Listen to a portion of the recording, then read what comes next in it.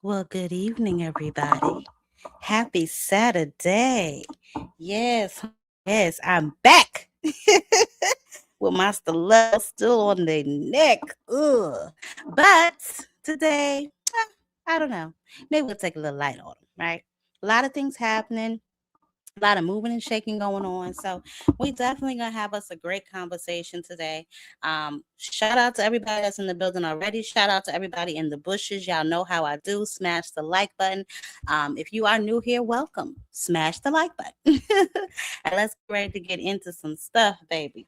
Um, so as usual, I'm gonna go through the news. Not really a lot happening since Thursday. Some things that we're gonna get a little bit more into detail about that will come as news, and then we'll break some of the stuff down as the show goes on. But first and foremost, I just saw something real quick before I even came live. I did one last little sweep just to see if I missed anything.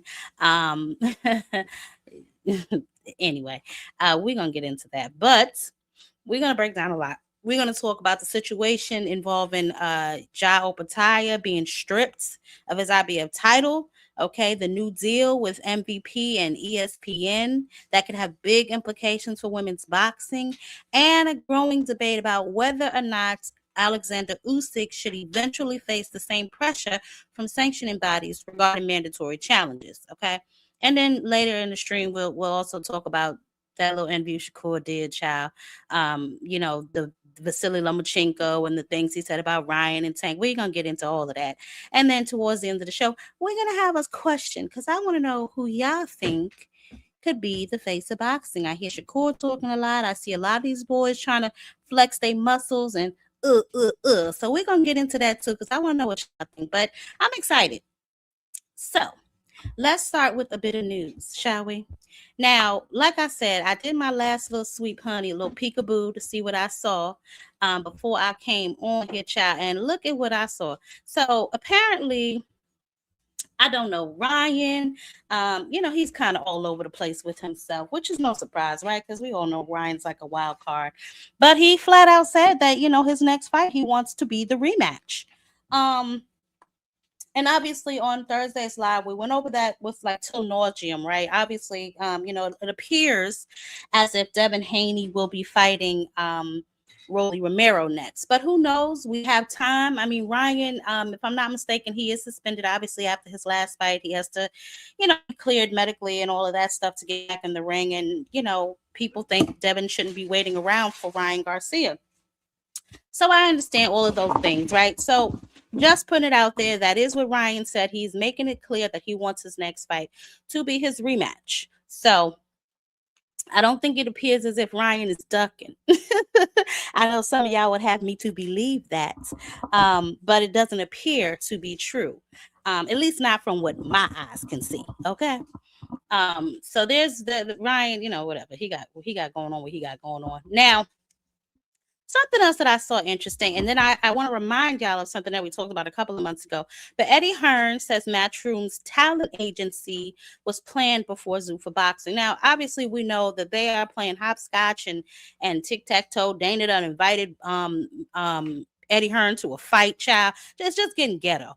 But I do remember that Eddie Hearn did way back when, because remember I told you guys a couple of months ago that he is now in conglomeration, or at least consolidation, with Rock Nation.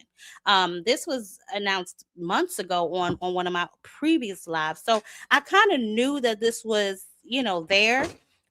He didn't really mention a lot more of it, so I wasn't really sure what was happening with that particular situation. But obviously they were developing it behind the scenes and putting all the pieces together. So the talent agency is for athletes as well as entertainers, right? It's gonna span across several industries, right? Possibly even football, focusing heavily on the representation rather than the events.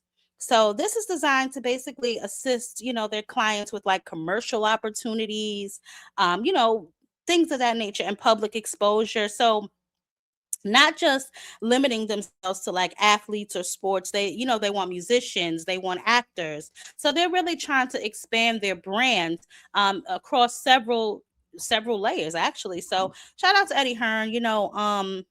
A lot of people, they like Eddie Hearn. I've never really been super fond of Eddie Hearn, although I can admit that, for some of his boxers, he does a really good job. He kept kind of been in that witness protection program, child, for years. So, shout out to him in certain aspects of that. I really think he needs to do a little bit better of a job trying to get Jerron Boots Ennis a fight. But again, he can only do what he can do, and we can talk a little bit more about what's going on with Josh Kelly and Xander and all of that a little bit later. But he's making moves. So shout out to Eddie Hearn. He's another one keeping his head above water.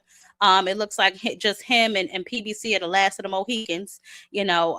Top Rank, as we know, is on Tubi, and Golden Boy is now on the Swerve. He's fighting and suing his own fighters. So we don't know what's really happening with all of that stuff over there. So definitely shout out to Eddie Hearn for doing what he got to do and making his moves. I saw that he also signed a kickboxer now. So I don't know what he's got going on with all of that. Maybe he's making that crossover. Who knows? We shall see. And we're gonna see who plays the biggest part in the first quarter, going into the second quarter. We'll see what kind of squabbles we have, being announced and coming to the forefront. But that's what Eddie Hearn got going on, child. I also see in my Polo Desperate Baby, Keyshawn is now calling out Ryan Garcia. As long as it's on an even playing field, obviously everybody wants Ryan drug tested. Why they would think that Ryan would not drug test is ridiculous to me. Him drug testing is not the problem. Him passing it is. So I don't know where they're going with all of this kind of foolishness, but it is apparent to me that now Keyshawn is calling out Ryan Garcia. Keyshawn is desperate for an opponent. I mean, he just fought. I'm happy, you know what I'm saying, that he's looking to stay busy and active. He just fought at the end of January. He was on the undercard of Shakur and Teofimo Lopez, against Jermaine Ortiz, 12-round stoppage, good stoppage too. So I understand, him trying to just stay busy and put in that work. But Ryan also just fought. Ryan is also out for whatever period of time he's going to be out for. I saw, Keyshawn, he's calling out Pitbull, he's called out Lewis Crocker, but obviously we know Crocker and Paro have that matchup that they're going to do. They've already scheduled and everything like that. So I don't know what Keyshawn is going to do. He's staying at 140 for now. So, we can discuss future opponents for him later on down the line. Like I said, rumors of Gervonta rematching Pitbull is circulating, so Pitbull's probably off the table for him. Lamont looks like he done picked him up an opponent, so Lamont is not an option for him. I don't know what's going on with Richardson Hitchens, how he's feeling, what he's got going on at 140. Gary just fought. All these, guys just fought. But if he's looking to seriously have an opponent, call out Gary Antoine Russell or call out one of those guys. That I feel would give you a really good fight. But shout out to him. He's looking to stay active. So I'm not even mad at Keyshawn for that. Do your thing, boo-boo. Do you, boo-boo. Obviously, the news is out right now that Jai Opataya has been stripped. And we're gonna break this down a little bit further detail. But yes, he has been stripped of that belt. And we're gonna talk about, all of that in just about a moment. I want to get the news and then the upcoming fights out the way. We're going to talk about should Usyk ass get stripped?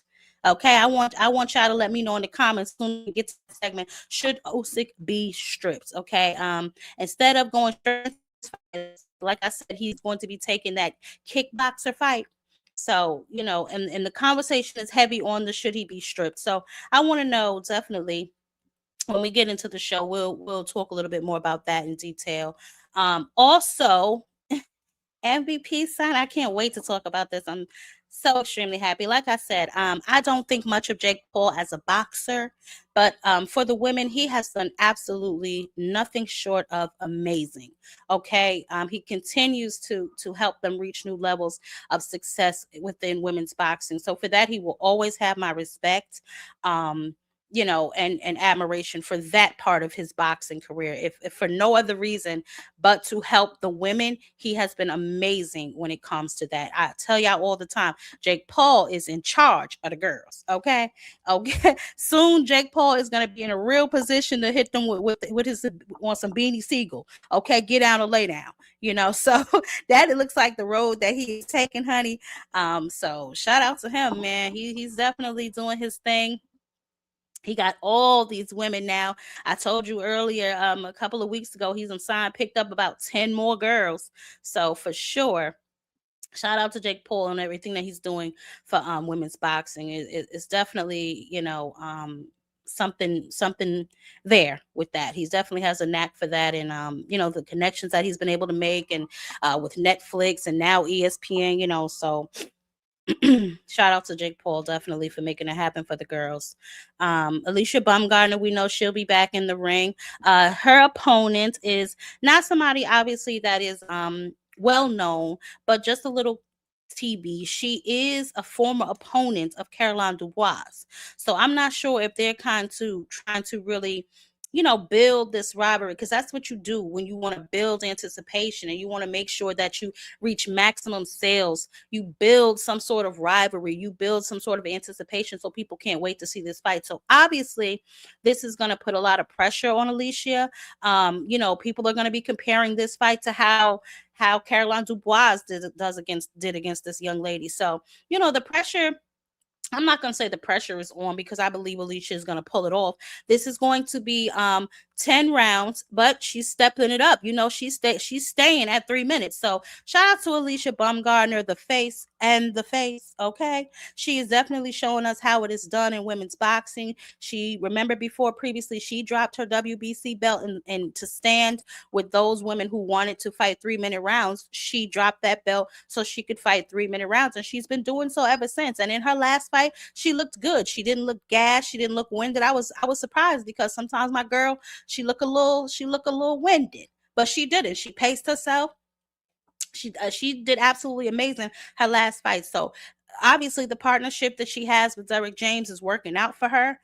She's working behind her jab more. She's picking it up, and she's doing amazing. So shout out to Alicia Baumgartner. She's just always a delight too. I follow her on Facebook and all of her socials. She's definitely branding herself amazingly. Real brand deals. Not like Zeus Network and stuff like that. She don't do no stuff like that. She does like commercials, and I saw her on the NBA court the other day. She just she represents women's boxing with a lot of class, and I can appreciate and respect that. So shout out to her. I can't wait to see this fight. She is the headliner, if I'm not mistaken, for this all woman card. Obviously, I don't know if I put up the other card, but Shadeja Green is also on that card. She'll be facing Laney Daniels. You know what that's about. Where people are going to be judging that fight to see how she does against Laney Daniels, because Clarissa for Laney Daniels. So it's a lot of moves, like I said, happening behind the scenes, and I'm over here doing my Michael Jackson moonwalk. I'm getting excited, y'all. So that's definitely what we got going with that. Now let me see who else over here acting a fool. Oh, you know what? No, we had I gave y'all the March lineup. I'm gonna give it to y'all again, because the y'all know the Ja Apatow fight is this weekend, and as soon as he step up in that ring, honey, that belt gone. But his fight is this weekend. Now the Zuffa schedule, I saw something where it says Sunday, and then I saw something where it said in America it's Monday. So I really don't quite know. I'm thinking it's Sunday, because I know that's what I reported. It would be Sunday, but I saw something that said, depending on where you're watching it from, it could be Monday. So I'm not sure, but that fight is happening this weekend. Najee Lopez is next week. Jaza Dickinson, Arnold Barboza. I believe that is the card that we got. Gabriela Fondora on, if I'm not mistaken. And then, Felix Power. There's a lot of fights in between the main fights.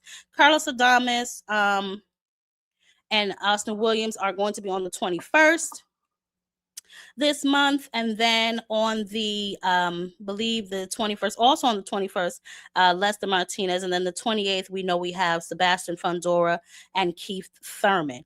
And then, if I'm not mistaken, this fight is also at the end of the month, and Tumbe versus Franklin. So things are starting to heat up. Second quarter probably, hopefully will I don't know what happened to the EJ talks if he is coming back to fight Tenzu.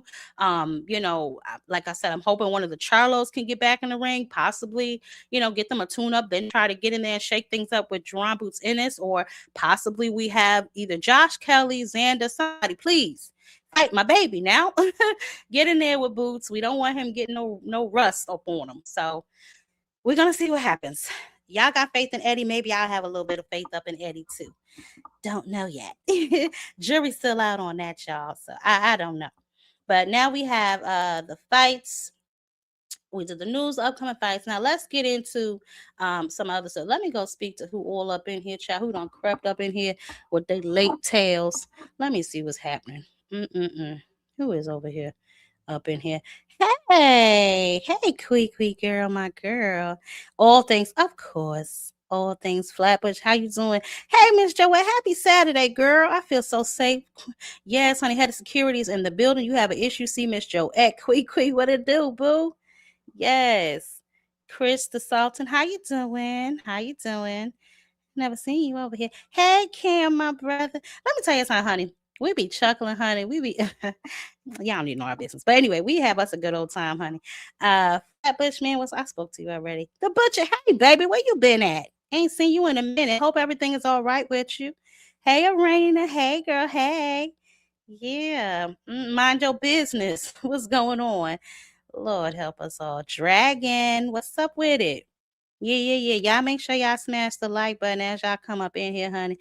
Oh, round one. Hey, baby, how you been? I don't think I've ever seen you in any of my lives. Happy Saturday to you. I hope everything is all right. I heard what happened, so I'm definitely sending blessings and love your way for sure. You and your family. You and your family, for real. So definitely, I did a moment of silence and everything, sweetie. So I'm glad.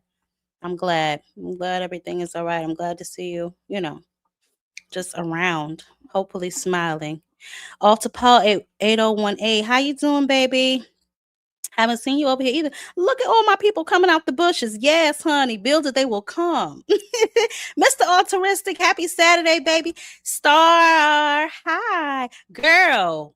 Girl, they was trying to come for you on the Hatrix the other night. I got on their ass though. Don't you worry about it. I had your back, girl. They was acting crazy. I told them, what is wrong with them? Anyway, honey, happy Saturday, my girl. Yes, honey. Okay, let's get into some of this stuff. Now, let's start with the IBF stripping Opatai. Now, honey, when I said that I had a good old laugh, because I did we tell y'all this was going to happen. Everybody. Opatai 199 and a half. This is his 8th Cruiserweight World title defense. He is the longest reigning Cruiserweight title holder in Ring Magazine history. That will be the last time that Negro ever had that belt on. It's not funny. Let me not laugh at him because it's not funny. But okay, so let's recently, he was stripped. We just saw the news come out. This came right after I believe that press conference, or right after him saying that he was going to be unifying and all of that stuff. The IBF made the decision to strip Opatai of his world title after he chose not to move forward with the mandatory defense they had ordered. Remember, we talked about this Thursday.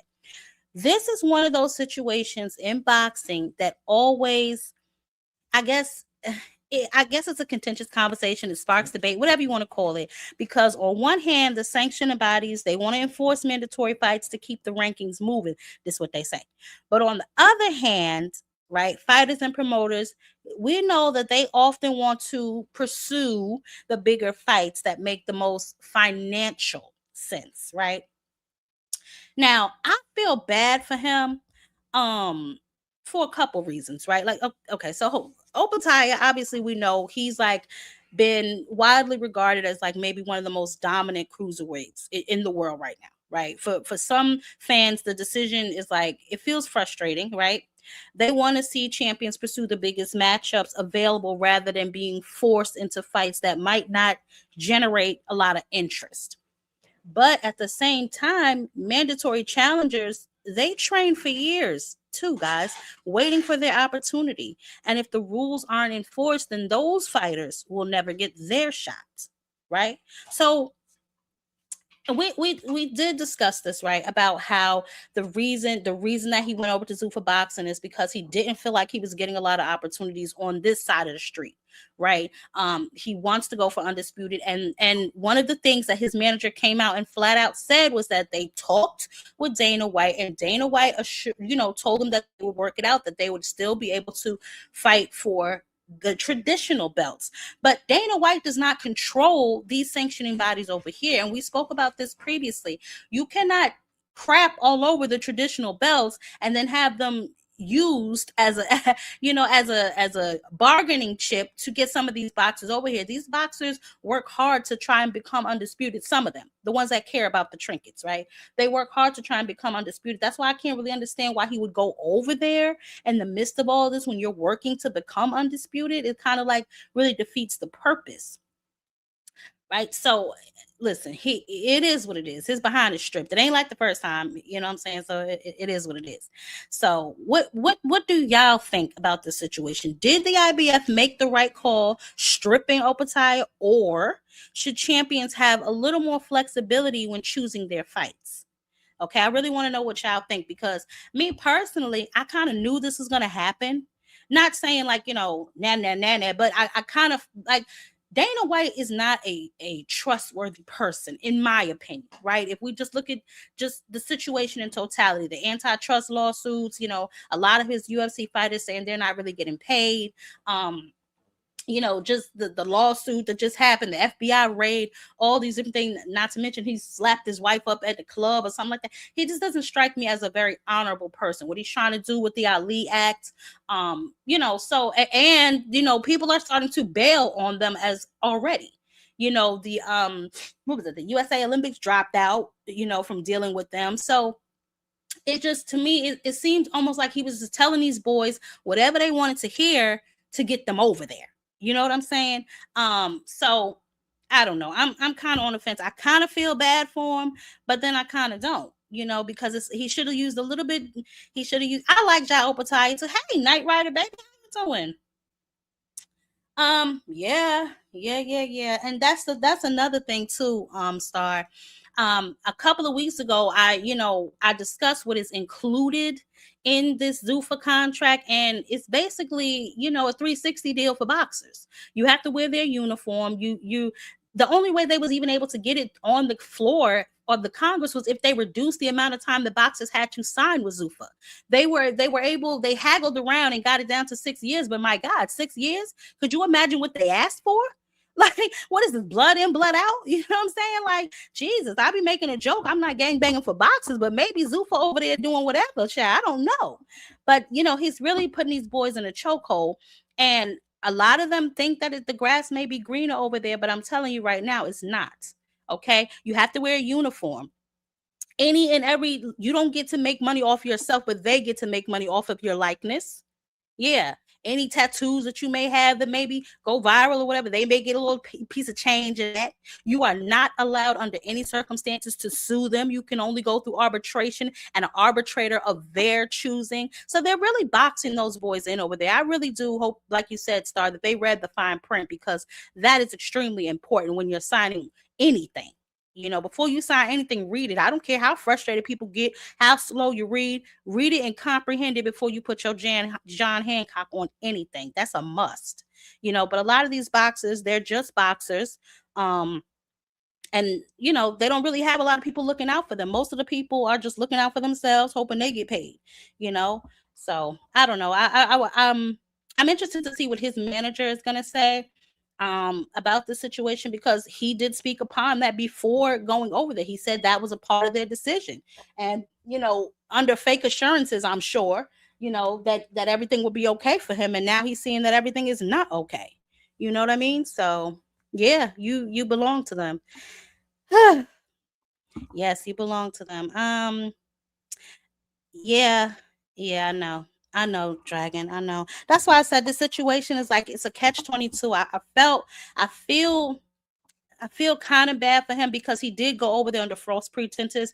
Dana White knew that he was looking to become undisputed and kind of dangled that in front of him, like, oh, don't worry about it. We'll work something out. And I don't know why he didn't check with the sanctioning bodies over here instead of just talking to damn Dana White.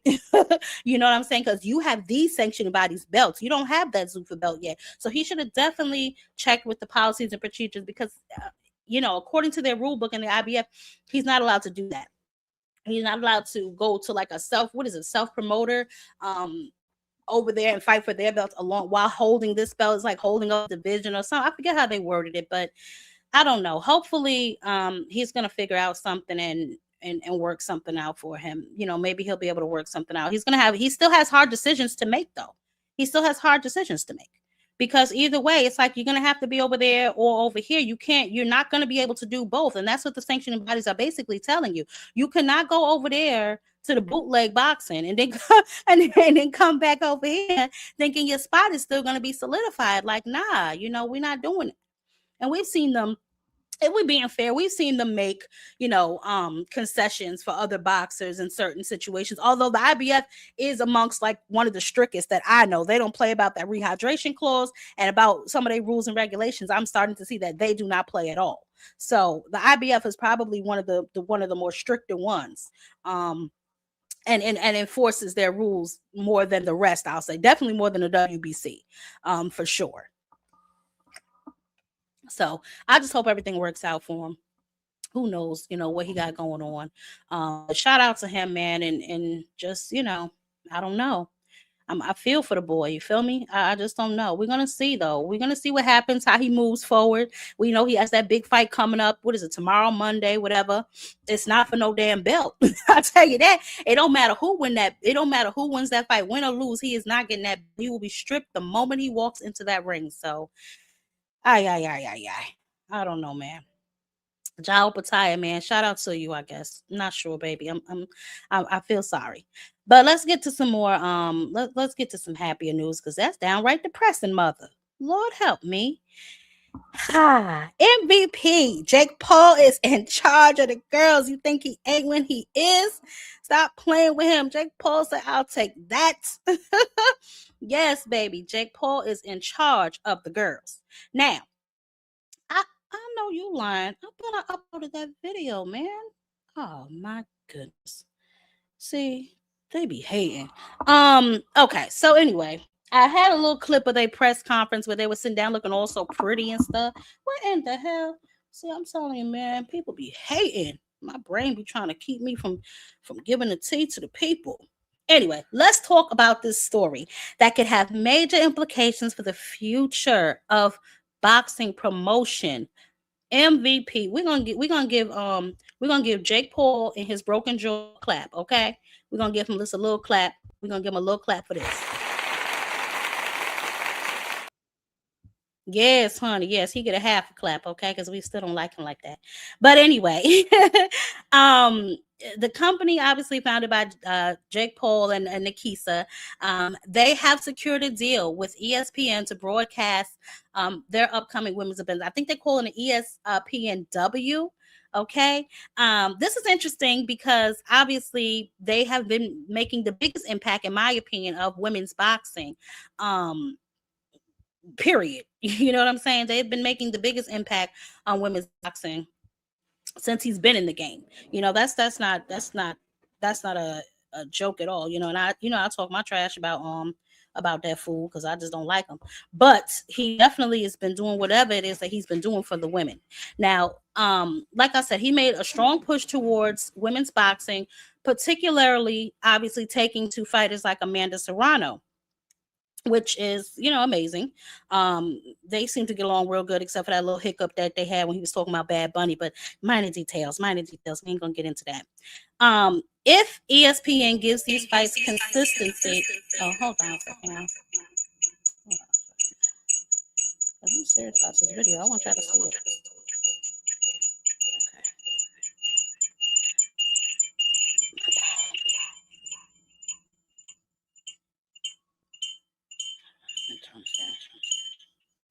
Okay.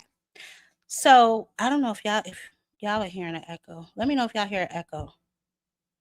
Tell me in the chat if y'all hear echo. No? No echo? Because I don't want to keep talking. I know that could be annoying. Somebody tell me yes or no if y'all hear echo.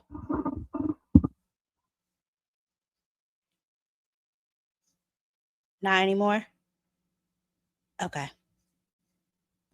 My bad. Oh. Okay, good. Okay. So yeah, so like I said, that little snafu that they had, apparently, they fixed that, and they were able to get past that. But for whatever reason, let me see. Let me see. Remove. Yes, honey, yes. Okay. I was able to get it because I want y'all to see this. They look so pretty. Amanda Serrano had to come out with her little stuff on, honey. I'm And I glad did. I did that. I made them proud. And look, I bought a whole Oh my goodness. I thought I turned that damn sound off because you know how they play. They don't like all that. But anyway, they look very pretty at the press conference, look very prestigious, very pristine. Um they were up there talking about basically just the deal, right? Like if ESPN gives these fighters consistent exposure that could dramatically increase the visibility for women's boxing, right? Like they don't have to fight in Little Caesars Arena in Detroit, you know what I'm saying? They're on Netflix on the big um exposure is everything in combat sports. So is branding, in my opinion, right? Like, so when these fighters appear regularly on major networks, they have a chance to build a broader fan base and grow their profiles, like beyond some of us hardcore junkies, right? Some of us hardcore junkie fans, right? So what do y'all think of this partnership? I think it's absolutely amazing. I think Jake Paul did his big one for these girls. I really do. I feel like, um, what? There's no bigger platform than ESPN for you to put these girls on. I really wish there I'm was a way for glad I did that. I made them proud. And look, I brought a whole gang of amazing women with me, and we're gonna continue. Look at how pretty they look. Don't they look just beautiful? Shadeja Green was up there too. Ellie Scottney was up there too. I think Carolyn Dubois was up well. Tibero was up there. They had all the women pretty much come up there and sit down and just talk about how this is an amazing deal for them to be on a platform like ESPN, and they're calling it ESPNW, where you can see all of their fights. And so I am so happy for these women. She looked to a few hits to the face, like stop it. Y'all have to, y'all are terrible. No, Flat. That was me. I slowed it down because MVP, they flag people. So I was trying to like at least alter it up a little bit so I could show y'all at least a little bit of it. So I slowed the video down. I didn't think that it was gonna play. I thought I muted it because I was just gonna have it playing in the background while I was talking about it. So that was me. She wasn't really talking that slow. Yes, that was supposed to be on the video. That wasn't her talking. Oh, no. That wasn't her. Lord have mercy. If she was talking that slow, I'd have been like, listen, Amanda, we need to get you to the hospital, baby. So to get you to the hospital now. No, but you know, Alicia spoke. They all spoke about what this opportunity is going to mean to them moving forward. So I'm extremely happy. I think this is great for women's boxing. And then they're going to be headlining that card in April that they have coming up. I think Alicia's headlining it with her opponent. And I told y'all what this fight is about. In my personal opinion, what I think this fight is about. Obviously, it's going to be a measuring stick for Alicia Baumgartner because they're trying to build a fight. From what I can tell, they're trying to build a fight, or at least it's one side of Carolyn Dubois trying to build a damn fight with Alicia Baumgartner in the future. So that isn't a previous opponent of Carolyn Dubois, and she gave Carolyn a pretty tough fight. So we're gonna see how Lily up in there too. I can call her Lily. I know her like that, Lily. Let me stop. We're gonna see how Alicia does when she gets in the ring with her come next month. So but I want to know what do y'all think? Do y'all think this MVP and ESPN partnership is good look for boxing overall? I mean, we've seen how ESPN dropped Top Rank like a bad habit. And now they seem to be getting into the women's side of boxing a little bit more, or at least looking like they're interested in working long term with MVP and Nikisa, to catapult women's boxing to the forefront. I think that's absolutely amazing. And another question: do y'all think women's boxing is getting the promotion and the respect it deserves right now? But prior to this deal, do y'all think it was getting the respect that it deserves? Like, as far as just being entertaining? Because I'm gonna tell y'all the truth, some of these women fights be more entertaining than some of these men fights. I just was watching something this morning. I don't know if it was this little Misfits thing or what it was, where the girl knocked out, blood on her face. I was like, oh, I gotta go try and watch that fight, child. But I think it's like they get right to the action because they only have 2 minutes. You know what I'm saying? So I feel like when they get in there, like like we saw with Clarissa and Franchine, when they got in there, they got right to it. Wasn't no setting up no punches, wasn't no, kind of dancing around trying to feel each other out because they don't have enough time to do that. So that's another reason why I really appreciate Alicia Baumgardner dropping her WBC belt to fight 3-minute rounds, and she's been doing so since. Amanda Serrano's last fight was 3-minute rounds when she was in there with was she in there with Crystal? Is that Crystal Rosado? I don't think that was Crystal Rosado. Her last minute replacement, because her first opponent, remember, Pop Dirty, but she fought 3-minute rounds in there. So I don't know. I just think that this will definitely put women's boxing on the forefront. Now, they're gonna get the attention. They have to keep it. You know what I'm saying? So we're gonna see. Oh, was it that was Tretch and got KO'd earlier? I did not know that. Oh, I did not know that. See, I don't watch a lot of that. It just came down my feed, and I was like, dang, she got her butt whooped. I did not know that. Yeah, that's crazy. Nasty work. Really is.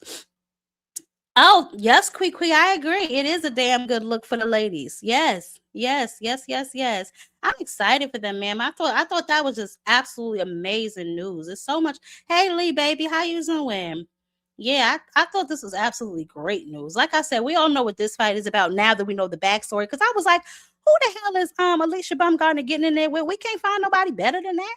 But then I put the pieces together and I was like, oh, okay, I see what they're trying to do, or at least it looks like they're trying to do. But listen, Lily gonna have to come with it. I was watching a little bit of this girl earlier, like the clips that they was playing when she fought Caroline Dubois. I was like, this girl look like she tough. So Alicia, she gonna have to dig deep and show that grit. You know what I'm saying? And get with it. She gonna have to definitely bring it. But Alicia's good. I ain't worried about that. I ain't worried about Lily. Look, I ain't worried about my Lily. I ain't worried about her. You know what I'm saying? But I don't know. And then I told y'all that Katie Taylor, she's having some issue with Dublin. They don't want to let her have her last fight over there. Something she got going on with them, honey. She want to have her last fight at the Ball or something. It's supposed to be like the biggest sports arena out there in Dublin, and they're kind of refusing. So she's going through all of that. I don't have all the details yet, but when I do, I'll let y'all know. Because remember, she's supposed to be retiring. So we'll see what she got going on too. Now, let's move to our next piece of information here. Now, y'all know how I feel about Mr. Footloose, okay? Y'all remember he was dragging that medical crap, all the holes on one side. Just ridiculous. Before we get into him, let me tell if you're just joining the stream, we're breaking down the biggest news stories in boxing, including Opataya, his title situation, the new MVP partnership, and coming up next, we are going to be talking about none other than Alexander Mr. Footloose Usyk, okay, and what he got going on, because I done told y'all they got to strip his ass too. Y'all take a minute to smash that like button if y'all just getting in here. If y'all have not smashed the like button already, we're going to talk about Mr. Footloose in just a doggone second, honey, because he got some shit going on, and they are not happy with him either. So, and I told y'all they done already stripped him of one of his belts. He keep on going. He ain't going to have a damn belt left. Lord help us all. Hey, sexy Kendra, my girl, what's going on with you? Yeah, honey, yes, everybody. Lord have mercy. Okay. We're gonna get into that, Cam, because I want to know all about that. I did not know that was Tretch and Pepper's daughter, child. That's a damn shame. Anyway, let's move over here to the heavyweight division for just a moment, right? The unified champ, right? We're gonna give him his respect before we tear into that ass. Alexander Usyk has established himself, obviously, as one of the most skilled heavyweights of this era, right? Everybody says that, right? But as we know in boxing, the sanctioning bodies often enforce mandatory challenges. Let me say often, sometimes, maybe they'll do it, enforce mandatory challenges. Um, and as we can see,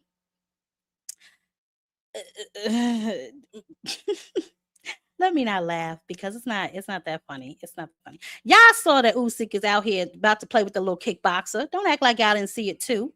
He out here about to play with the little kickboxing boy. What's his name? Ken. I can't pronounce it. I can't pronounce it. Anyway, some people are very upset. They believe that the champion should always defend against their mandatory opponents in order to keep the rankings fair and give contenders their opportunities, like we discussed a little while ago. And then a lot of people think that when a champion becomes a champion and they're generating the biggest fights in the sport, they should be able to do whatever the hell they want, in other words, right?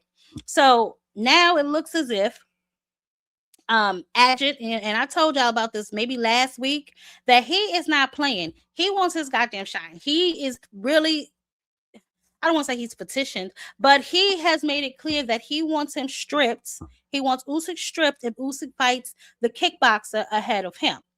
I guess he's been waiting for quite some time, and he wants his damn opportunity. He doesn't have time to wait around while he go play kickboxing with this little boy. Okay, I think he's supposed to be going over there to fight. Is the fight gonna be in Germany or something like that?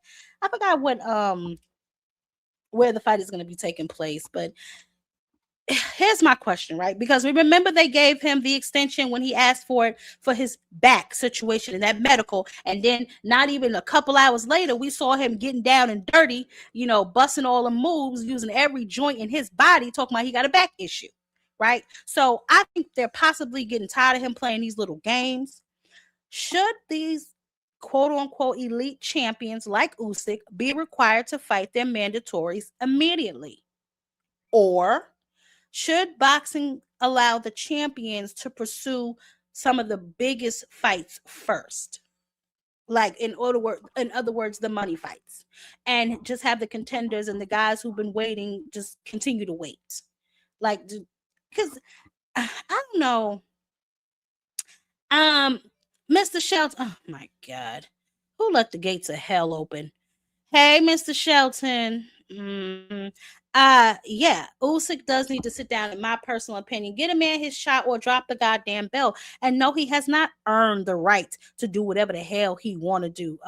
Mr. Shelton, you don't get to hold up divisions, baby. What are you talking about? Rico is a legend in kickboxing. I did hear that, Geico. I was reading about him, but because I was reading the back and forth between him and Usyk was like, this is boxing, it's not kickboxing, it's gonna be different, which I agree. As long as that man can refrain from using his damn feet, that should be all right. But I don't think that's the point. I think the point is, where the hell did this kid come from? Where did he come from? Why are you fighting a kickboxer? Listen, I don't know. Okay. Strip him. Okay. Sexy Kendra says strip that ass. My back is giving me great pain, Usyk. And then I played the Footloose video. Y'all was on that live when we was talking about his medical extension that they granted him. And then not even a couple hours later, it could have been a whole day, I don't remember. But I saw him getting down and dirty in his country. I don't know if he was at the karaoke bar, honey, but that thing was moving everything that would move. Yes, he was. So I don't know. But Mr. Shelton, shut up. Well, then drop your belt. If he beat everybody that matters, drop the belt. What are you talking about? How are you gonna say he beat everybody that matters? Well, then drop the belt and keep it moving. You're holding up a division. You getting ready to go fight a kickbox or do whatever the hell it is that you think you're about to do, and Adjit is waiting. We're not doing that. Mr. Shelton, you get on my anyway, okay? Back to what I was saying. So I want to know from the sensible people in the chat, should Usyk be able to do whatever the hell he want to do just because he's, he is a champion? Usyk, listen, and I'm not saying Usyk hasn't been through wars, and I'm not saying that he has not earned a little bit of lenience, but like I said, I believe that lenience was given, granted, and then rescinded when he asked for the medical clearance, and then we saw him over there getting busy. So I think at this point, they're just kind of tired of him, okay? Mr. Shelton, shut up. Boy, I tell you. I already told y'all what's happening with my girlfriend, my home girl, Alicia. You know what I'm saying?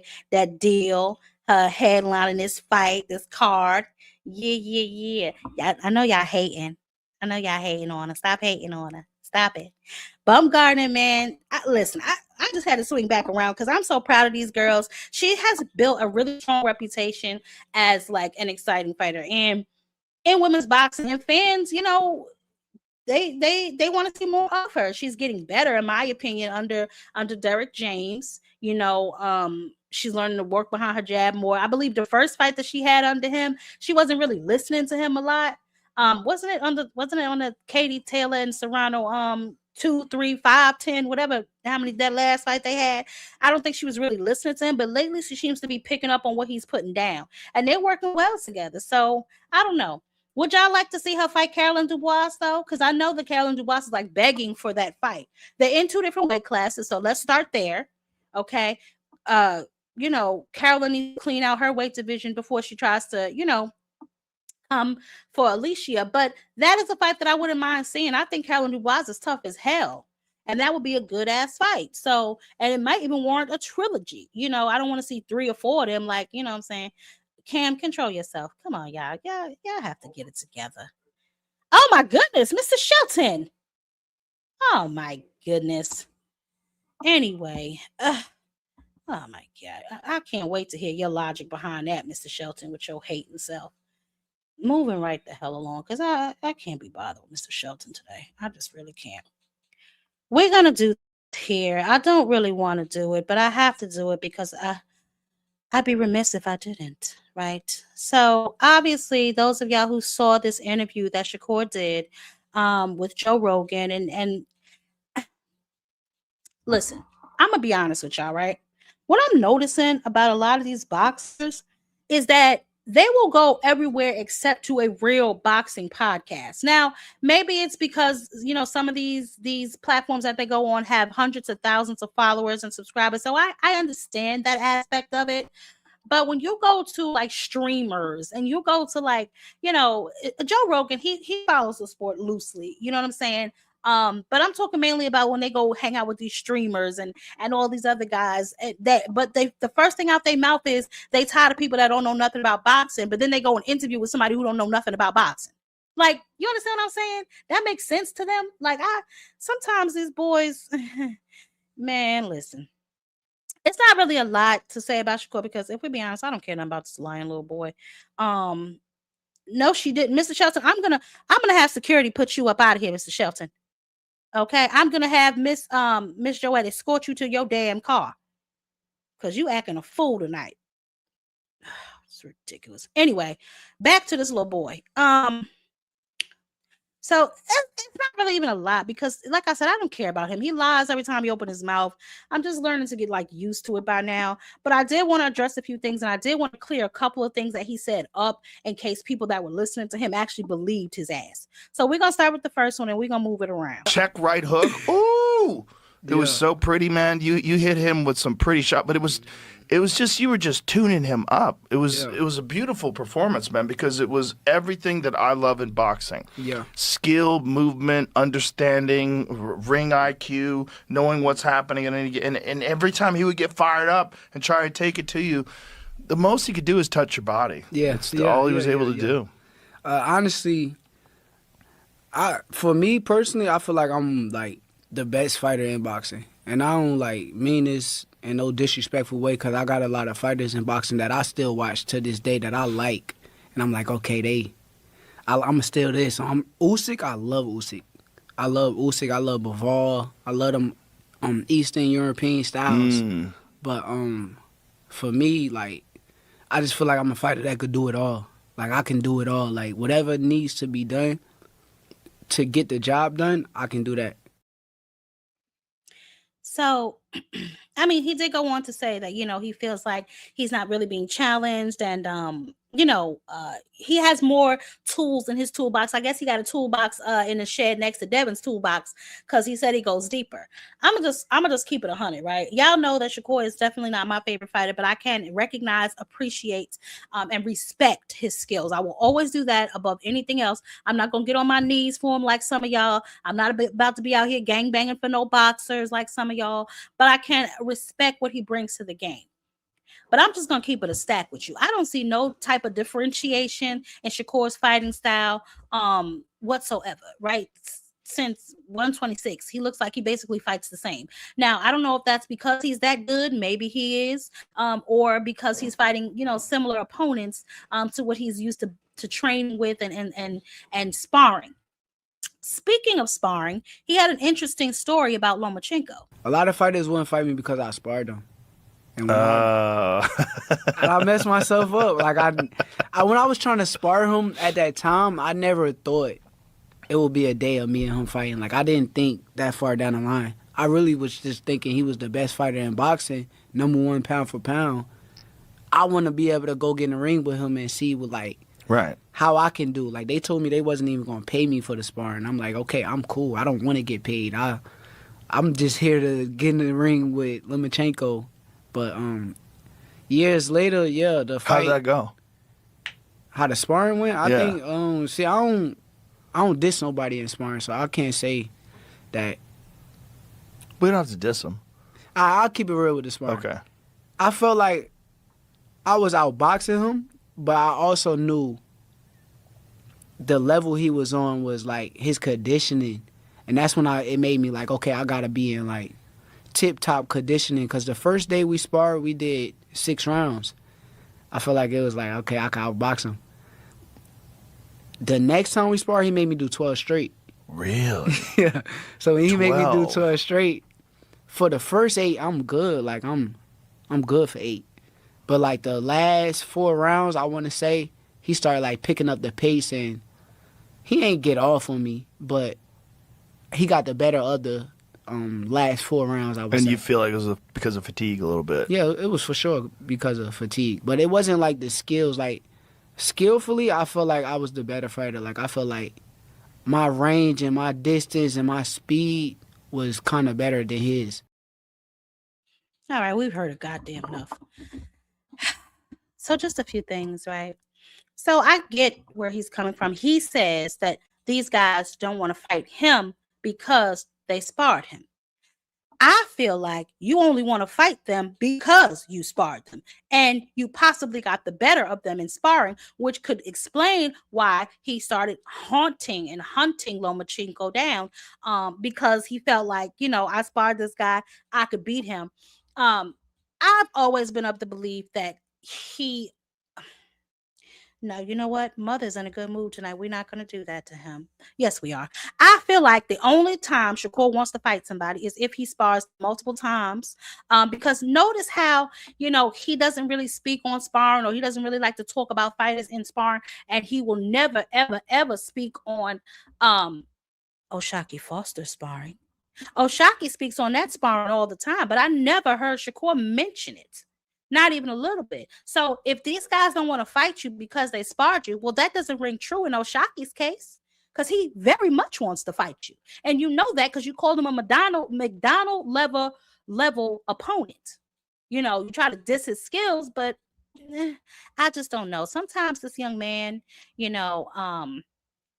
listen, it gets worse. Let's just listen to it, child. But like I said, everything got to make sense. Like people don't understand that I walk around in my 40s. So if I'm walking around in my 40s, I don't think like me going to 147, like when I fight at 147, I think that would be my last weight class. Like in my career, like I don't see myself going past 147 ever. But I'm 28 right now. I got a long way to go. So I don't plan on moving to 47 no time soon. So if the fight happens at whatever weight class that I say, then I'm cool with it. Can he make 40 again? He said he could. He the one who came out and said, like, let's fight at 140. He said that. So if he said that, it's like, okay, you can make the weight, then let's do it. What weight was the Gervonta fight? Was that 140? That fight was at 136. That's right. And then he gave him a rehydration clause, too. Yeah, 10 pounds, yep. Very smart. Very smart. Very smart, right? I mean, yeah, it was smart. It was in that situation, but I mean, I just felt like with the rehydration clause at that time, when you're already bringing somebody down to like a weight class that they haven't fought in years, it's like you could have not put the rehydration clause. Like, it wasn't necessary at that point in time. I think it was necessary. I think it helped a lot. It did. It helped a lot. If you can only rehydrate 10 pounds, and he's way bigger than that. Ryan's a big guy. He looked weak on fight night. Like, he looked didn't look the extremely same. weak. But I guess those dollars, that paycheck was just too tempting. Yeah, I never understood that move. I never understood it. Because if I'm Ryan Garcia and I got a big name in the sport and all of that kind of stuff, why would I accept everything into somebody else's favor? I think because that's the only way he could get the fight. You know? Well. Oh, the lie detector determined that was a lie. Let me tell y'all something about this little double talking mother. So I would like to address a few things that Shakur said that just simply are not true, right? So fact one, that fight that Ryan had against Gervonta Tank Davis was supposed to be for a belt. However, Ryan's ass did not make weight like he hasn't done since 2021. Devin can attest to that. Okay, the reason that it was at a catch weight is because yet again he could not make the weight. So let me get this straight. You're supposed to be able to blow weight, and then he's supposed to let you be able to rehydrate back up to whatever the hell you feel like it. And that's fair to who? That's giving the advantage to who? It was Ryan who chased that Gervonta Tank Davis fight when his ass moved up to 140. Ain't nobody was thinking about no goddamn Ryan Garcia. He kept saying Tank's name, kept saying Tank's name, kept saying Tank's name. So you can't talk about he pulled somebody down when he's the one who wants to fight, right? Moreover, you are the same Negro who stood backstage after the Ryan versus Barrios fight and said, man, you're not that big. I thought you was that big. So why the hell you need a rehydration clause? Why you need him to come down to 144, 140, whatever the hell the case may be? And if you know the man is at 147, why the hell you calling him out anyway? The same reason you calling out Conor Benn, talking about Conor Benn, you can fight him with a rehydration clause at 147. But guess what? Conor Benn ain't fought in 147 in years either, Shakur. Make it make sense. See, in his quest to be a hater, he makes himself look like a hater and a goddamn liar at that. Sorry, my little tangent. I just can't stand when he come out here double talking like people are crazy. The problem that I have with some of these young men is I don't know if they don't pay attention to the things that they say from one interview or the next or how it shapes up for them. But sometimes they just make themselves look silly by saying things that contradict statements that they made previously. Right. So all of a sudden, rehydration clauses are weak, yet you stood in the ring after the biggest moment of your career, called out Conor Benn saying, I want that same rehydration clause you put on Chris Eubank. Make that make sense. Now you're trying to downplay Gervonta's win against Ryan Garcia because he used a rehydration clause. You are the same one who said you wanted a rehydration clause against Ryan Garcia. You are the same one who said you wanted a rehydration clause against Conor Benn. You are the same one who said you wanted a rehydration clause against Devin Haney. But you're not in these men's weight classes that you're entertaining fights with them. You're the one calling them out. This does not make any sense. I'm getting tired of his double talking little ass. I wish he would go somewhere and get some goddamn training. Oh my goodness. Jesus Christ. It's just ridiculous. Let's just this young man. And then he hits us with the ultimate baloney. Like to fight. If it was no opponents, and I was orchestrating, I'd probably... Because the fight that I would think that would generate the most amount of interest at 135 would be Tank. Now, I know Tank's got some legal issues now, and I don't know what his status is currently. But when in terms of big names, Tank is the big name at 35. Yeah, I would love for it to happen, but the way that he went on like social media and kind of like bashed me in a way to where it's like he made it seem like I need him, and I just feel disrespected about it because at the end of the day, I'm a grown man. I make my own money. I'm living a spectacular life. I don't need nobody. So if he feels as though I need him, and if it's that kind of stuff, then it's like whatever. I'm not in need of that fight. The thing is like Tank had gotten a bunch of those high-profile fights. He KO'd Ryan. He's had some big high-profile fights. He looked great. And so for him to say that, he's probably, he's talking shit, obviously. But he's like looking at you as like you haven't had, before the Lopez fight, you haven't had that big breakout fight. But now you have. Now you have, and it was more spectacular than you could. I mean, if you wanted to write out a perfect result on paper against a world champion like Teofimo, that would be the fight you would say. Yeah. So that's it. I mean, if I had to think of like a big fight for you, if I was the guy with the magic wand, that would be the fight that I would set up. I would love to fight. That I would love for that fight to happen. So. Ooh, that would be a big fight, especially after you just beat Lopez. That'd be a big fight. I would love for the fight to happen. That might be the only big fight that I could think of, other than you going up. But 47's, like you said, that's a big jump, man. Yeah, I'm not. I'll make it though. I'll make it soon. I mean, later than sooner. But do you think if you did that, you would want to prepare and put mass on, or would you just stay at the weight you are and just get accustomed to fighting bigger guys? Cause I'm little, like I can't just jump in the ring at the size that I am at 147 pounds when I know guys is gonna be a lot bigger. There we go with that figurine shit again. Y'all heard him, right? Y'all heard him, right? I swear for God, why do this man keep on trying to make himself sound like he belong on Honey, I Shrunk the Damn Kids? Can somebody make this make sense to me? You that little, but yet you calling out these other fighters. I thought skills paid the bills, Shakur. Ain't that what you said? Huh? Rehydration clauses is weak, Shakur. Ain't that what you said? Huh? I'm confused. He got the same disease Bill got, double talker. It's ridiculous.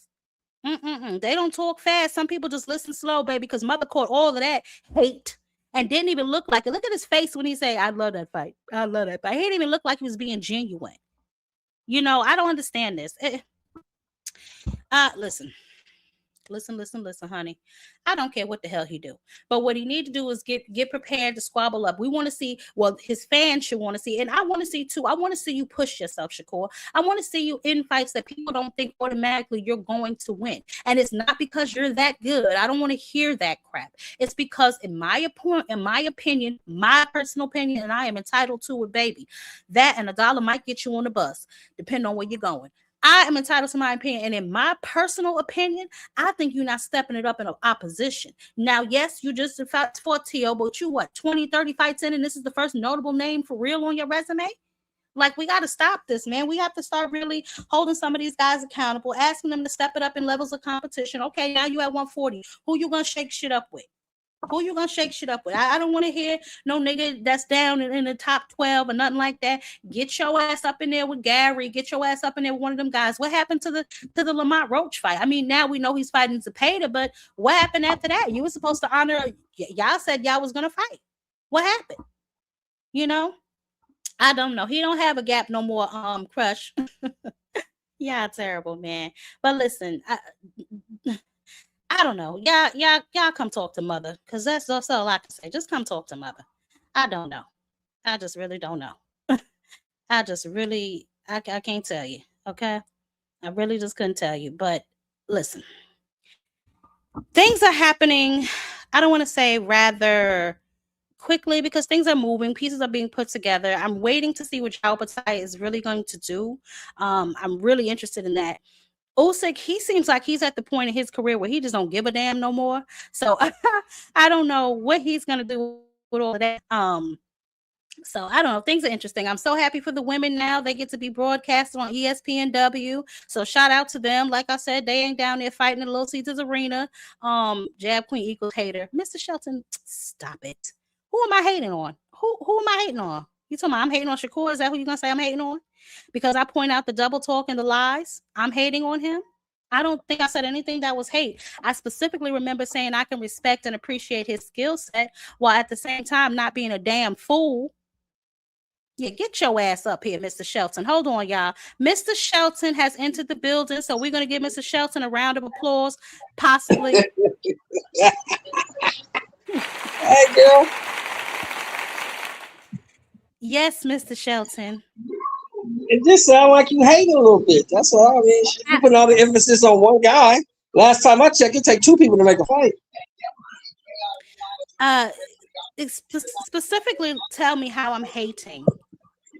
You putting all the onus on one guy. Shakur need to do this. Shakur need to do that. Shakur need to do this. Shakur need to do that. What do these other dudes need to do? What do they need to do? Well, Mr. Shelton, I'm specifically talking about Shakur for several reasons. One of them being he's the one that did the damn interview. The second reason, first, you need to mute your background. You got a lot going on over there. Yeah, I'm watching the UFC. Go ahead. Shut The up, dog. second one, Shut up. Lord. Mr. Shelton.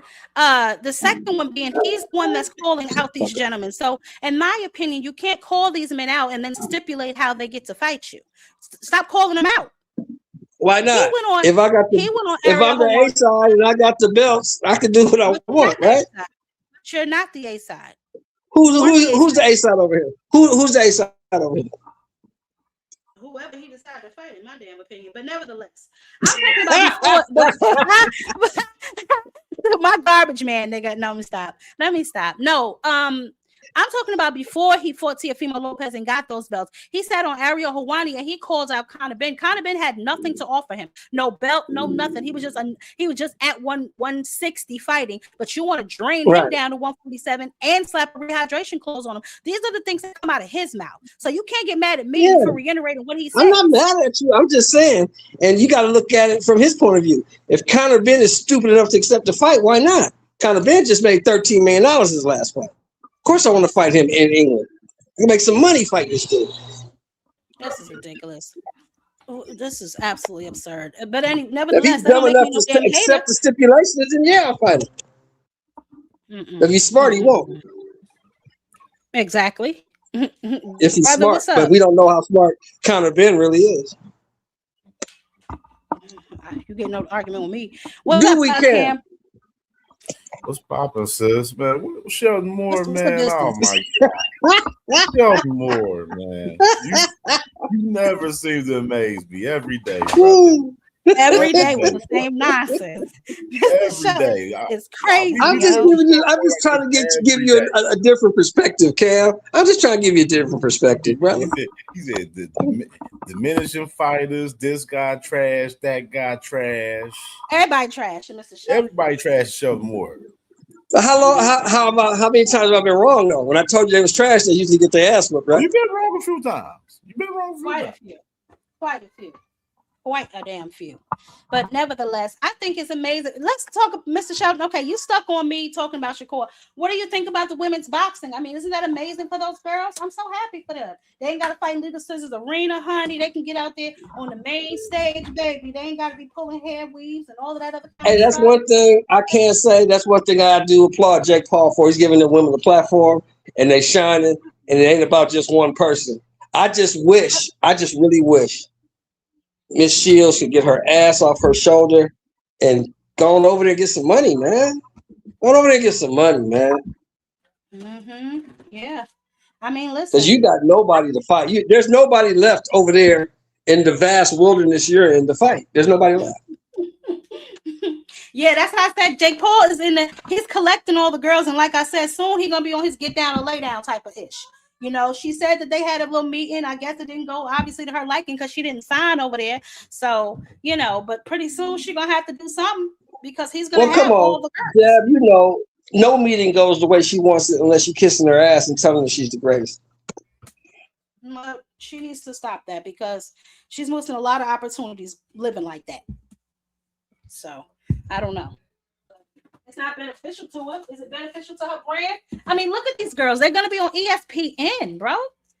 Like, come on. That's like the worldwide leader in sports. I mean, Hey, come on now.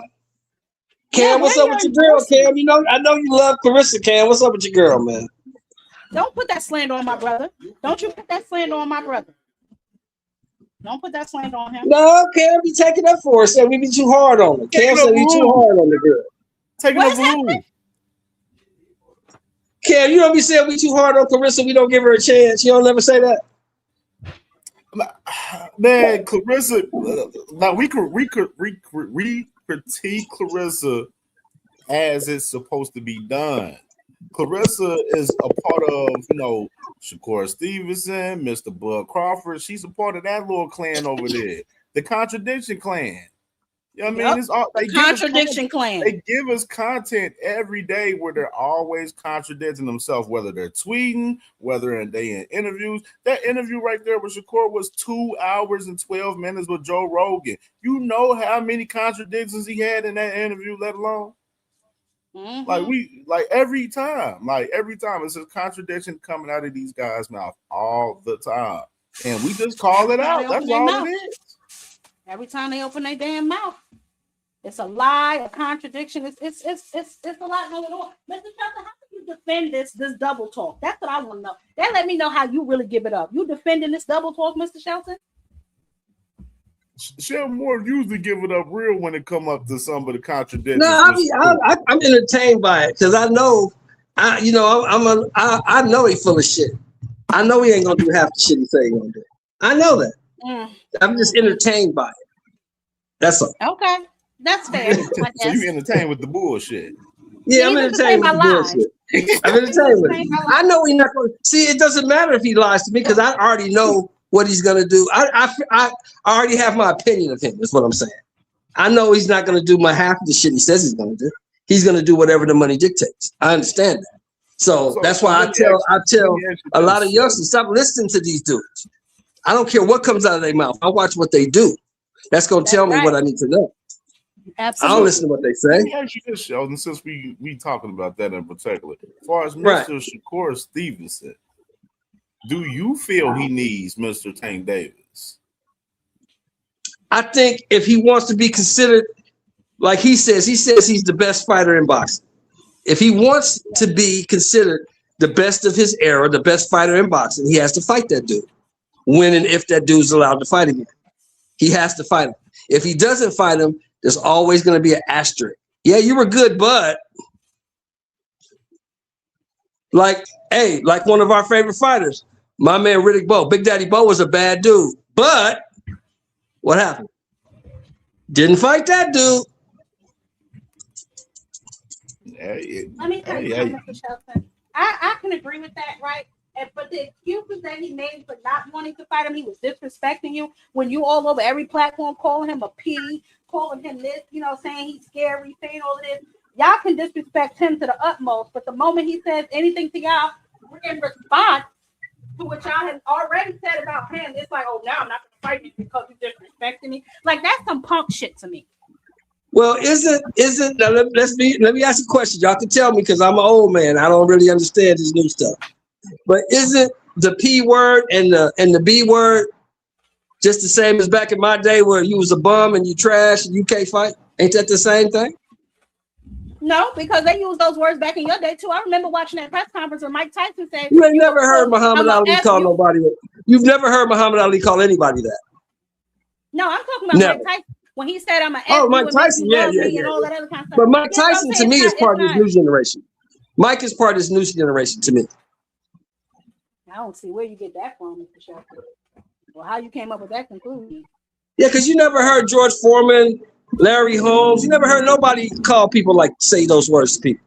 You never heard that. Sugar Ray never said that. Hagler never said that. Yeah, but my problem with this era though, along with the fighters and the fans, you got a lot of people in this era where like they are clamoring about these guys with these call outs.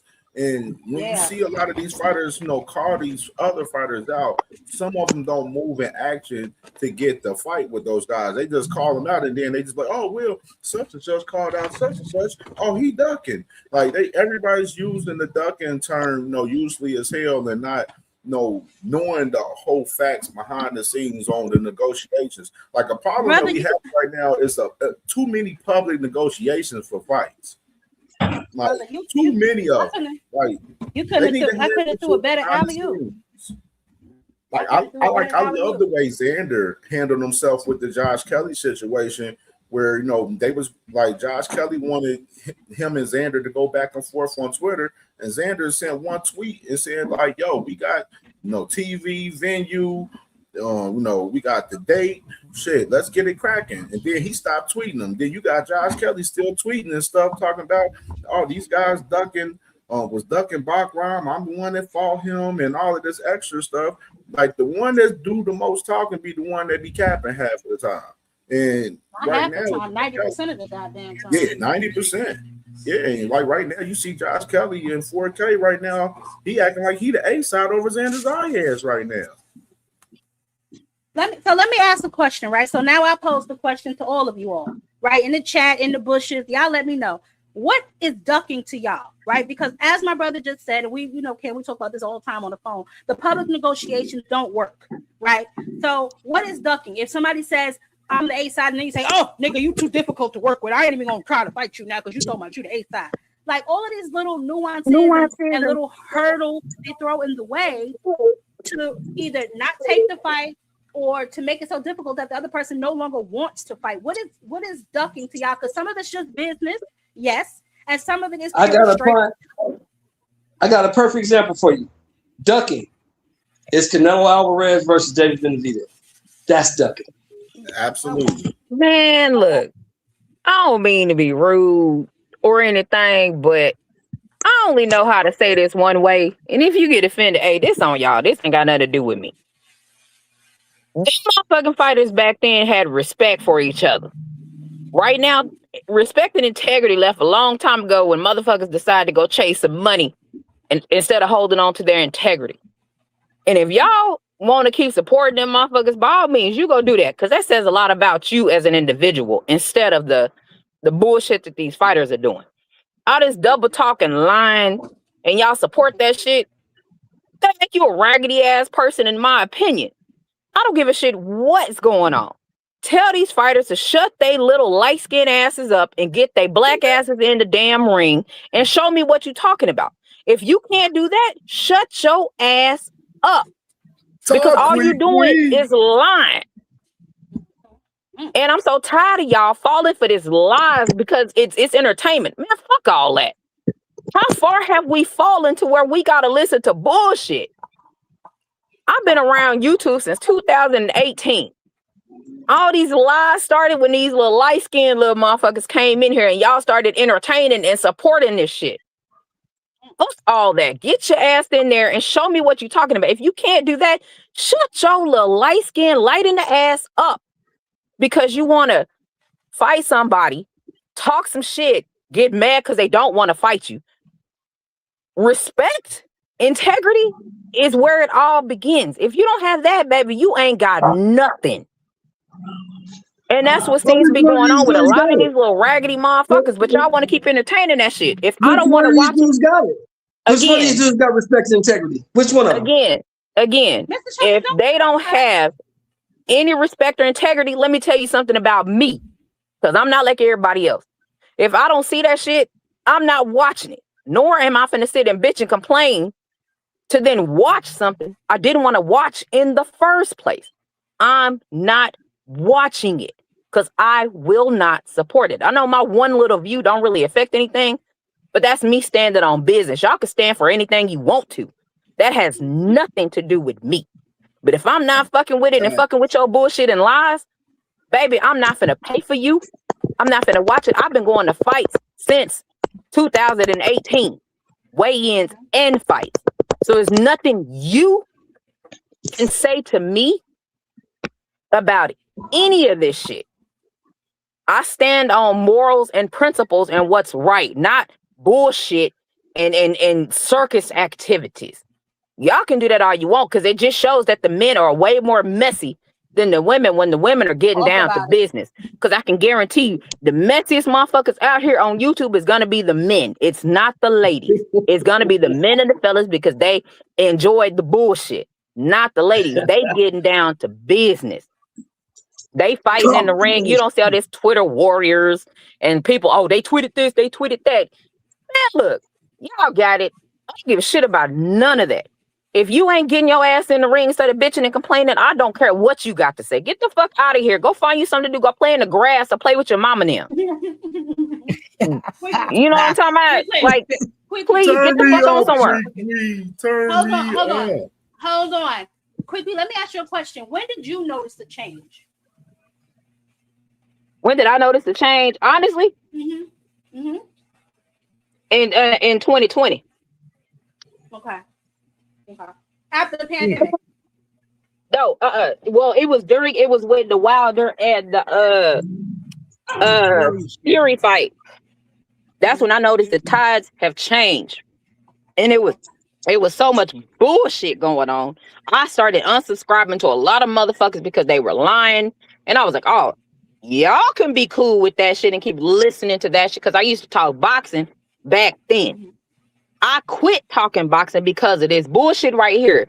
And I'm not finna sit and go back and forth and argue with these motherfuckers all day long about some fucking boxing just so I can get a pat on the back or a pat on the fucking forehead. Good job.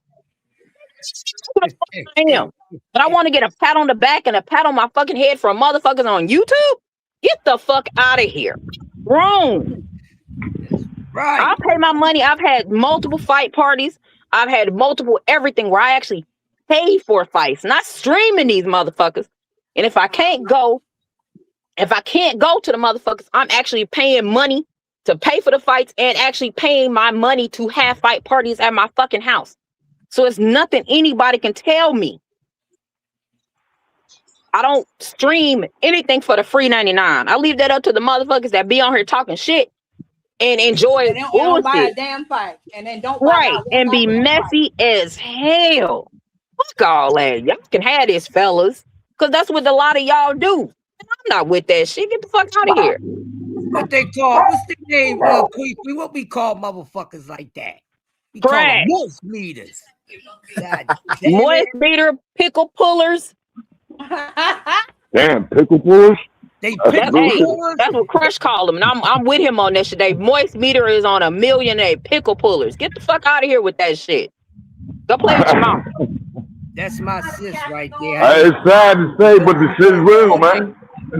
For those who don't know her name, is asking in the chat. Her name is Quee 42. Subscribe to her and we get a cook every Thursday. Man, I've been talking boxing. I came on in 2018 and I was talking boxing from 2018 to 2023. And I said, man, fuck this. It's not worth it to me. You got a lot of win, baby. You know what I'm saying? And like I said, I don't be trying to be mean or rude to anybody. But I can't, it's just some shit I can't fuck with. So I unsubbed and I quit talking boxing for this specific reason. I'm not gonna sit and go back and forth with no man. Number one, that men think, a lot of them, and I'm not saying everybody, a lot of men think they know more than the women anyway when it comes to boxing. So it's a dick pulling contest anyway.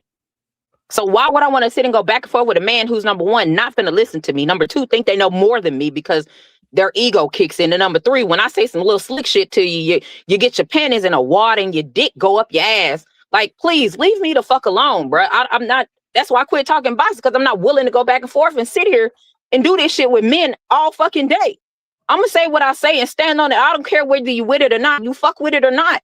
But what you're not finna do is turn into a little bitch trying to go back and forth and argue with me on what the fuck I'm talking about. Go do that with the fellas, because y'all have dick pulling contests. Y'all like that shit. I'm not fucking with it. Get the fuck out of here with that. And if that's what you own, y'all are sad individuals that have fallen and made us as a community look worse than we really are to the other motherfuckers that talk boxing and don't fucking argue. We the only ones that argue and act like fucking idiots on here when it comes to boxing. That's us. And I put me in there because I'm a part of y'all. But we looking stupid because we celebrating or arguing, calling each other bitches and hoes and want to fight and all this dumb shit. Other boxing communities don't do that shit. It's only us. How far we have fallen as a collective. Stop this shit, y'all. Stand up for what's right. What's right is right and wrong is wrong. Get back to the real fucking boxing talk that we used to do from 2018 to 2020 before the bullshit started happening, and support the fucking fighters. Meaning I knew people that was actually buying fights, not streaming this shit for the free 99. And if you can at least at minimum do that, you don't need to be on nobody's panels running your fucking mouth talking about a fight because you didn't even pay for it in the first place. So shut your soft ass up and get the fuck out of here. And I'ma digress and land my fucking plane because I'm done. And wait a minute. The ass kicking ain't ended. Y'all getting this fucking work. Salute to Sister Quee. Get a crush. For you moist meters going like above y'all.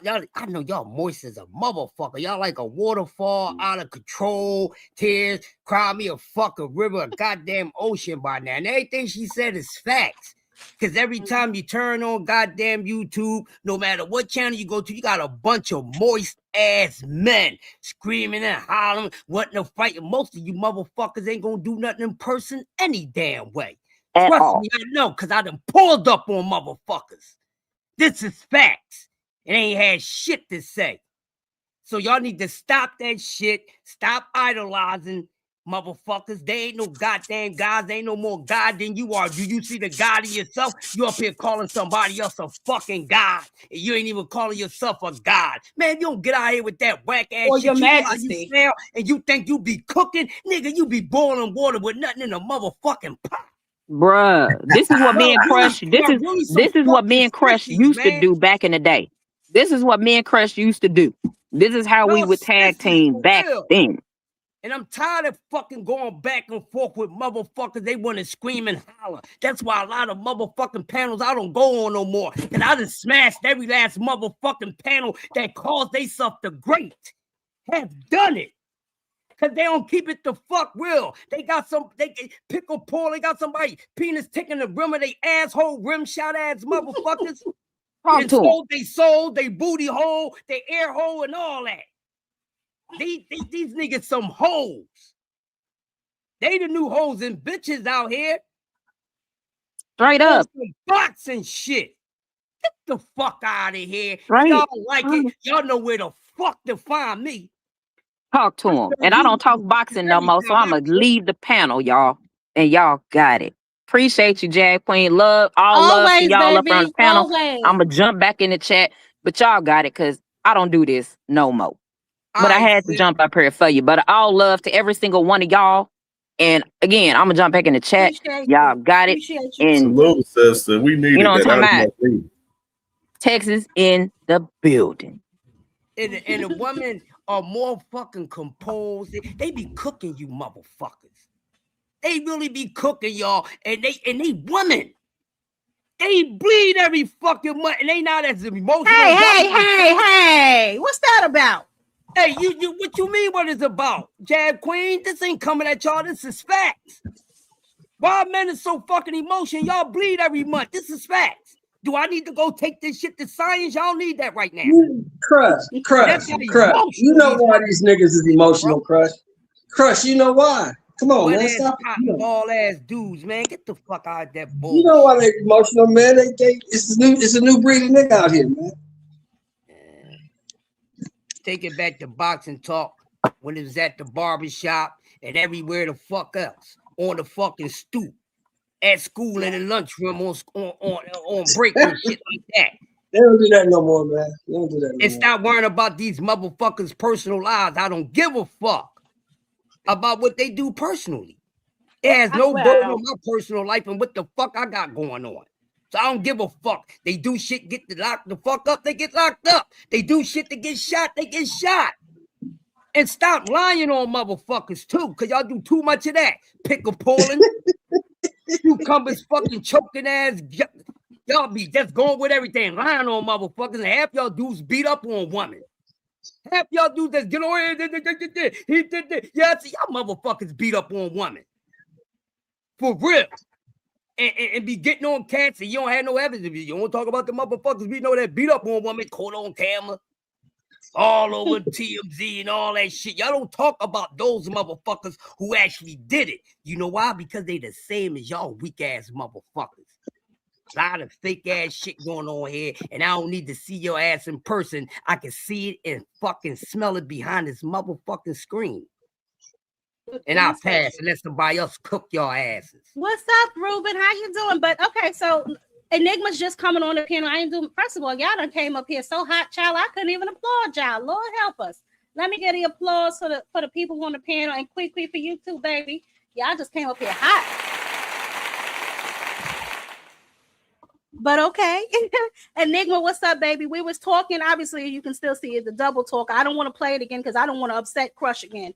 because he got very upset when Shakur started double talking. I don't know if you saw the Joe Rogan interview that he did talking about Ryan and then the catch weight. He made up this whole thing about Tank. And then you know, he talked about the sparring with Loma. I don't know if you saw the interview. Here, let me just play, get your thoughts, and then we'll talk about, you know, the women going to MVP and what's happening with that, you know, what Clarissa should do possibly in situations like that. But let's just see. But like I said, everything got to make sense. Like, people don't understand that I walk around in my 40s. So if I'm walking around in my 40s, I don't think, like, me going to 147, like, when I fight at 147, I think that would be my last weight class, like, in my career. Like, I don't see myself going past 147 ever. But I'm 28 right now. I got a long way to go. So I don't plan on moving to 47 no time soon. So if the fight happens at whatever weight class that I say, then I'm cool with it. Can he make 40 again? He said he could. He the one who came out and said, like, let's fight at 140. He said that. So if he said that, it's like, okay, you can make the weight, then let's do it. What weight was the Gervonta fight? Was that 140? That fight was at 136. That's right. And then he gave him a rehydration clause, too. Yeah, 10 pounds, yep. Very smart. Very smart. Very smart, right? I mean, yeah, it was smart. It was in that situation, but I mean, I just felt like with the rehydration clause at that time, when you're already bringing somebody down to like a weight class that they haven't fought in years, it's like you could have not put the rehydration clause. Like, it wasn't necessary at that point in time. I think it was necessary. I think it helped a lot. I've heard enough because he makes me nauseous. But Enigma, he just totally lied. Like, that boy Ryan was fighting at 135 the whole entire time going into the Tank fight. But proceed. I mean, that's ridiculous. It may look that way because, like I said, Ryan hasn't made weight since 2021. So it may just look like he was bringing Ryan down, but Ryan was the one calling for that fight all along any goddamn way. So I don't understand that. But and anyway, he was eating tacos and everything at the media workout during fight week. But he looked drained. Drained. Oh, you're right. Yeah, baby. Hey, Jack, what's going on, man? It's kind of hot up here, man. Like, I popped in late. No, it's okay. We were just talking about the Shakur situation, and obviously that sparks a lot of conversation because the young man is always lying about something. But we talked about a lot the MVP signing with ESPN for the ladies, which is huge for women's boxing. We talked about what's going to happen with Jai Opataya since he's just been stripped. If Usyk should be stripped, you know, Keyshawn running around here trying to get a fight. Ryan said he wants to fight Devin. You know, all that nonsense that these boys has going on. But okay. I'm just here. I'm here for the cook. I ain't got nothing to say just yet. Okay. Well, yeah. Well, we went over this interview, but you was saying you was about to say something, Cam. You said something. He completely. Oh yeah, he did completely lie. I mean, this is what he does. He literally lied on that right there part talking about. Well, he moved Ryan down. Ryan was fighting at 135 the whole entire time. Ryan wanted a higher weight in the fight with Tank, and on top of that, you know, they agreed to a catch weight at 136. So I don't know. These guys they don't be, and then he at the same time, he like you mentioned earlier, he the one around that same time did an interview shitting on the whole rehydration clauses on Tank doing a rehydration clause and other fighters. You mean this one? I don't want no like rehydration clause. I don't want nothing that's gonna take away from me actually beating him. So he could come in, long as he make the actual weight, I'll be with it. But it's gonna have to be a lot of testing. It's gonna have to be like some real testing, and I'm with it. Like, let's make it happen. He don't need no rehydration clause. That was 22 seconds ago. Too Rich, what's up? Let me give you the applause. Hold on. Let me treat you like I treat the humans. Hold on. Let me get you applause up here. What's up, Too Rich? What you got for the show, baby? What's going on, Jack? What's going on, panel? Oh, what are y'all saying he said wrong? What did he say wrong? Which part? I'm lost. I'm just Which saying. part? I'm trying to figure out what y'all. It say double talk. I'm trying to figure out what double talk did he do. The same that he always does. Talking about the rehydration clause. First he want one, then he don't. Acting as if he's not the one who called out Conor Ben and then said right in the ring he wants a rehydration clause. He's called out Devin, but he wants a rehydration clause. Ryan, rehydration clause, but rehydration clauses are weak. That's double talk. But nevertheless, that was the only thing we covered tonight. We covered the MVP and the ESPN huge coming together for women's boxing. That's huge. Ja Opataya being stripped of his IBF belt. Dana White tricked him out of his position over here. So now we don't know what he's going to do. Usyk, will he be stripped? So we're not just talking about Shakur. He last. When it comes to Shakur, I mean, I think a lot of that shit is blown out of proportion. It started with a Twitter battle about the fight with Conor Ben and old boy. And I think it got blown out of control. And I don't think asking for a rehydration clause. First of all, I don't like rehydration clause. I think if you got to ask for a rehydration clause, I don't care who it is. If you need a rehydration clause, you shouldn't be fighting that fight.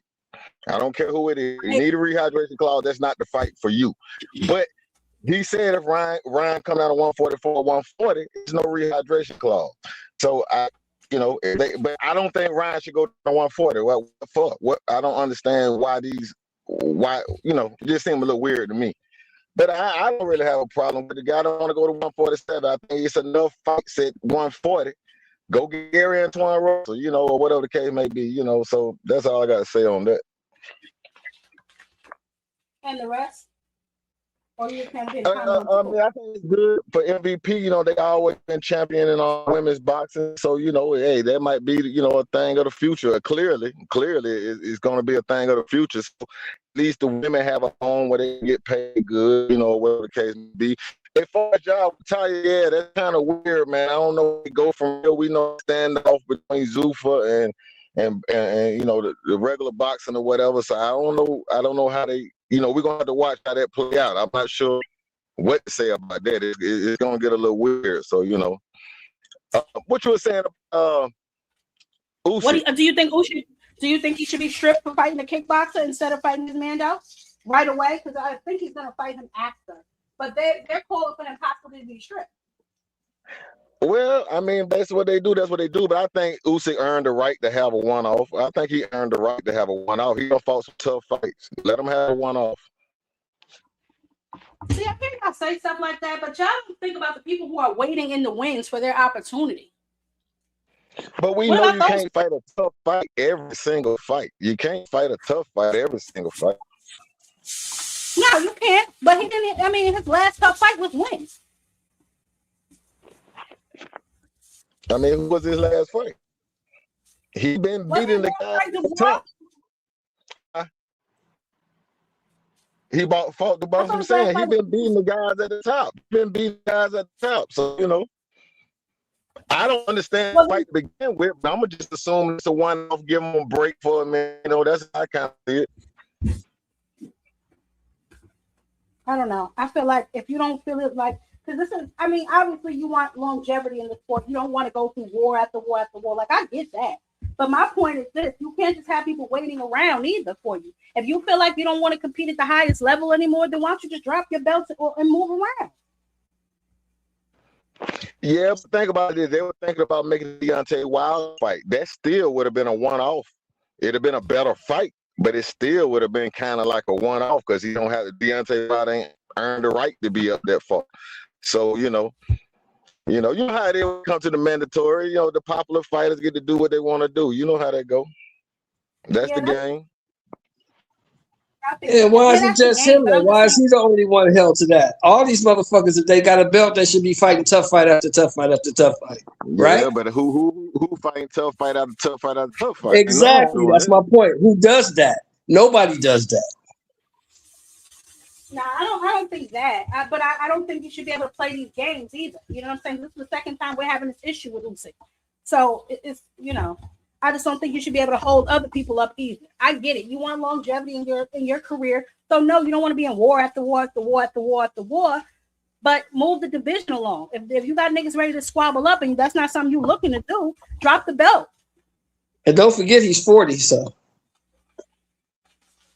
Well, you know, I don't know. I don't know what he got going on, if I'm being honest. But that's just the way I see it. You say he beat everybody, JL. Well, then, I mean, retire and drop the belt. Like, move around. Nobody's making you stay there. Nobody's making you hold on to these belts. But if you're holding on to these belts, you want to get to these action because there's other niggas that want these belts. What's the problem? Fight or move around. I just don't, you know what I mean? Well, I think you should be more upset about Dubois getting another shot. You should be more upset about that. Why does he deserve a shot at any championship? You just got knocked out in the 5th round, dude. We are talking about Alexander Usyk, baby. Hey, who paying for the fight? Sometimes that's what it comes down to. Who paying for the fight? That don't sound like a turkey fight, I don't think. Oh, no, it ain't. What? It's not. You're right about that. But I'm just saying, you know, if you want to be upset about something, you don't think you should be upset about that, Jab Queen? A dude just got we just saw this dude on all fours, wondering what happened, and now he get another title fight? We just saw the same thing with what is, I mean, this is obviously what they do. You know what I'm saying? Yeah, that's what I'm saying. So we should be more upset about that than we should be about the guy who beat everybody fighting kickboxing and get paid for it, right? That's not the point that I'm making. The point that I'm making is you're holding up the division. Didn't he try to weasel his way out of fighting Wardley? Wardley had to go and fight Park. Like what was it? An interim belt had to be created. Like you when you hold up divisions and they do things for you, like let you hold up a damn division. Then they got to create entrance belts and all other kind of shit just to make other niggas feel special because you don't want to be rocked out your spot. Well, we watched Canelo do the same thing. Shit. We watched Canelo. Yes, do we it. did. I don't know if he weaseled out of fighting Wardley. I don't know how you came with that one. I never thought Wardley was a threat. Wasn't he his mandatory? I don't remember that. Yeah, I don't think I remember Wardley fighting Parker. Parker was his mandatory.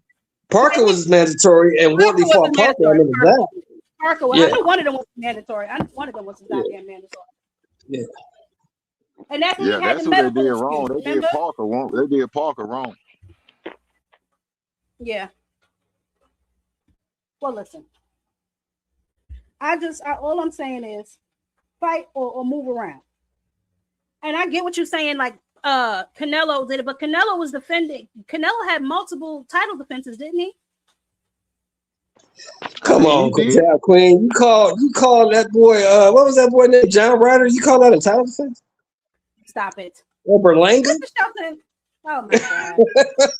Or what's that tall dude? The dude that ran around the ring. What's his name? The dude from Germany. Skull. The Cuban dude. Skull. Yeah, that's fool. You call that a title? Come on, man. Stop Dude was doing that but waiting for a fight. Playing around and waiting for a fight.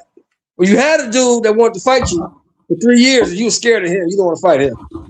You know what, DJ? You're 100% right because I mentioned this on Thursday's show about them leaving Javier out of the equation when they made the Lamont Roach and Zepeda fight when Javier is the interim champ. So I guess whoever wins the fight should be facing him. Apparently, that's what they're trying to say, I guess. But I get what you're saying, DJ. But that's not the point that I was trying to make. But whatever. Yes, sure. The point that I was trying. Whatever. Anyway, the IBF has stripped Ja Opetaia. He done fell for the okie doke over there on the Zuffa. What do we think he is going to do next? Because now his dreams of becoming undisputed are slithering through his fingertips. What's the most money he made with that IBF strap? Ooh, I don't know. I don't know. I heard him say the most he ever made in his career was $900,000. He making 1.7 tomorrow. He's making 1.7 tomorrow. So what would you do? But hold on. He said he was about the belt. He just did an interview saying most people care about the money. He was about the belt. So now, since he cares mostly about the belt and he's down one, Dragon Assassin, I didn't see that. That's what I'm saying. He went over there under the guys. Y'all don't remember when I played that? What did we say earlier? We don't listen to what they say. We watch what they do. That'll tell you what you need to know. Right. Yeah, I think. What I heard, I was reading something earlier with him where the Zuffa was apparently going to pay his sanctioning fee. I guess the sanctioning fee for this fight was going to be $60,000, and they were going to pay for his sanctioning fee and everything. But the IBF felt disrespected how they were displaying the IBF title throughout the week, as if they already had it in the bag. Yeah. Yeah, so it's a real messy situation because it felt like the IBF, they could have been on this like beforehand for real, with them just waiting till the week of and then deciding to put their stamp down. But we told them though, like far as the situation, it was always going to be a rift because Zuffa was promoting this title fight as this is the fight, this is the best title in boxing and stuff, and this cruiserweight title's on the line. They wasn't even acknowledging the IBF until literally yesterday. They started acknowledging because Ja spoke about it in the press conference and everything. But right after that press conference, IBF, they stripped that title right away. They wasn't playing with that man just due to the fact that y'all not going to promote Zuffa over this IBF title. That's just flat out how the IBF. And like we doing sanctioned fights with them when we are not sanctioning those fights, which is exactly right. That's one of their rules that they can't do that because as we know, Zuffa and them are self-promoting. Yeah, sis, they say they look at the Zuffa belt as a trophy, like it's a trophy belt. Peace out, Jamie from New York. Dragon Assassin, baby, I can't find it. Was it a super chat or a cash chat, baby? I don't see it. Let me see some. I don't see it, baby. Oh, here it go. Showing love and support. I appreciate you. Super chat. I appreciate you, Dragon Assassin, baby. I didn't even see that. Go ahead, brother. I'm sorry. I just wanted to make sure I acknowledge Dragon. No, you good, sis. You good. Now you were saying, oh yeah, what we were talking about earlier on the phone. How, but Cam, remember I told you too, like he had a dilemma to make. We talked about this on my Thursday show. They gave him the option. So it's not like they just snatched it from him without any type of warning. They gave that man the option. They let him know, listen, get out of the way. What gets me is the fact that Ja acts like he didn't know what he was signing up for. That's what gets me. Like that really gets me because he was saying it throughout the whole entire week, like, oh well, the belt is on the line, but he's saying we haven't heard from the IBF and stuff like that. He was indifferent throughout the whole entire week. Where I'm like, this boy don't know what he signed up for. Clearly, I told the people on my channel, I'm like, this man literally doesn't know what he signed up for. Obviously, he don't know the in-depth war with the sanctioning bodies in Zuffa, and it's clearly, obviously through this situation right here. He's not doing that, is he, Cam? He's not playing the I didn't know game. He's not playing that. Bro, it ain't even him playing the game. He took the money. He's clueless to this shit, bro. He's clueless. Nah, he knew what the fuck he was doing. Come on, man. Bro, but what fighter we know? It's a lot of fighters we know that signed bad contracts all over the board. Look, we talking about Virgil right now. You know what I'm saying? Like, it's a lot of these guys don't know what they signing in some of these contracts. They don't have their business together, man. That's why they need to have their business together. It's important. You just can't sit there and be the guy that's like, oh, I just want to fight and I don't care who I. So what you're saying is that's what you saying is Dana tricked him. Is what you said. Dana got over on him. They got over. They played him cock, bro. They played him cock because they made him be, the test dummy in this whole Zuffa belt situation with the sanction bodies. And they had the perfect one because if y'all remember, I played it a couple of weeks ago where his trainer was saying the reason they went to Zuffa is because Dana White told them they would keep him busier. He wasn't as busy over there. It's not, they don't have the promotional back and yada, yada, yada. He was asked about those belts and he said, yeah, we're going to work it out. Dana said we could keep our belts. But nigga, you didn't ask the sanctioning body that those belts belong to if you could keep those belts when you go over there. That's where you went wrong. Yeah, he definitely thought he was gonna get them belts. I believe he did believe that he was gonna be able to get the belts. So he in a tricky situation. But I also think he looked at the money. The money was better, He's looking at more fights, which means more money. This what comes with it. Bro, y'all think that money is gonna continue to be that big over there? Are you crazy? That is to get them over there, bro. That is to get them over there. They're not gonna make that amount of money every fight. They not, but he got the contract. That's what he was worried about. All I'm saying, he got a contract, and he liked the numbers clearly. He didn't sign what he thought was bad. He signed what he thought was good. Yeah, he's trying, but if you around here with the IBF belt making 900,000, I mean, he doing better over there. If he only been making 900,000 with the belt, he doing better without the belt. Yeah, but John Oppenheimer gotta need that belt. He needs that belt. Does. He needs that belt, and he wanted him. He wanted him. He's the one that said he wanted to be undisputed. He needs that belt. That's the whole reason Dan wanted him to begin with. Like Cam said, to be a test dummy. You got one of them belts. Let's see how far they'll let us push the envelope. And IBF said, okay, let me ask you a question. Pocket, nigga. Let me ask you a question. Let's say Benavidez go up here and put hands and feet on Zerto, right? Which he will. I don't know, but we'll see. Now, say he goes and fights the Armenian dude who just beat Badu Jack. Is he considered the man of the division? Benavidez? Yeah, if he does those two things, will he be considered the man of the cruiserweight division? I considered him the man already, but I guess if that's in question. It wouldn't be, I wouldn't consider him the man because you ain't fight that dude. We know that dude is the man of the cruiserweight division. We know that Jai Opetaia is the man right now in that division. So until you beat that dude, it doesn't matter who you fight. You didn't fight that dude.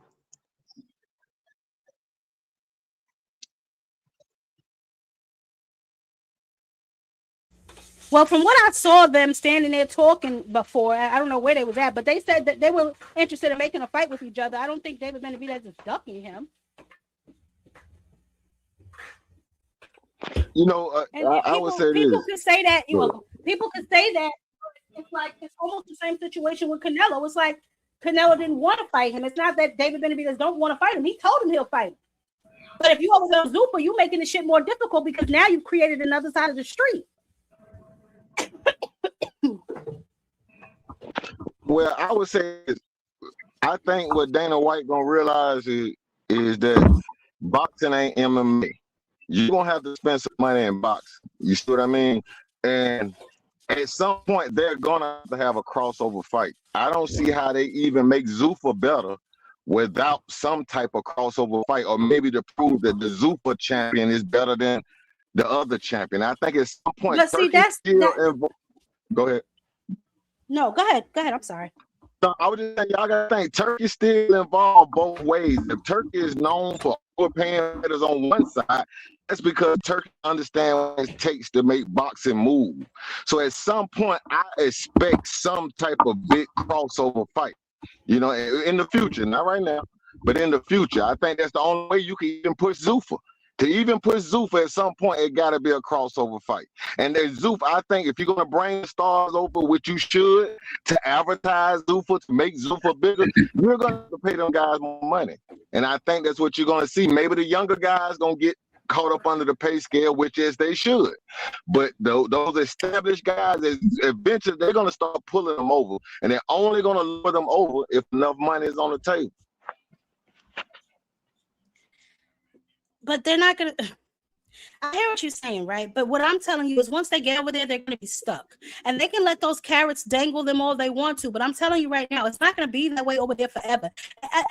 And you've been on my platform when I talked about what's detailed in those contracts. Those are basically 360 deals for some of those boxes. Now, I can understand C and D level boxes going over there because maybe they're not as active over here as they would like to be. And they have families to feed too. But these upper echelon guys, I don't see them going over there. If they do, it's probably going to be somebody like maybe like a Tio or a Berlanga or something like that who still ain't top tier, but it's a more recognizable name than a Thomas Lamana or somebody like that. You know what I'm saying? But that money is not sustainable. They're not going to continue to pay these boxes that amount of money. If y'all think they are, y'all are crazy. They're not going to have to because they're not going to keep getting. Yeah, you got to remember they're not gonna keep getting the top tier guys because the top tier guys really don't need them. They can make their own fights. But that's what I'm saying. So when you talk about crossover fights and all of this other kind of, you have to have something we want. We don't care about your little punk ass Zuffa belt. And more importantly than the money, because I keep hearing y'all talking about some Turkey was spreading his money around. Turkey was spreading his money around, which he was. But y'all failed to realize one thing: while he was spreading his money around, he was burning bridges. These people have been established for years, going back almost a damn decades. Okay, Top Rank, PBC, they done already been through all this shit. So they saw a lick with Turkey. Yes, some of them he was able to finesse more than others. But what y'all forgetting is he's ruining relationships. And these people, they're gonna stand firm together because now they see you ain't here to really help. Good luck, nigga. Yeah, give me my belt back. You want to go fight over there? And that's going to go for any other person who wants to go over there and fight. Give us our belt back. You want to go over there and be with Zuffa? Then you go over there with that Zuffa belt. But that Zuffa belt don't mean shit to nobody but the Zuffa people.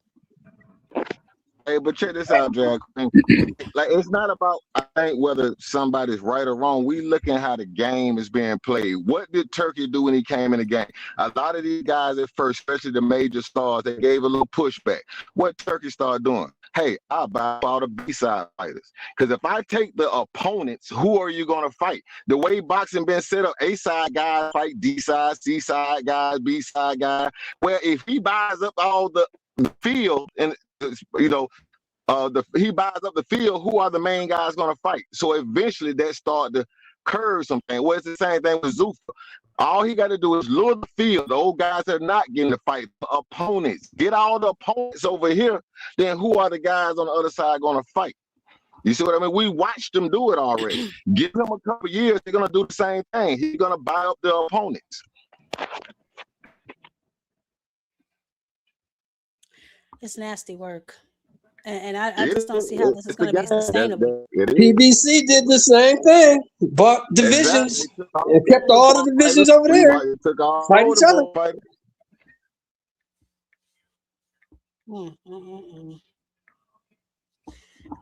This is very interesting how this is all going to play out. And I can't wait to see what Ja does because I know y'all talking about he got more money over there, which he does. I mean, that ain't no secret. But me personally, I really think he was on a path to be undisputed. I really think that meant a lot to him. So I don't know. I think it'll still happen because if you look back at the history, you can go all the way back to the 70s. Joe Frazier had else, but he didn't fight that dude. Got to fight that dude, or you ain't really the champ. But so can we finally admit that Zuffa didn't do nothing but create another side of the street? They didn't make boxing better. They confused the shit even more. I never said they did. I never said. I'm with you on that. I'm 100% with you on that. But it is what it is. You know, it doesn't matter what David Benavidez does. If he don't fight that dude, he ain't the champ.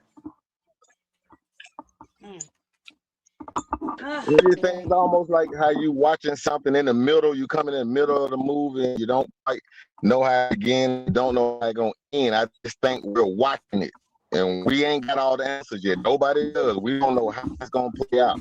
I be surprised if you're gonna sign up these fighters, you're probably gonna make some type of big. You got all this money and all these networks. You're gonna do something with that. You're gonna do something with it. I don't know exactly what he's gonna do, but he's gonna do something with it. Well, we're gonna have to see, but for now, he's gonna have to figure this out because if these guys see that they stripped Ja Opataya, how many of them with belts do you think is gonna go over there? Well, what we seeing now is a war on the belts. As long as people be saying the belts don't matter and all this, you know, I think we're gonna see how do he get people away from the belts. You see what I mean? This might be all strategic. You see what I mean? Disvalue the belts. You know, the sanction bodies, they get mad. Okay, you might strip Ja Opataya, you ain't getting no sanctioning fees. So you just gonna have to give it to a lesser fighter for lesser sanctioning fees. So at some point, these belt people gonna have to play the game too. They gonna have to figure it out. Because without the fighters, what good is the belts? What good is the sanctioning fee? You ain't got the fighters. So, you know, it's a game. We watching it. We don't know how it's gonna play out, but you know, it's gonna be interesting. Yeah, definitely interesting. I can't wait to see what happens moving forward, especially with them still trying to move forward with the alteration to the Ali Act. in order to really do what they really want to do. So we're gonna see. But like I said, it's just creating another type of street. It's not really making anything better, in my opinion. It's causing more confusion. And those cards, I mean, hopefully they'll get better, but they're really not that good. But I get it. They're starting out, you know what I'm saying? There's a new company. They're still figuring things out and getting things together, but we'll see. But moving around, what do y'all think about Eddie Hearns going into the entertainment business? Y'all know I told y'all way back when that he's now with Rock Nation, and now we're seeing that his talent agency is starting to pick up. He's, looking to get into other sports like football. He's looking to get some actors. He's looking to get some singers. Eddie Hearn is trying to really push his little talent show, not his talent show, child. His talent agency to the top. He's trying to push his talent agency to the top. So. Did you say Rock Nation? Yeah. That ain't a good move. Why is he must Rock Nation. Oh, Rock Nation Sports. I think you talking about the Rock Nation. That's Jay-Z. So I mean, he had. That's not a good move at all. Rock Nation ain't gonna even be existing by another year or two. Really? Talk to me, Crush. What's going on with that? I'm saving it for one of my cooks this week. But okay. Yeah, well, hey, I'ma just say this. You messing with Rock Nation, you must be messing with the boys. And I ain't talking about no gay boys. I'm gonna leave it right there for now. Okay, all right. Okay, thank you. Yeah, but he's been with them. He did what? Okay, so I must be lost then, because everybody's saying that's not a good move. I don't know why. I thought they were doing well in sports, were they not? The sports entertainment sector, that whole thing. I don't know. I don't really follow What's Jay up, Rick? anymore. Yeah, I don't really follow him anymore. Jay, I don't know. Jay better watch his back. Okay, all right. Okay. Okay. But did you just say Eddie Hearn signed with Rock Nation? Is that what you said?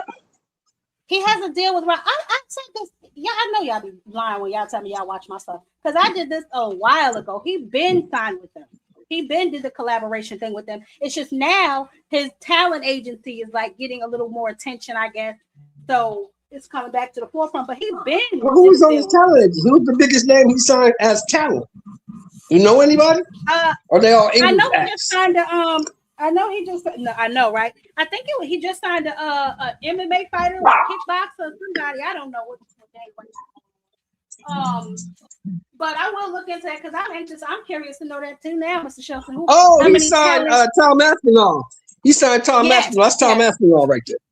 But Tom Aspinall he had to have all them eye surgery, so he got poked in the eye. So we don't even know if he gonna fight again. What kind of fight? He's MMA or is he? Yeah, he's the world champion. He's the heavyweight champion. Do that in MMA. Yeah, he's the heavyweight champion in MMA. Do with him. Okay. All right. Yeah, he's the heavyweight champ. He's from England. Oh, well, that makes sense. He's gathering up all these English people. So and I'm still waiting for him to get Boots a goddamn fight. But now listen. So if Josh Kelly seems like he's backing out of the Xander fight, he's acting like the prettiest girl of the prom. What do we think about a fight with Xander and Boots? I mean, it looks like nobody wants to fight. Nobody wants to fight Boots. I love it. Right? Puerto Rican Day in New York. I love it. He's from Philly, baby, but okay. Yeah, I know, but Puerto Rican Day in New York is big, and Philly people will go to New York for that fight. Big fight. I love it. Okay. All right. That's talking to you. Say Mr. Justin with your hate ass. Yeah, I was just spitballing because y'all know I'm on a one-woman mission to get him a damn fight. And don't I'm trying to do Eddie Hearn's job. I'm out here doing Eddie Hearn's goddamn job. Trying to get I'm gonna say this about Boots, man. A lot of people, they try to pit Boots against Crawford. But my opinion, Boots is the modern day Crawford. He's the guy that don't nobody want to fight. He's the guy that people want to save for last. You see what I mean? So since Crawford and Spence had the first, negotiation and Crawford didn't like what he didn't like. What did he do? Fuck that. I'm going to get me a fight. So I think that's the same situation Boots in. Rather than sit around waiting on Ortiz, go get you a fight. Go fight Charlo. Go fight Charlo. Get you a fight. You know, how much respect are we going to give that fight, though? Let me ask you something, too, Rich. How much respect will we give that fight, Charlo, 3 years off the couch? Exactly. Charlo was the undisputed champion at 154. He get plenty credit. If he show somebody he can beat Charlo, he get plenty credit for that. You don't get no credit for beating the dude. You don't get no credit for beating the dude who ran from the Mexican and sat 3 years on the couch. Stop it. Mr. Shelton, stop it. You don't get no credit for that. You don't. You know you don't. You know you don't. You get credit for that, man. That's Charlo, man. That's Charlo now. Let's be real. That's Charlo. That nigga ran, man. No. You can't let that nigga off the hook. He ran away. He was scared of the dude. Come on, man. Yeah, I mean, it was ugly. I give you that. It was ugly, but, you know, at 154, we still got to see it. He was at 168, and he was scared of the dude. You can't let that down. You know, you from the hood, too, Rich. You from the hood, too, Rich. You know, you don't do that. You know, you can't run away. You take your ass looking like a man. But we talking Mr. about Shelton, stop talking. Stop talking. Stop it. Stop it. This is ridiculous. Mr. Shelton, you have to put context in some of the things that you say. Let's not act like he was not subbing in for his brother. Okay? Let's not act like that was not his damn weight class. Stop it. Y'all have to stop this. Disrespect him like that. Mr. Shelton, do something about that. That don't have nothing. That's why you got a rabid dog in the background. What's the word, Jack? I'm chilling. I'm chilling. I like to say, man, that Boots versus Jamel Charlo, that's a hell of a fucking fight. I don't know what my man Mr. Shelton talking about. That is a hell of a fight. A hell of a fight. Hey, I mean, shit. If Keith Thurman can come back off the couch, and shit, you know what I'm saying, fight motherfucking Pandora and shit. No, he's not. Thurman already had a fight. He had like 1 or 2 fights already before he's about to fight Pandora. He fought some no-name nigga when he first came back, and now he's about to fight Pandora. He wasn't fried off the couch going in there with no damn boots. He had a tune-up fight. I'm saying straight off the couch. I don't even y'all niggas just gonna overlook the fact that he ran from the Mexican. You gonna overlook that? Nah, I'm not gonna overlook that. Charlo's still a bitch, but it's still, gonna be Boots' biggest, okay, there we go. name today. There we go. That's all I need to hear. I'm good. That's all I need to hear. You're right. I'm just saying, but he still be the biggest name on Boots' resume today, and I'm not gonna discredit Charlo like that. I just think, what I'm saying, with the whole Canelo thing, he didn't go in there, no intention to win at all. He just went and collect that bag, and that's about it. And he's going to forever be remembered for that. But we're not going to discredit Charlo like, he's some slouch. Boots ain't been in nobody. I'm just going to say Boots ain't, even with 3 years off, I still think Charlo is probably the best at 154 right now. Let me say besides something, Boots. right? And it's not and I wasn't trying to disrespect Charlo in any way. I'm just saying, how much credit will we give Jerron Boots Ennis? Because you don't know how people are. Oh, he was off the couch. He ain't even been active. So I'm saying, is he going to get full credit? Oh, you asking me? I won't give him no credit at all because I don't like Boots. No, I'm only fucking with you. No, he will get some credit. This hating ass shit. he will get credit. No bullshit. He will get credit though. It's like, because Charlo's still Mel and shit. Charlo was scared of the 5'7" dude. He ain't gonna be scared of Boots. You scared of that dude? Man, I don't know, man. I don't think, my opinion, I don't think Charlo. You were scared of the little dude, man. You was afraid of the little dude. He went in there to survive. He told you in so many words. It's like, hey, at least I didn't get knocked out. And you respect that? I can't respect that, bro.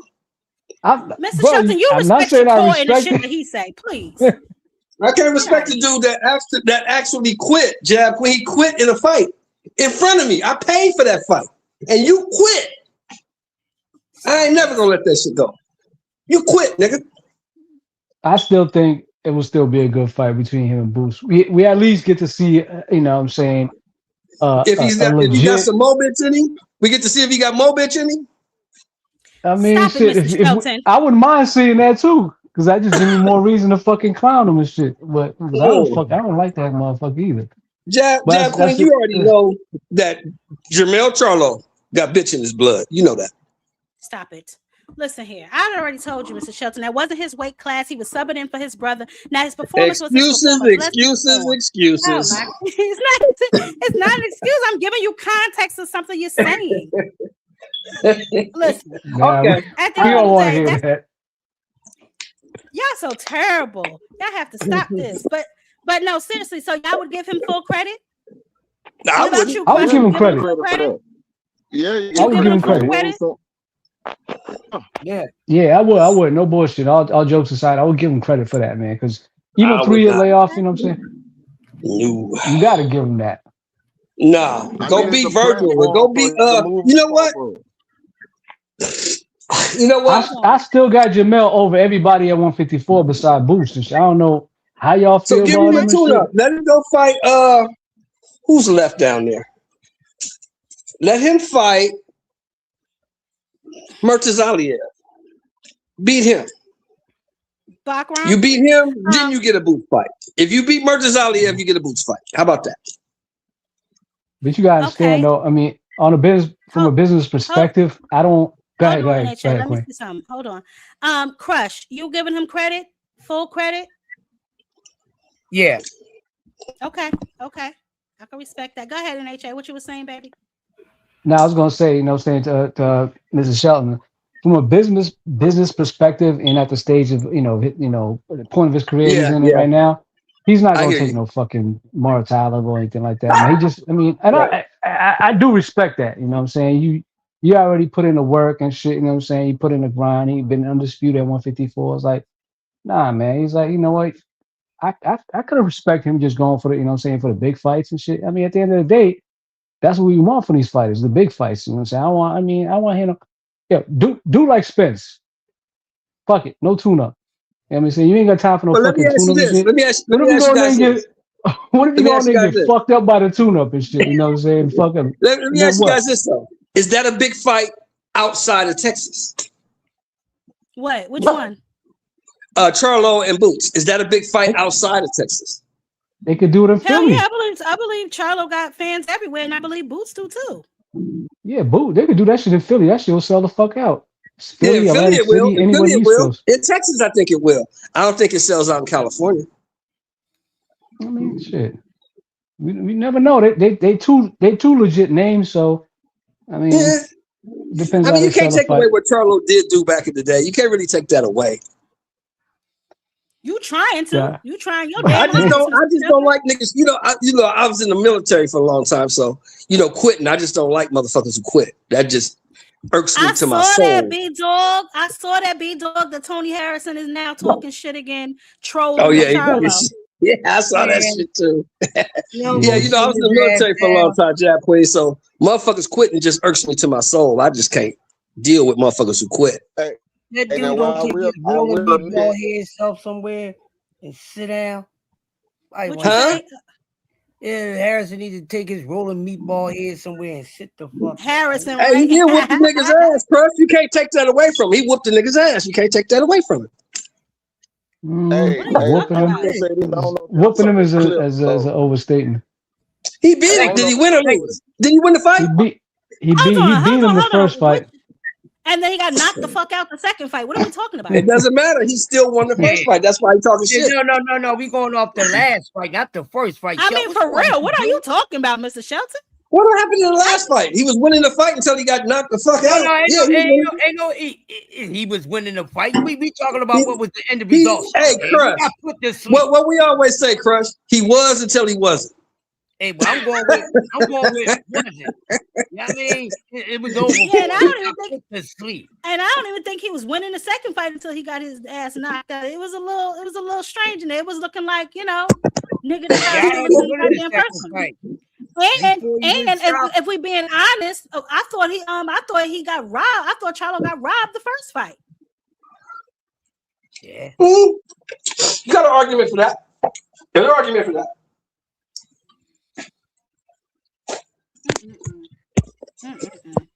Not Bob. I'd rather see him want. fight Madrimov than Bachman. Bachman just got his Oh, ass. That's Mel a good versus fight Laura too. at 160 That's a good round fight. one. You talking about at 160? Mel versus Laura at 160. Another good fight. Ooh, Another good fight. ooh, that's a good one. I like that. So okay, so let me ask y'all a serious question then. If for whatever reason, Jerome Boots Ennis cannot get a fight at 154, do we think he needs to move to 160? Yes. Yeah. Yeah. Okay. I mean, NHA? this is a thing. Boots can get the fight. He can. I mean, fights are there to be made. Now it's up to Eddie Hearn whether and Boots and shit. Okay, you want to fight. You want to what I'm saying. You want to get a belt. You want to get a name on your record. You know what I'm saying at 154 and shit. They got two choices. They either Boots gonna take a pay cut and pay his opponent more, or just don't get a fucking fight at 154 and shit. Again.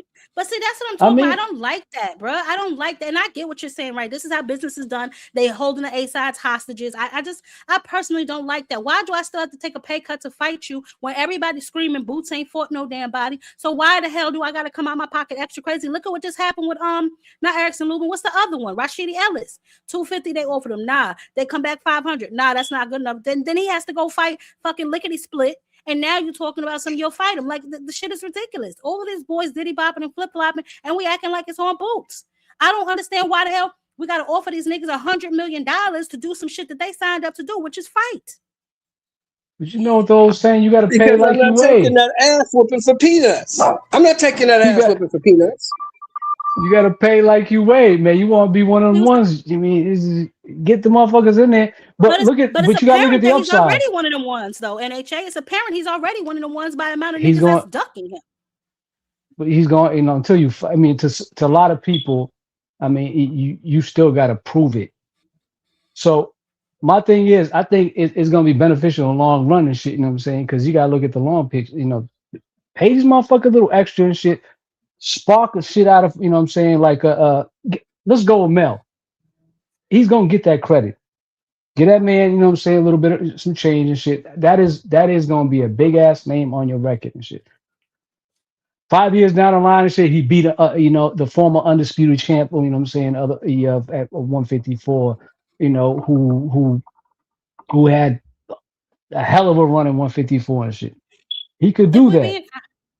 Yeah. If we're being honest, I'm gonna say this, right? I would prefer not to fight him 3 years off the couch. I would prefer that Charlo got a tune-up before he went in there with Boots, just because I know how people are. I know how people create narratives. You know what I'm saying? If he goes in there and he sparks Mel, which I don't think it's gonna be any easy task. Don't get me wrong. Mel is definitely one of them ones for real. But I'm just saying, if he goes in there and he sparks Charlo, the narratives and the excuses are going to fade to the top. They're gonna float right to the top. Oh well, Marlo. I mean, shit. Charlo ain't been in the ring in 3 years. They gonna go with Mr. Shelton. Shit, he look at him. He took a knee last fight. All this other shit. So I want him to get full credit for whoever he goes in there with, because I'm tired of nobody giving him his credit. It's not his fault that these niggas don't want to get in the ring with him. It's not his fault. But to counter that, do you think he's gonna get credit? You think he's gonna get credit fighting another tomato can and shit, and then another tomato can after that? But that's what I'm talking about, yo. Like we have to really stop this. Like if y'all are gonna keep saying that, put the shit into context. He fought so and so because this nigga ducked him. This nigga ducked him. This nigga ducked him. Y'all gotta put shit in context. Y'all just can't run around here saying shit just because. Like we get the end result, but tell what led up to the end result. Y'all love to call a nigga a paper champ. Why was he a paper champ? Because he was Bud Crawford's mandatory, and Bud Crawford decided to drop the belt instead of fighting him. That's why he was an email champion. Y'all complained about Lima. Why did he fight Lima? Because Eric Lubinson dropped out of the shit. Bakram ain't want to fight. Fucking Rashidi Ellis ain't want no fucking smoke. Y'all have to add these things when y'all are talking, bro. Y'all can't just keep running around here just blurting shit out. I mean, it is what it is. That's what people going. You know how it be and shit. That's why I said that I don't want him to fight no damn Charlo 3 years off the couch. Now you see why I said that. I think he will get credit though for it. His fans gonna give him credit for it. You know what I'm saying? And most logical people are gonna give him credit for that win. Yeah, his detractors and haters and shit. You know what I'm saying? They're gonna be like, yeah, you fought a motherfucker and shit ain't fought in 10 years or whatnot and shit. But he's gonna get that credit. I think he would. You know what I'm saying? I think that would be a good move. It just behooves me that they ain't even thinking about giving this motherfucker. You know what I'm saying? A shot. Like Charlo Hold on, calling out, he's NAJ. barking Hold on, loud. baby. Oh, go ahead. Hold on, baby. Hold on, baby. JL, was this before or after Kelly got that belt? Because if I'm not mistaken, Kelly stood in that damn ring and said he agreed to fight Jerron Boots Ennis if he won. And then as soon as he did an interview, he said, well, I don't have to fight him. And I didn't really, I know I said that, but now I'm thinking about it. I have other options. Like, that's scary nigga activity, bro. Come on, man. Y'all gotta call stuff for what it is. Hey, But what if Kelly's getting Okay, so paid? if You know what I'm saying? hold on. So if it was before if it's before he got a belt, then how dare you turn down $800,000 or whatever you said that Eddie offered him? That was a quote unquote low ball. You don't even have a belt, nigga. So how dare you turn down $800,000? That alone lets me know you scary as hell. How was that a low ball, bro? How was that a low ball? $300K. Still, how you turn down $300,000 before you had a belt? That makes zero sense to me. But what if you getting $300K and saying to fight, you know what I'm saying, somebody like a fucking no name and shit? What's the upside of fighting, you know what I'm saying, Boost and shit? You know what I'm saying? If I can get that same payday fighting this other motherfucker, I might not knock my fucking head off into the third row and shit. I mean, it's all business and shit, and it's got to make sense. So that's why I said it's gonna benefit him in the long run, even in the short term, if he just takes a little pay cut in motherfucking and tell Eddie, yo, pay this motherfucker what they want, so I can just go in there and look spectacular and shit. You know what I'm saying? He's just gonna increase his stock. At least that's the way I think. I mean, No.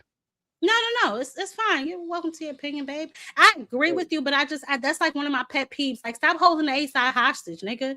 Like, get your own stock up. You know what I mean? Like, it's certain things that I just can't get jiggy with, and that's one of them.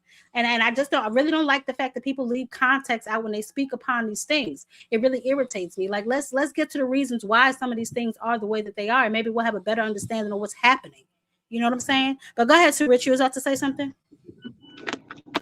Yeah, I'm just gonna say, if you want to fight top competition, you gotta pay for it. I always say you don't look at the fighters. I don't believe no fighters duck nobody. I believe promoters duck somebody, or the promoter has a certain issue that he has. So we look at Boots' last couple of fights. Eddie Hearn is trying to pay guys $250,000 and $500,000 to fight Boots. Like, that lets me know it's a money issue here. So that's why they want the Ortiz fight so bad, because that's a big money fight. But without Ortiz, where are the big money fights? Charlo won't fucking think he want 10 million, they might want 2.5 million. They might not be willing to pay Charlo 2.5 million. But I think that they should, because a win over Charlo, to me, it's better than a win with Josh Kelly. I know you get the belt with Josh Kelly, but I don't think nobody expects Josh Kelly to beat Boots. I think it looks better if Boots beats Charlo. Maybe he's supposed to beat Charlo, but Charlo ain't been knocked out. Let's see Boots knock him out. I think he get credit for that. You might get the fight a little cheaper, but yeah, some pay cuts don't have to be taken, because you got to get somebody to take the fight. It is what it is. He's a victim right now. I don't disagree with that statement, but I will say this, right? Like I said before, if I'm offering you $250,000 and you're not really like the top upper echelon, like the Rashidi Ellis situation, you a good name, a decent name, but let's be honest, you ain't really out here making moves like that. So why not take this $250,000 when you made $7,500 in your last fight? That's being greedy. That's overplaying your hand. It might be prolonging your career. Yeah. But Rashida Ellis, though, man, that's true, JL. That's true, JL. That's true. I don't even want to see that Rashidi Ellis fight, because, like, what the fuck? I mean, Rashidi, he already lost to the motherfucking Boost and style on like the Matrix and shit. I don't see what even the interest in a Rashidi Ellis. Yeah, he might. I'm just saying he was going down the list of niggas, you know what I'm saying, to fight. So that's he got to Rashidi Ellis after going through the Erickson Lubins and trying to make the fights with these Backrams and everybody else. So that's where he got down to, and even he turned it down. You know what I'm saying? Erickson Lubin was actually supposed to be fighting Bachram, but then Virgil Ortiz came and snuffed him from under him. So that, you know what I'm saying? Like everything was just going on at the same time. Meanwhile, Boots is in the same situation that he constantly finds himself in every single weight class. We're scraping the bottom of the barrel to get him a fight when he's top. Like y'all say before, okay, he's worrying about unifying in the division. That's what he wanted to do. That was one of his goals. You know what I'm saying? At least he was one of the guys that wanted to unify in the division. I can't stand these guys getting belts, dropping them, and doing all this other shit. That's not making a division, bro. That makes the division chaotic. Look at what we got at 168. Look at what we got at some of these other divisions. Everybody's everywhere doing everything. They playing goddamn crossword puzzles and shit with the weight classes and all other kind of goofy nonsense. We don't know whether they up or down. Pick a division, stay there, and build your name there. Make it so you make the division hot. You know what I'm saying? Make the division hot. Like I said before, 147 to me is not like how it used to be. We had a bunch of thumpers at 147 back in the day. You had EJ, you had Bud, you had Thurman, you had Sean Porter, you had all of these different guys at 147. You had fucking Mayweather. You had all these guys at 147, and they got in there and mixed it up with each other. I think that's a problem too. A lot of these guys are fighting around each other instead of fighting each other. I mean, it's been like that though. But look, let me say this about Eddie Hearn. If you notice, right? See what Boots did wrong, he didn't take the turkey money. He didn't take the turkey money. Now you don't have turkey in there to overpay you. You see what I mean? So now you got to depend on Eddie. All Eddie Hearn fights that don't go to turkey, they're going to purse bid. You see what I mean? Eddie Hearn is not trying to spend no money. He's not trying to spend no money. And now Turkey don't want to be involved with it. So now, without an Ortiz fight, there is no big money fight for Boots right now, at least. So you might have to overpay somebody and take a pay cut just to fight. You see what I mean? Because when the opportunity was there, you want to do what you want to do. Okay, that's cool. Now I'm pretty sure you thought that opportunity would come back. Don't look like it came back so far. You know, eventually Turkey fought with T.O. So eventually Turkey will do it, but I just think it's a little punishment going on right now. So now Boots got to depend on Eddie Hearn to make a fight. Ain't nowhere in the world Josh Kelly was going to win a belt. And his first defense was going to be against damn Boots. I said that before the fight. There's no way he's going to enjoy one defense. He's going to enjoy one defense before he go give it to Boots. You see what I mean? Yeah, and that's why he's trying to big dog Xander. That's what I'm talking about. Like all champions ain't created equal, and that's going on. That's a lot of shit that's going on around here too. You know, a lot of these boys, they get their hands on some belts and they try to hold on to it for dear life, like T.O. was doing for the longest, holding on to them fucking belts for dear life, not unifying, not doing what he was supposed to be doing. So I get that, right? But if you don't deserve that belt, somebody's gonna take it, and that's just all there is to it. This is not like back in the day when niggas had like 15, 20 title defenses and kept their belts. That's a real dog. That's a division. Come take my belt. Who run this division? It's not this person. No, I got all them belts. Come see me. But it's just not like that anymore. And I don't know, man. I feel like he's being punished for his skill set. You know what I'm saying? When really, if you a real nigga and you really trying to test your skills, he'd be the first person I'm looking after. Because I want to test my skills. You can't sit around. All of y'all talking about y'all great, but ain't none of y'all fighting each other. How do I know who's really great? Y'all all can't be the best. Y'all all can't be the best. This is my opinion is a little bit of blame to go, you know what I'm saying, on both parties when it comes to Boots and Hearns. I'll give it to Hearns and I'll give it to Boots and shit, you know what I'm saying? When he signed with Matchroom, we had a lot of people, you know, the background say, oh, why would he sign to Eddie? Why would he sign to us now? He should have signed to PBC, he should have signed over here. You know, they really didn't get it. They really just bugged out and shit, the fact he signed with Eddie, but really didn't have no legit, you know what I'm saying, options, you know what I'm saying, in a rationale for him to sign with anybody else. One thing Eddie would do for you, he will get you some bread. He will get you, you know what I'm saying, popping in your own hometown and shit. You know what I'm saying? He'll give you a lot of hometown fights. He did the same shit for Demetrius Andrade. Like, you know what I'm saying? But one thing, you can't rely on Eddie, especially if, you know what I'm saying, if you're an American fighter. I'm not even going to say the whole black, you know what I'm saying, black fighter. If you're an American fighter, he's not going to get you the biggest fights possible. Even, you know what I'm saying, motherfuckers in his own stable. He's not going to, I'm telling you, I'm always just fucking forget that Josh Kelly shit, because he's not going to get that fight. Josh Kelly sells well in Britain.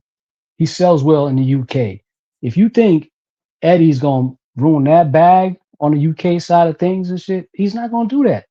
He's like, what he would rather do is just let Boost fight some random Joe, get a big ass crowd in Philly and shit, or Atlantic City and shit, sell out, boom, boom, everybody's happy and shit. Now, why I say, saying Boost, deserves a little bit of blame is because at the same time, this is your career. You can't, say you want the top dogs, but you willingly sign with a promoter that has a history of not helping American fighters. You get what I'm saying?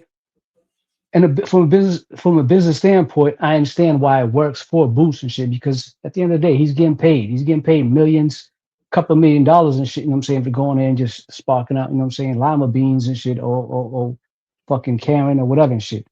From a business standpoint, that's great for Boost. But legacy and all the other extra shit, it's not really doing nothing and shit. So they got a hard task ahead of them and shit, and some decisions to make. Okay, do we keep going this route, or do we just, fuck a promoter? Let's just, let's just be free agents and shit. Okay, I want this fight. Okay, yeah, I'll sign with you for like 1 or 2 fights, or I sign with you on a 1-fight deal. You know what I mean?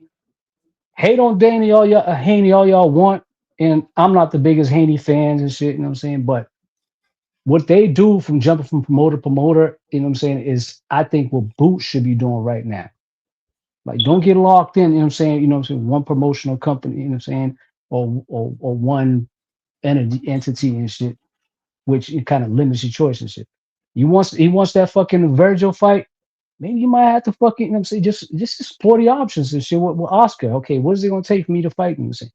Well, once you already locked into Eddie and shit, you already know how that goes and shit. But I don't know if that's a possibility, because we discussed this multiple times on this platform, how Golden Boy is down bad. Their last start is Virgil. You know what I'm saying? Because Ryan now, but before Ryan's erratic. You know what I'm saying? He can't control Ryan. So, Zepeda already lost. You know what I'm saying? Virgil's like their last start. Kid Austin, he ain't really it. You know what I'm saying? He had that win over Tevin Farmer, but it's like, So Virgil is really his last unblemished star. You know what I'm saying? He's really the only bargaining chip that he has when he goes to talk to some of these platforms that he wants to house his boxing events, right? So I semi get it on the business side, right? But here's my thing. Eddie Hearns, and I have my beef with Eddie Hearns, right? And I personally, how hard is it to get a nigga to sell out in his hometown where he's already popular? You need to expand his reach and his fan base. Test the waters somewhere else. Stop doing this shit in Atlantic City. We love a hometown fight. Yes. But every fight don't need to be a home damn town fight. Test his marketability elsewhere. Right? Give him a good name. That's why, Charlo, if he wasn't 3 years off the couch, I'd say that would be amazing to do in like Texas. You know what I'm saying? Or somewhere else. Because Boots got fans, I believe, all over the place. You know what I'm saying? Not just the tri-state area. People have to stop thinking it's so small. He has fans everywhere. And regardless of if Eddie has to overpay, which y'all saying to some, that's ridiculous to me, bro. Like, y'all niggas fight for a living, and especially if you don't have a real big name and you ain't popping like that. $250K should be good enough for you, especially when you didn't make half that in your last fight. We have to stop providing these people with excuses, and we have to stop punishing the niggas with the skills. That just don't make any sense to me. We punishing people with the skills when in reality, y'all all supposed to be wanting to get in there and squabble up. All of a sudden, when it comes to somebody that you think could whoop your ass, you become an accountant. Everybody turning to Elon Musk. Everybody turning to Bill Gates. Everybody want to get their calculators out. When it comes to somebody that you think you can't squabble with. That fight with Erickson Lubin that Virgil did, that shit got made like that. I blinked. I took a shower and got out, and I was like, oh my God, they fighting. The same shit that's going on with fucking Haney and Rolly. It looked like y'all about to squabble up in May 30th. I blinked and that fight happened. But when it comes to Ryan Garcia, it's all of these stipulations, all this kind of shit. It's like, stop. And y'all talking about fighters ain't scary. That's bullshit. I think some of these fighters are scared. They scared to lose their own. They're scared to get embarrassed. We live in the social media age where everybody is going viral now for getting their ass knocked out. Hell yeah, they scared. Hell yeah, they scared. Hey, but I'm gonna say this though, hey, Boost got to take some blame in this a little bit too, because after Karen won, We have to remember, after Karen won, he said out of his mouth, maybe it's time to go to 154 while I have a little bit more pop. That's what he said. So Turkey came to him. I said, okay, you can make the Ortiz fight, right? And it seemed like it might have been headed that way. Salute, Thomas. Okay, Boots turned around and said he wanted to unify at 147, which I don't think you're supposed to push a guy up, but okay, the opportunity was there. Okay, he wanted to unify 147.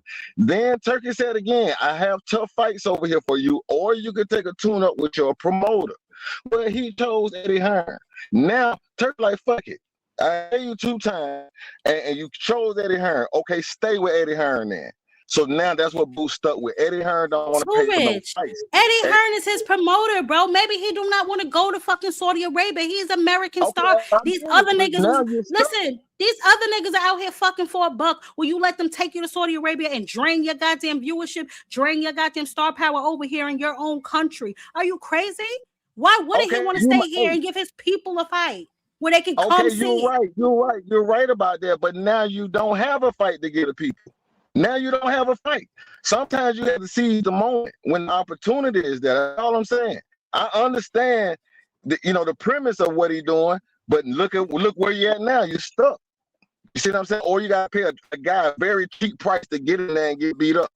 You see what I mean? Overpay. That's all you can do. Overpay him. Get him in the ring any kind of way you can. And for the record, Boots is on record saying he fucks with Turkey. He wouldn't mind going fighting on a Turkey card. He thinks what Turkey's doing is good for boxing. So I honestly, I'm legit. I'm not even bullshit. I don't know where some people get that Boots don't want to go to Saudi or whatnot. When he's on video saying he fucks with Turkey. So I don't. I mean, maybe I guess he. Go ahead. I mean, I don't want to cut you off and shit. No, go ahead, baby. You was talking. No, I was just saying, it's like maybe he legit didn't want to. You know what I'm saying? I had to jump up to 154 and take that, Ortiz fight because what I'm saying, he was still stuck on a unification and shit. But that still doesn't, what I'm saying, to discredit Too Rich's point and shit. It's like you had the opportunity and shit. What I'm saying, you turned it down and shit. Whether it was, what I'm saying, it was genuine, which I think it, what I'm saying, it might have been and shit. What I'm saying, it's like, yeah, you want to be unified and shit. He felt some type of way of being called an email champ or whatnot and shit, but you had the opportunity and shit. What I'm saying, I don't think he turned down the Ortiz fight because he didn't want to fight with, he didn't want to go to Saudi or whatnot and shit. It's like, at the end of the day, this is your career and shit. Going to Saudi for one fight and shit, what I'm saying, if you're gonna get like, what I'm saying, double or triple the money and shit you would have got for a hometown fight for that one fight, you'd be a fucking fool not to take that and shit. Because boxing career is short and shit. It just takes one good ass whooping and shit, and then you ain't never the same again and shit. So you got to take, what I'm saying, that money present itself and shit. What I'm saying, especially if it's semi-life changing and shit, you take that shit. But again, I'm not in his shoes, so I don't know what the fuck was going on and shit. But it's just a question because I still, I told you I'm on my one woman brigade to get him a damn fight because I love seeing Boots fight. He's very talented. I wish, I feel like people don't give him his credit, and that's because he doesn't have what some people would consider a name on his resume. And he don't. You know what I'm saying? Let's keep it a bundle in a bag. He don't. But that's to me, that's not really his fault. I that's why I say really I don't really rock with Eddie, because I feel like I don't know how much Eddie is doing to get him fights, but I feel like as his promoter, this is your job. This is like one of your jobs, if not the most important job, to ensure y'all all get paid, is to keep him in the ring. Now, granted, if people do not acquiesce to your requests or your invitations or your call outs or whatever the case may be, it's nothing really you can do about that. But something has to change. There has to be some sort of common ground where we meet somewhere in the middle, where I'm not giving up a whole bunch of shit, you not giving up a whole bunch of shit. We just coming together, meeting in the middle. You agree to this, I agree to this, whatever the case may be. But it just seems like when it comes to Jerron Boots Ennis, that's more difficult than it's easy. I just don't understand. I just don't get it. You know what I'm saying? So I don't know. That's just one of the issues that I've just been like pondering about and trying to figure out what the hell is going on, because it's we're coming to the end of the first quarter, and Jerron Boots Ennis is still not in the ring. He took no damage in his last fight. You know what I'm saying? What was that? Round 2, he got Lima out of there, gave him a little cheesesteak. You know what I'm saying? Go eat that on your way home. You know what I'm saying? But it's like, yo, time is ticking. You feel me? So I don't know. I don't know. I just feel like in certain situations, we have to just be honest and see what's going on. Band up, what's up, baby? What it is, Jab Queen? How you doing? I'm doing well. Hold on, let me bring you up on here properly. You know what I'm saying? Only person that get the boo is a boxing hacker.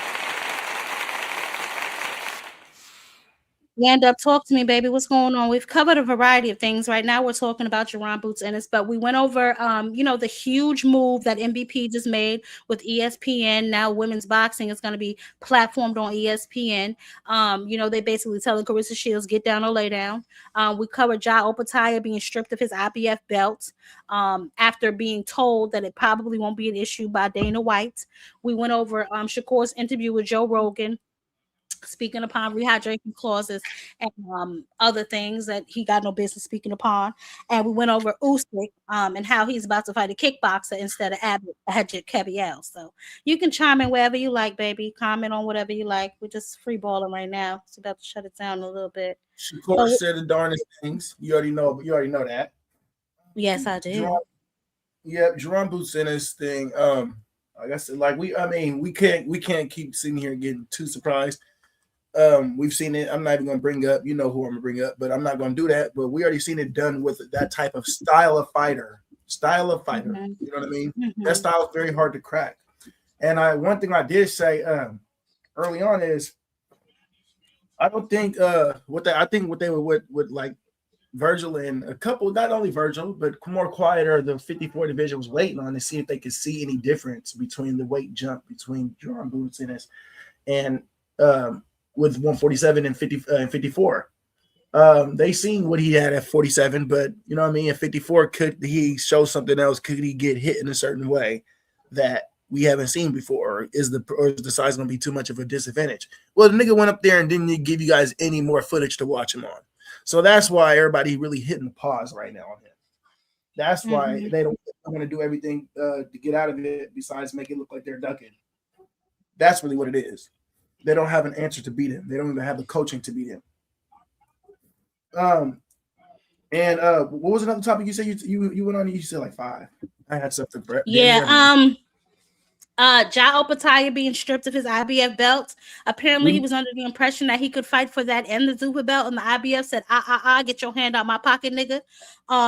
So he was stripped. Well, he will be stripped. I'm sorry. Let me correct that. He will be stripped the moment he walks into that ring to fight Brandon. So, the IBF is not sanctioning that fight. They do not give him permission to fight for their belt and the Zufa belt at the same time. So I kind of feel sorry for him a little bit. But that's what happens when you don't read the fine print. You asked Dana White about that situation when you really should have been asking the nigga who belt you have, how that would play out. So he will be stripped. And then obviously Ajit is very upset that Usyk will be fighting a kickboxer in his next fight and is calling for him to be stripped.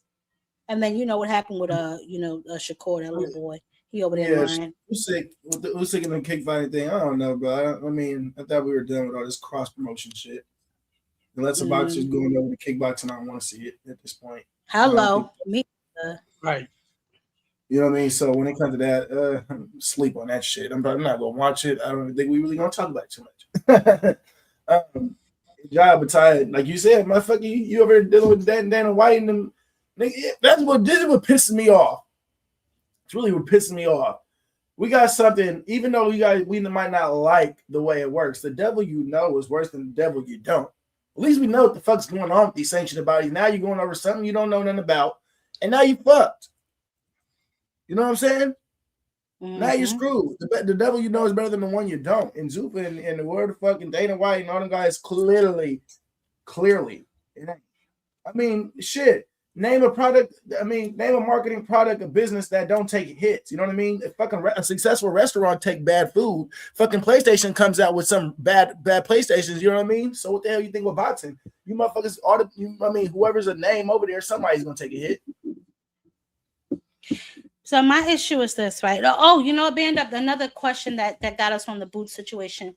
Would you give Jerron Boots and his full credit for fighting Jamel Charlo 3 years off the couch? Yes.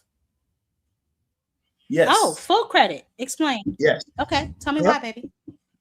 I don't believe. I don't know. I don't know. Correct me if I'm wrong. Jamel don't really get out of shape too much, do we? Mm-mm.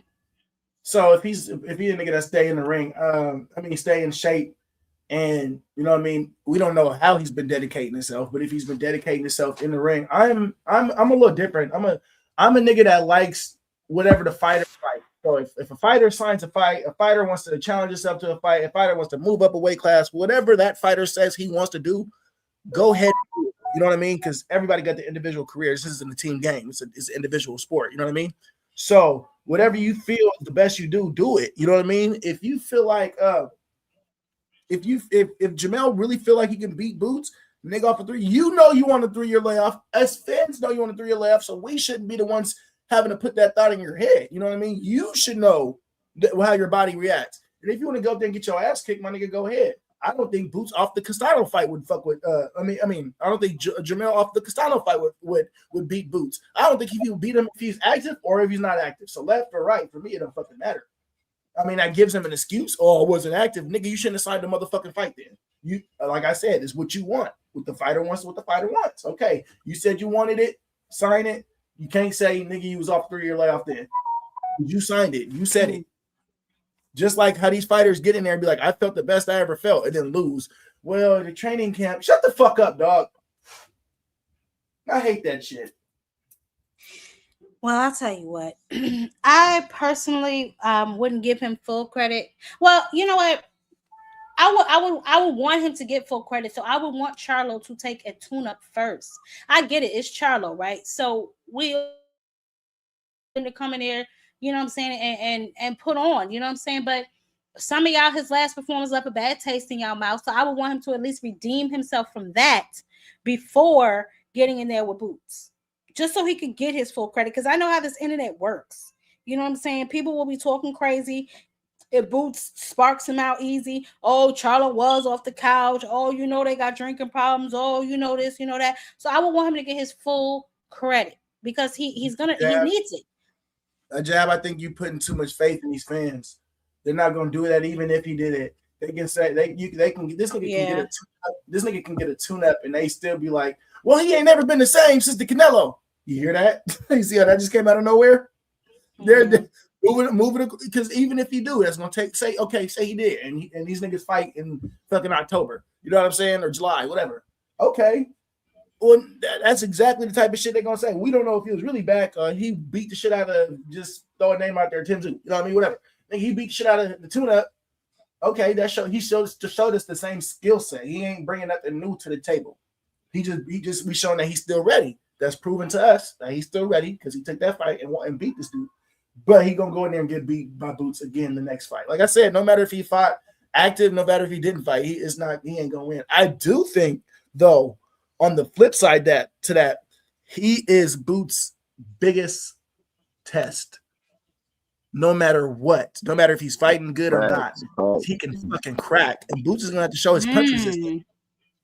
He do more than crack. He can move, he can box. I mean, Mel's a total package and shit as far as like when we talk about you know what, Tay? You might got a point. You might got a point, Tay. I gotta go through the rankings real quick to just see real quick. But you know what? You might got a point. I didn't even think of that. But not really, because it's low-hanging fruit. I just mean like not the Limas and not the, you know what I'm saying, niggas we ain't never heard of, or you know what I'm saying? I mean like a name, an official name, because the majority of things that I hear is Boots ain't fighting nobody. So I am on a one-woman quest to get my Philly baby a fight with a name so he can really be where I feel like he belongs. You know what I'm saying? At the top of the echelon, because until he does that, until he fights somebody that the fans feel is somebody, they're always going to downplay him and they're always going to disrespect his skills. And I'm trying to prevent that. So that's why I said Mel, because I know Mel is a dog. You know what I'm saying? I'm not taking nothing from Mel. I'm not disrespecting Mel in any way. Please believe me. I'm just saying I want both of them to get their full credit. You know what I'm saying? So that's why I said that. Hey, I'm gonna say this now. I'm gonna refine my statement and say he won't get full credit. Because what's gonna be true. Mel been out the ring 3 years, but it's a trap fight. What if he goes the distance with Mel? What would that say about Boots? But what if he go in there and do Mel dirty? If he go in there and do him dirty like we expect, still would be amazing, even if he don't get full credit, versus fighting some bum that we expect you to do that too. But to see Jermell Charlo stretched out on the ground would be amazing. That would be, but if he goes the distance with Mel and Mel gives him somewhat a problem, we might have questions about Boots. Yo, so even it's a good fight. Yep, too rich. Because they say they two fight a good one, and Boots get a split decision. Nigga, that could be a Mel and Boots too. Then what we talking about? Exactly. Whoo. So it's an intriguing matchup, man. That's why I said that might be the fight. That might be the move to make. And you know, it's how much is Jermell Charlo gonna want to look? I'm Boots lawyer now. How much he want? How much he want to fight? I think he want 2.5. I think he want 2.5. He's selling that name right now. He said, "I'm selling my name." Hey, I'm selling my name to the highest bidder. Much as we said, there was a lot of killers at 154. The two best fights at 154 is Errol Spence and Jermell Charlo. Crazy. Those are the two biggest names at 154. Damn. Wow. No lies detected, though. No lies detected. I can't wait to see this Keith fight. I'm not gonna lie. Oh, Keith Thurman. That's right. Keith Thurman and Fandora. How y'all feeling about that? Y'all excited? Man, Keefy Poo gonna get his ass whipped.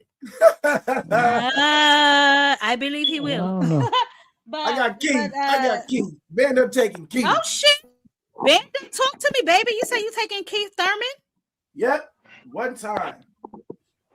Keith can do it. I don't know if he I don't like do Fandora. I think Fandora's on my top 5 trash list.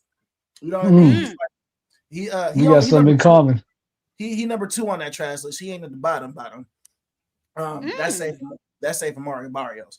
But yeah, I don't like Fandora, bro. He don't got a too big of an IQ to me.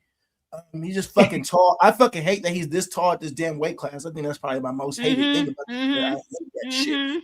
Big ass up there with fucking Shabazz and all the mother niggas. Fuck is you doing? Big, he just tall. Bands up. You know what's crazy? I say that all the time. I said this nigga is the most unfair nigga in boxing. This Slender Man. I call him the Slender Man. I don't fancy him either, but I do see that I can acknowledge the fact that he has been getting better over his last 3-4 fights. His inside game, his outside game, he's getting better, bro. So that on top of what he already possesses, that's dangerous, and that's gonna be a tall glass of water, literally, for Thurman. Yep, I just hope Keith could just, you know what I mean, dip and dive. Keith just got to move his head. As long as he move his head the whole time and land punches, he be all right. He be all right. It's just the what punches he gonna land. Keefy Poo in trouble. I hear what you're saying, bro. But let me see. Let me see if I can help you. If you can see something that you're not seeing, I get that, right? This is once upon a time, Keefy. We ain't never getting that thing. Respectfully, I like Keith Thurman, but it is what it is. One thing about this tall, lanky ass, thick glasses wearing motherfucker, he can fight from mid-range, long, and that lanky motherfucker can fight on the inside. So all that keep moving around shit, keep running into shit. And keep best chances. What he got to do, fellas? He got to get up to that tree stump. But this street stuff got arms that hit back. And this motherfucker throws uppercuts and body shots and all this shit. I don't know about that. But if they keep us to pull this off, hey, I salute to him because a lot of people want to see Fundora out of there. And look, I'm not knocking what you feel about him. You think he trash, but what that makes about the motherfuckers he been beating, I guess they even more that trash. That makes them trash truck juice. So everybody that trash ass Fundora, blind ass, thick ass glasses, that he beat, they trash truck juice. If that man is a trash can. Wow. Yep, I agree. So hold on, y'all, because shout out to oh my god, baby, I'm so sorry. I'm pulling up the thing right now. I can't even see your name. Hold on, because he just gave me a video for us to watch about Fundora. Said something's wrong with his arm, so that may be good for old Keithy Poo. Let's see what's popping. I'm placing my bet now. His right arm. They saying his right arm. Yeah, the video's kind of old too. Oh, is it? Okay. Well, if this is an old video, then we can't go by this. Okay. If you got any type of injury, I'm putting my money in. Fuck that. Look at Keith. Okay, Keith caught most of them. Let's see what Fundora do. Let's see. No, we don't want to hear that about your little arm, nigga. Come on, we know your arm's long. Pull the goddamn shit. Catch it. Look and at with how all long. due respect, yeah, that motherfucker. He missed 2. He missed 3. Oh, he got 1. He missed most got no of coordination. He only caught 2. Let's see what Keith got going on. Jeez, Caught it. Missed it. I've been doing Caught this. Caught it. Okay. That's cute, y'all. And he gonna be catching them punches just like you caught them damn things. Hey. With all due respect, with all due respect, Fundora does not fight long range. That motherfucker has no distance controls or whatever. For years, he been fighting, you know what I'm saying? Never use his height and his reach to his advantage. He stays on the inside. Now, the only glimpse he showed of it is that last fight with Tim Tszyu, which a lot of people credit him improving and shit. I think it is a slight improvement, but at the same time, Tim Tszyu is like, I mean, when we talk about done, that motherfucker, I mean, he's like done, like forking him done. I think after that first, you know what I'm saying, after that first fight where they should have, his corner should have, you know what I'm saying, threw the towel in at least in the third round and shit.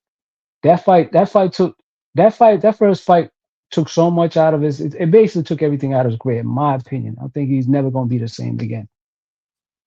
And it showed right after the fight, you know what I'm saying, with Bachram and shit, where he was just getting tossed around and shit. I ain't never seen Sue get beat up like that. And we seen, you know what I'm saying, well, Bachram is really, you know, really at. He was just an overhyped, you know what I'm saying, quote unquote murderer, killer, whatever shit. He really ain't that. I say all that to say this and shit. While I agree Fundora is not pure garbage trash, he's not that good. And I think, you know what I'm saying, I think Keith might pull it off. Even in an inactive Keith, I think Keith might pull it off because, you know what I'm saying, Keith, because like I said, I don't think Keith's not going to be a fucking standstill target for them, you know what I'm saying, for you know what I'm saying, to let, you know, Fundora, you know, try to control distance and range and shit. He did, you know, like he did with Sue last fight. Keith going to give him all types of fucking problems and shit. But it's an intriguing fight, and I can't wait for it and shit. So, and yeah, we're gonna see if Fundora needs to be regulated to a motherfucking gatekeeper, or we gonna keep holding him up to as one of the champions, quote unquote. All right, y'all let me know in the chat who y'all got on this side. Y'all got Pandora or y'all got Once Upon a Time. Y'all let me know. Hey, I'm gonna say this. I'm gonna start our spreadsheet too, y'all. Hold on, Trish. I'm gonna start our spreadsheet. I started this slightly last year, but I'm gonna start our spreadsheet, y'all, around our fights to get everybody's shit on the record. Who really gonna stand on their shit? Because some of y'all be coming over here lying, man. after the fights. You know what I'm saying? So I'm gonna start our spreadsheet right before the fights. I'm gonna have y'all come up, tell me who y'all got and why, and we're gonna put it on the spreadsheet. At the end of the year, we're gonna tally it up and see who the hell we should keep listening to and not listen to. But go ahead, T. Rich, what you got to say, baby? Hey, let's say this. I don't know how good Fundora really is, but what I know, he's a problem. It's a fight that you're gonna take some damage in. Even if you win the fight, you're gonna take some damage in the fight. He's just too long. He's gonna land them jabs, and Keith got to get around it. Now we done seen him drop, so we know Keith can drop him now if he can get to him. But Who? I think Lubin dropped him, right? Lubin yeah, dropped him, right? okay, yeah, Lubin dropped. So, Yeah, Mendoza stopped him. yeah, so we know he could be beat. So Keith got the power to do it. I just don't know if he can get to him before his body get hurt and they stop it in the corner. It might not be a knockout like a straight up knockout, but it might be Keith, man, you taking too much, man. We're gonna have to stop this fight. You know what I mean? But he's got good feet, and some of the same things we say about the other fighters, where we call it moving, running, whatever you want to call it. Keith's gonna have to use some feet. You'll be a fool to go in there and fight Fundora in the pocket early. You're gonna have to lure him into the pocket, but you ain't gonna be able to do that early, because the last fight Fundora did stay on the end of that jab for 6 rounds, but eventually he did cave in and fall into the inside. But Keith gonna need his feet at least for the first half of the fight. And if he can set him up, he can do it. But I think you got to pick Fundora. Hey, Rich, real quick. Now, I hear you talking. Now, here's the thing. You say Keith got power, right? We don't know what power Keith got at 154. Because Keith Power ain't got wait, bro. And Keith Power ain't been shit in his last few fights at 147. Talk about it. Once upon a time, they had a fucking knockout since my motherfucking 14-year-old been born. He stopped the last dude, didn't he? He stopped the guy in the last fight. What, that little was dude that came up all that damn weight? That little dude that came up from straw weight or some shit? That bum ass dude? Come on, man. Ain't about how many motherfuckers you knock out, it's about the quality of motherfuckers you knock out. Keith Power ain't doing shit, and that's only one knockout. He was beating the brakes off of Fundora. He didn't go no fucking where. Fundora, if Keith Power was still on that, Fundora should have been out of here. And we had not Fundora. You mean what? We had a little red train that knocked Keith the fuck out and Keith knocked Barrios out, and Keith couldn't knock Barrios out. So Keith Power ain't all that, y'all. I don't know what y'all saying about the power. Now the footwork and all that, that's cool, and I get it. But see, somebody pointed out the last fight, this old long, tall motherfucker Benny, he used his height. Now I'm gonna say this: he's not a big dude, y'all. He's just tall. He's just a tall dude that's not gonna put on much weight. He's just tall. Everybody can't put on pounds, y'all. That dude is just tall and fucking thin. That dude, if that dude put on 20 pounds, he'll look fucking stupid. Because he's not a big frame, he's just tall. Just a tall, long motherfucker you're going to have to deal with. And he took ass whippers and all that, but we see he can face adversity. So what the fuck Keith is going to put on him that he ain't already faced? Keith ain't punching harder than Lubin and them and Mendoza and them at 154. What we talking about? That's a whole different thing. So I kind of triangle effect a little bit. No, we don't know what this is. This is a different Keith Thurman. Everybody talking about it depends on what Keith shows up. Well, that's a 154 Keith, so it doesn't matter what Keith shows up. Because the Keith that shows up at 154, no matter what Keith it is, this is Keith at 154 and not 147. Got to think about that. Take that into Let me ask you a question, Crush. Like, because I hear you, right? Because I'm 100% with you. But let me ask you a question. What do you think that Keith's best path to success is? Because to me, you got to get inside, right? Like his body, to me, is the weakest point, because that's literally mostly the height that people can reach. It's his goddamn belly, his intersection, and that's where you can do the most damage to kind of slow him down. But to get inside, you got to get past that jab, and we saw that Tim Tszyu struggle with that. Me personally, I thought towards the latter part of that fight before he quit, he was starting to have some success, but he took too much of a beating, to your point, in the beginning half of that fight. So what do you think, if Keith Thurman is going to win, what do you think his path to success would be? Just box. Don't go in there and try to knock this boy out. Okay. He wants to stop him. He's stupid for thinking that. No matter how sweet this boy may look, it's not going to be easy. Because if the guy was that sweet, he had more ass whippings on his goddamn record that he has taken. So it ain't, just a couple guys? It's just a couple guys, y'all. So it ain't like the boy's sweet like that, because only a couple guys did it. Because if he was sweet like that, we wouldn't be talking about this dude. He'd be at the bottom of the barrel, 154. So, like it or not, you got to understand what's going on. So Keith is going to have to box because he is the better boxer. We know he got the better technical skills. But come on, 10, 12 rounds of that. How much of him just constantly boxing? It may become boring. We're going to want to see somebody get hurt. We don't know if we know this Fundora can be hurt at 54. We know it. But we don't know if Keith can hurt anybody at 54. We know Fundora can hurt guys. We know he can get hit and hit the fuck back. So I think if there's anybody that's more adorable for whoever's going to bring whatever power, to somebody's ass, I think Fundora is. I just hope the odd. I just hope. One at a time, y'all. One at a time. What'd you say, to Rich?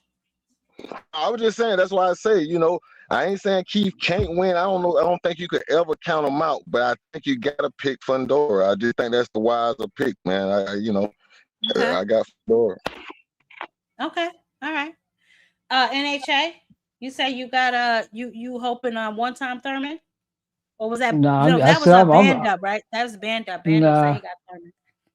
I'm just hoping the fucking odds is heavily favoring Fundora, man, because so I can make some fucking good money and shit. Because I'm definitely picking Keith. Okay. I mean, whether he's a, what I'm saying, he's a little underdog or or not. I'm picking Keith because I just don't have faith in Fundora. I look at motherfucking fighters and shit. Okay, let's look at his last 3 fights. First fight, he got stopped badly by Mendoza. His next fight was Tim Tszyu. Tim Tszyu literally cracked his fucking, nose. Was it second round? He was leaking like a faucet and shit. If it wasn't for that head gash, I think Tim Tszyu would have got Fundora up out of there and shit. I don't know how y'all was watching that fight, but he had Fundora. And then we have to also look at it like this too. Tim Tszyu was basically bleeding out, literally. I don't know how the fuck I honestly I gotta give it to this man. I don't know how the fuck he survived that whole fight, nigga. That much blood he was losing throughout the fight. When he got the head gash, like in the 3rd round, some motherfucker was literally, he should have fainted. He should have passed the fuck out as much blood as he lost. And he was able to withstand the whole 12 round with Fundora. So I look at those 2 fights right there, tells me what type of fight Fundora is. I don't look at that 3rd fight he had with Tim Tszyu. With Tim Tszyu was basically a shell of himself. Yeah, he looks spectacular against Tim Tszyu, but at that point and shit, you're supposed to look like, you're supposed to style of Tim Tszyu. Tim Tszyu was gun shy. Tim Tszyu is questioning himself and shit. Tim Tszyu was even questioning, was questioning himself, again, is that whole shit with the gash in his head, nigga.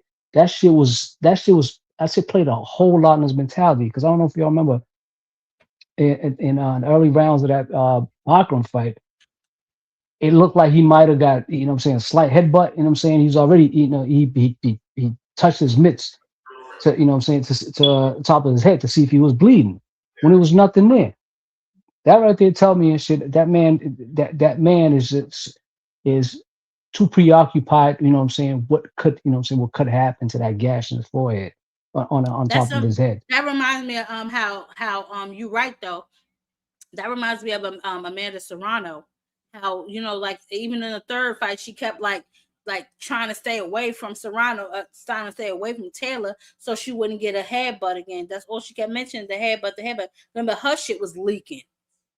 Yeah. And what was it? The first fight or the second fight? Her shit was leaking. So I hear what you're saying about him being gunshot. I think he's more or less like conscious about that reopening because it's easy to reopen. You know what I'm saying? Like little like flesh wounds like that on your forehead. It's like a thin layer of skin and all that type of shit. That's easy to reopen. So I'm rocking with you. I'm feeling what you're saying because that's definitely true. And Yeah. in the third, what was it, the second fight, like I said, I thought Tim was having some success, man. He was starting to get on the inside. He looked like he was affecting Fedor, and then out of the blue they threw in a towel. I was like, what the hell? But he took such a beating the first 3 rounds. That's what I'm saying. Like, will Keith Thurman be able to sustain? I'm not saying he's gonna completely 100% take a beating because I'm sure he can move his head better, foot a little better. But he's gonna have to take, like Crush said, he's gonna have to take some punishment to get inside. He do if he fight. I mean, he's got time for Honduras. He definitely, what I'm saying, you're not gonna want to, exchange with him in, at in the quarters and shit. So he's just gonna you have to pick his shots and shit. Gonna do a lot of lateral movement, turning them, timing them, and I think he'll be good because Fedor's decent and shit, but you got to get up in there and shit. You got to get up in his chest and shit Mm-hmm. in order for Mm-hmm. Fedor to have success. But you got to, what I'm saying, Keith got to pick his shots and shit. You know what I'm saying, move around, turn his fucking tall ass and shit whenever he can and shit. And I think Keith could pull it off, man. Even after, even as inactive as he is and shit. But you don't and shit. You know what I'm saying, I guess I don't know what the fuck I was talking about, but it is what it is. Man, listen, that happens to all of us. But let's see what's going on in the chat. So JL says, it's who has the better stamina and endurance that wins the fight. What y'all think about that? Yeah, Queen, don't be lying. It don't happen to all of us. Last time Band Up was wrong, he bet on fucking Francis Ngannou beating Tyson Fury. And he fucking did. He was robbed. Let me tell you something. People will not let go of the fact that I said that I wanted Brian Norman to beat Devin Haney. I said I wanted him to. I never said he would. They give me hell for that all the time. But it was boxers and trainers that also picked Brian Norman. They don't go over there hackling them or harassing them. You know what I mean? But it happens, man. It is what it is. Sometimes niggas wins fight that's not supposed to. Let's call it what it is. You know what I'm saying? That's why when I say that all champions are not created equal, I'm talking about the Dennis Berincheks of the world. You know what I'm saying? That first title defense got his ass whooped by Keyshawn. You know what I'm saying? I'm talking. It's just certain things that you just can predict and certain things that you just can't. It goes off a pattern, and sometimes a nigga come in the ring looking completely different than you thought he would look like. Look at Shakur now admitting that fucking Ryan look a whole lot better than he expected him to look in a Barrios fight. Was using his right hand a lot more than he expected him to use in that fight. It's boxing. That's why I love it so much, because anything can fucking happen. It's like a roller coaster ride. Anything can happen. You never know when a nigga gonna turn you, twist you, whatever. That's why I just watch it with so much intensity, like a deer in headlights, because it's just so intriguing to me to see. Sometimes things pan out the way they are, and sometimes it's like, whoa, you ain't see that shit coming. For instance, and I don't want to get copyright, so I'm not gonna play it. But did y'all know that what was this yesterday? I think that Tretch and Pepper's daughter got knocked the hell out at Misfits Boxing. Did y'all see that against that white girl? I missed it. No. I don't want to play it because I don't want to get a copyright. Hold on, y'all. I'm gonna see if I can pull it up. You can by do like it without a the sound different... and talk. Yeah. I'm gonna try and do that. Okay, y'all keep talking. I'm gonna try and get it for us on so we could just see what we're talking about.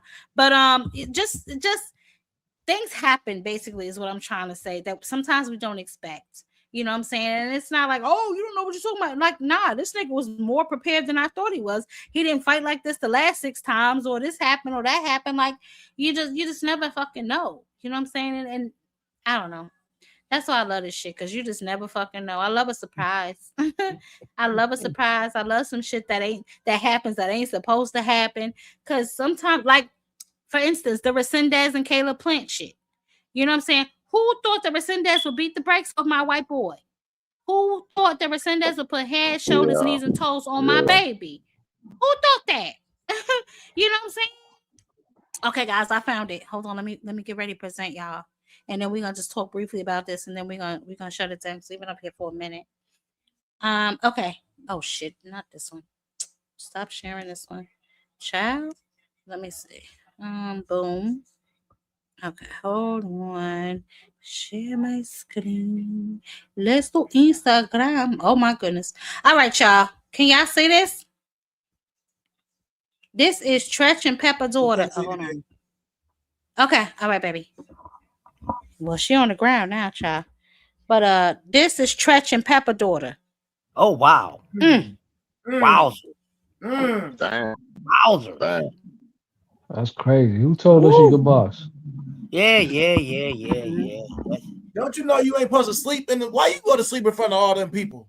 But look how she swung her punches. Like I would. But yeah, that's what I'm saying, man. It's like you could tell like she was one already hurt person, before she. What the hell? one person looked like they actually knew how to fight. The other one was just there to just. I just wow. No, you ain't supposed to nap in there, girl. You supposed to fight. Don't be going to sleep in front of all them people. That ain't trustworthy. That ain't good. Oh, you going to sleep if you going up against somebody who actually knows how to box and you don't, you going to sleep. Hey, say it again, bruh. Say it again, NAJ. You're going to take a nap. Shit, ain't no ifs, ands about it. She was like She was sleeping on her foot. You don't play boxing. She was sleeping on her feet the second night. Look at that. She sleep on her feet before that. Yeah, she was out. She was out. Yes, right there. She's out.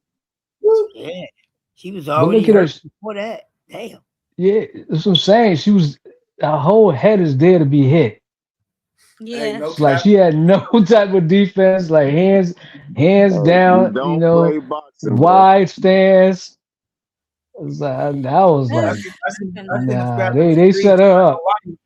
I seen a scrap in the streets like 2 years ago. It was a little friendly fade, but bro hit this dude with the stiff duck overhand, boom, smacked him. Dude was on the like going. He was the one that got hit, but he was walking, fighting down the hill while dude was fighting up the hill, right, going backwards. Dude hit the ground, and the ground woke him back up. And he kept getting up, trying to fight, trying to pull up his pants. I'm like, bro, you don't even know what just happened to you, bro. We got to stop. Wow. Yeah, some motherfuckers know how to land a punch. And some people just, just used to regular street fighting and shit. It's like, sometimes you come across a motherfucker who actually know how to fucking throw and land a punch and shit. I don't know what I don't know what's happening, but Tretch and Pepper, if you're listening, baby, your daughter definitely not down with OPP. I'm gonna say that right now. She ain't down with taking other people's punches. Goddamn, you damn right about that. Okay, she definitely not down with OPP, baby. I don't know what's going on. Set that legacy yeah, back. baby. You late, DJ, baby. We talked about my baby girl, my princess. You know what I'm saying? The one and only, the face and the motherfucking face. Alicia Baumgardner. We already talked about her. She's gonna be on the main stage again in April. She's definitely gonna be fighting 3-minute rounds.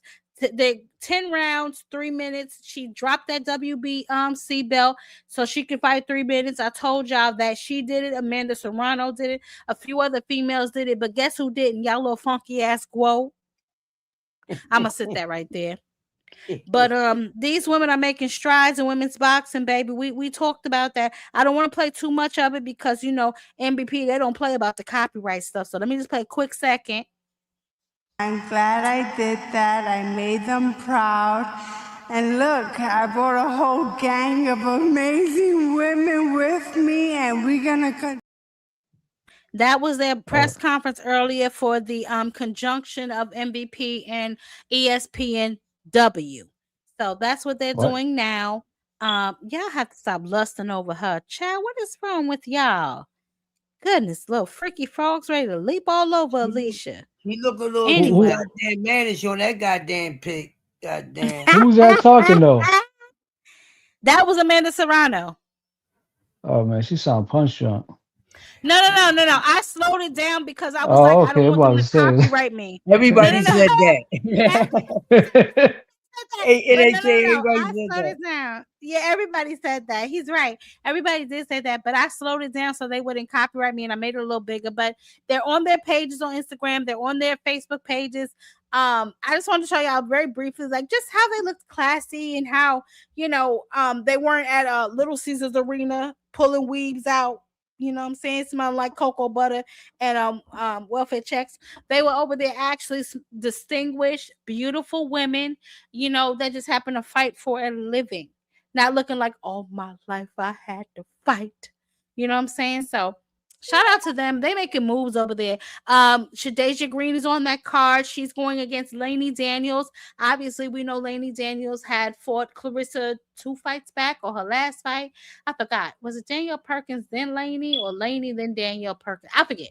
But anyway, Shadeja Green will be fighting Lainey Daniels. Obviously, they'll be looking at that fight very closely because they will compare, who fought her better, who did it better, whatever the case may be. Alicia Baumgardner, she's fighting this girl because Carolyn Dubois for her. So we're going to see who fights her better, and what the situation is there. I believe they're brewing for a big fight between her and Caroline, which is how you build a fight to get a lot of people interested, start getting the chatter built up. So a lot of things are happening in women's boxing, man. Like I said, they get in there and they get to the action. So we're definitely going to see. We know we got William So Zepeda fighting Lamont Roach. How y'all feel about that? What? it's a good fight. Huh? That's a Okay. good fight. I Okay. mean, Talk to me. Why you think so? because I think Zepeda is going to present a different type of style that Lamar Roach ain't faced yet. So we gonna see. I Oh. mean, get a shout out to Roach though, man, because he's been, what I'm saying, that's like three top quality, what I'm saying, fights in a Behave row and shit. And, aircraft. Behave and, aircraft. My babies don't and never behave. Behave aircraft, baby. mhm, Talk your shit, What it aircraft. is. and three different Behave, baby. styles, man. You can't get you got to give it to Roach, man. So it is what it is. I don't know what I'm gonna give to Roach besides a draw, but he definitely Maybe. will squabble. He will squabble. I think he beats Zepeda though. I think he beats him easier than the pit bull fight because Zepeda is not as aggressive. Maybe he's as aggressive, but I don't think he hits as hard as a pit bull. So we're gonna see. I mean, because he fought Tevin Farmer 23 rounds. He ain't get a paper cut. So we're gonna see. We're gonna see what's up. We're gonna see what these niggas talking about when they squabble up. You know what I'm saying? I'm hearing rumbles of some other fights, but we'll see. Kid Austin, he's supposed to get back in there with Lucas Body. We know that Cruz is getting in there with Albert Bell. Shout out to Albert Bell. If y'all didn't watch my brother's interview he did with Albert Bell, it's amazing. Y'all have to go make sure y'all sub up and watch that interview that Hold up. Kim J did with Albert Bell. Hold up, Who's hold Bell up. fighting? He finally getting a fucking fight. Albert, What Cruz? behave, behave. No, Albert no. Bell is Fucks with Albert Bell. Albert Bell is fighting Andy Cruz. Ooh, Originally, we yes. That's a good one. originally yeah, that is a good one. Originally, we thought that he was going to be in there with Lucas Body, but Lucas Body decided to go the Kid Austin route for the WBC. So he's going to be fight WBC, one of them niggas. He's over there. He chose to fight Kid Austin versus Albert Bell. So shout out to Andy Cruz for stepping up to the plate and deciding to get in there with Albert Bell. He about to take his second loss in a row, but that's his business. We not that's his business. But that's gonna be a good fight. I think that Zepeda and Lamont Roach is gonna be a decent fight. Hopefully he can break this draw streak that he's on. I saw his father was on Mill City popping his shit. As suspected. In anticipation for this fight. I just hate when I'm glad that they're still together because I hate when fathers and son beefs. Like, as much shit as I talk about Bill Haney and I pop my shit about Bill Haney because y'all know I can't stand his ass, I respect what he does for his son. All jokes aside, I respect what he does for his son. I respect. the fact that he got his son to where his son is now. I truly do respect that. I don't respect him because I just feel like he be lying all the time. But I respect what he does for his sons. He puts his son above all else, and I respect that. I really, really do. And the same thing goes for Roach's father. The same thing goes for a lot of the fathers in boxing. You know, Shakur's grandfather, T.O. father, he needs prayer. But I respect the fathers that sacrifice it all to be with their sons on the road and you know, I'm pretty sure they went through some down times. You know what I'm saying? To make sure that their sons made it to where their sons are now. So shout out to all of them. You know what I'm saying? I'm gonna pop my shit because that's what I do. But I do respect what they've done for their children and the fact that black men are supporting their sons and helping their sons elevate to a significant level in the sport of boxing. I truly do respect that. Now, as a man, Bill Haney can kiss my ass. You know, that's just what it is. That's what type of time we on. But I respect what he has done for his son. He's moving him very strategically, very good. And he's positioning him to make it look as such. But people with eyes in 2020, baby, we can see you, boo. Hey, let me say this, Jack Quinn, about the Lamont Roach Zepeda fight. Sure. I think it's gonna be a tougher fight than a Pitbull Cruz or even a tank fight. Really? I'm gonna tell you why. Talk to me. Yeah, Zepeda throws a lot of punches. The problem with Roach, the reason why he's drawing with these guys and not winning, because he don't get up a lot of punches. So Zepeda gonna throw punches. So I'm saying if it comes down to a decision, it might show if a Roach can't stop him or really hurt him. I don't see him out punching Zepeda. I don't see That's him a out. good So you gotta be observation. saying Roach gonna hurt him. He gonna hurt him and do something significant way the numbers. But if that thing go 12, we know whether them punches hurt or not. Zepeda gonna be showing activity. He's gonna be throwing his arms. So you're gonna have to really outbox them. Even Shakur had to throw a lot of combinations to make them numbers add right. The combination that he didn't have to throw in the TO fight. Is Lamont Roach gonna do that, or are you gonna stop Zepeda? You're not gonna outpunch Zepeda, so you gotta hurt him or do something significant. You know what I mean? No, it's gonna be very intriguing. Let's build on that. So NHA, you feel the same way? Yeah, I definitely feel like Tay, you gotta behave. Well, I don't know why my boys don't behave. Tay, you gotta behave, baby. He says to pay the back on that. Stop it. We're not slandering people over here. We're not gonna do. Go ahead, NHA, because we're not gonna do that. yeah, I mean, like I was saying, it's a beta definitely presents a different challenge and Attributes. shit. Okay. Okay. Attributes and shit. Like he's a legit, volume puncher.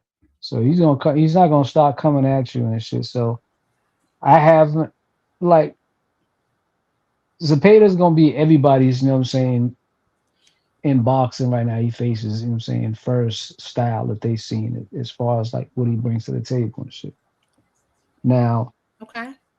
is Roach gonna be able to, you know what I'm saying, is Roach a mover and boxer and shit like Tevin Farmer or Shakur and shit?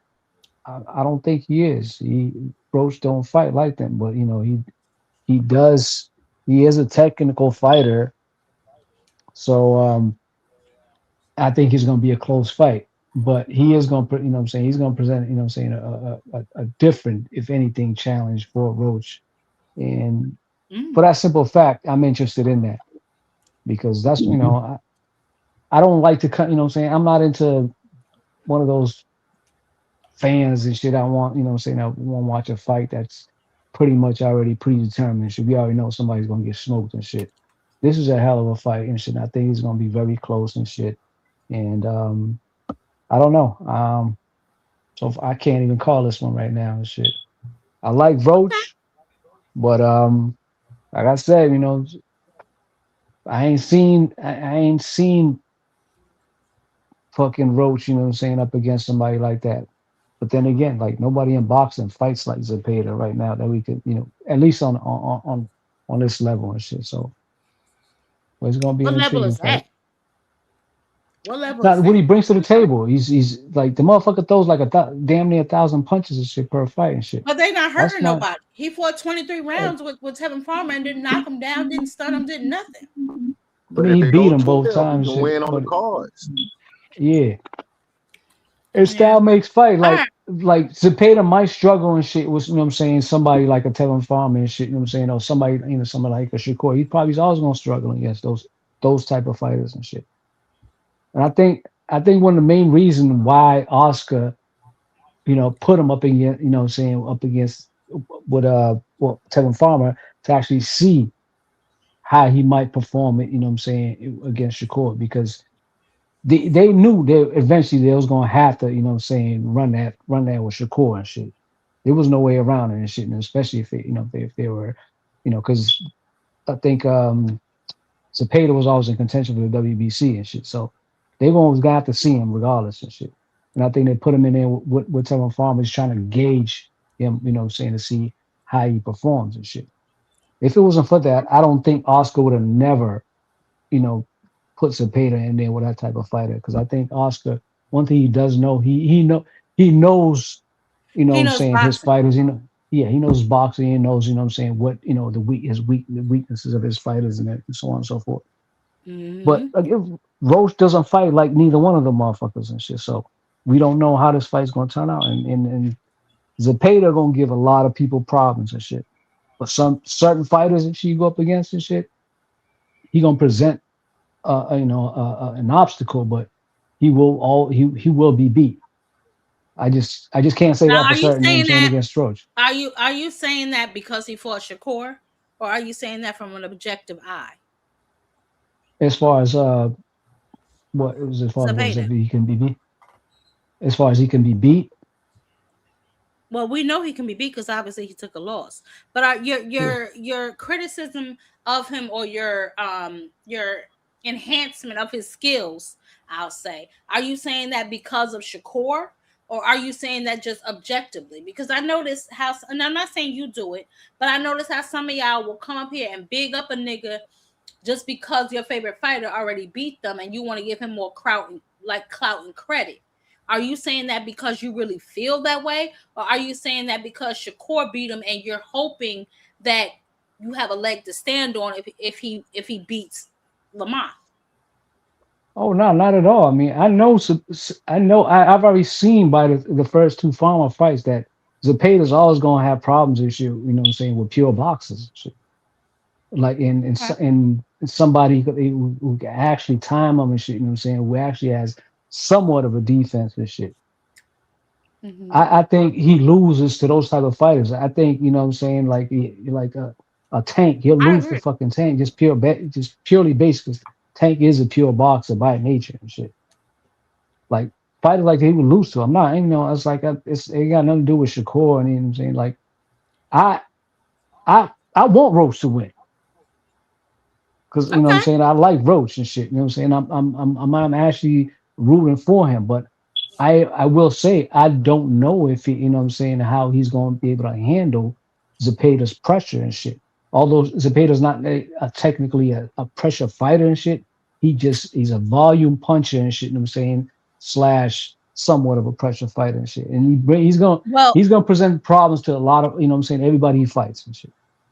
I'll say this. I think that Zepeda will be easier than Pitbull because I think Pitbull has more pop and he applies the same amount of pressure. So I will definitely say that. But let's move it around. Mr. Greg on the panel. I was just happened to been perusing through and listening, but I really wanted to say this to you. I wanted to thank you for doing it. When I go to amateur fights and here in the area, and when the press is there, I'm always on them about highlighting Black fathers with their sons, because a lot Mm-hmm. of times, you know, the narrative that gets always put out there. And so it was just refreshing to hear you say, even though I know I got problems with Bill, but it's refreshing to remind people that those fathers are not out in the street laying up somewhere else, but they're with their sons, getting them prepared to possibly have a better life Mm-hmm. in boxing. And I like the fact that you big them up for that, because like I said, sometimes they avoid me if I'm there because I'm like, why are y'all trying to find negative stories and this, that, and the third? Talk to the fighter, but highlight the father and son duo. You know, they haven't made the big time yet they in there putting in work. And so to hear you, give props to them was really nice to hear. And I just wanted to, to tell that to you that you're doing something that needs to be done more of, because there's a lot of fathers out there who are doing good work with their sons. Oh yeah, Mr. Gray, let me explain something and to everybody that can hear my voice, the people in the bushes, the people in the chat. It is fuck the Haneys forever and forever. But I will always and forever give Bill his respects for what he's done for Devin in this sport. That's not negotiable for me, right? Do I feel like he double talks and fat raps and caps? Absolutely. And I've told him that to his face. Y'all go run the tape. Y'all heard me on the Boxer Boys telling Bill he's a Yeah, goddamn we fool. heard you. But I will always respect what he's done for his son. The same with Brian Norman Sr. I will always respect what he's done for his son, regardless of how things turned out between him and his father. And I hope they get back together. And if they are together, then pardon me.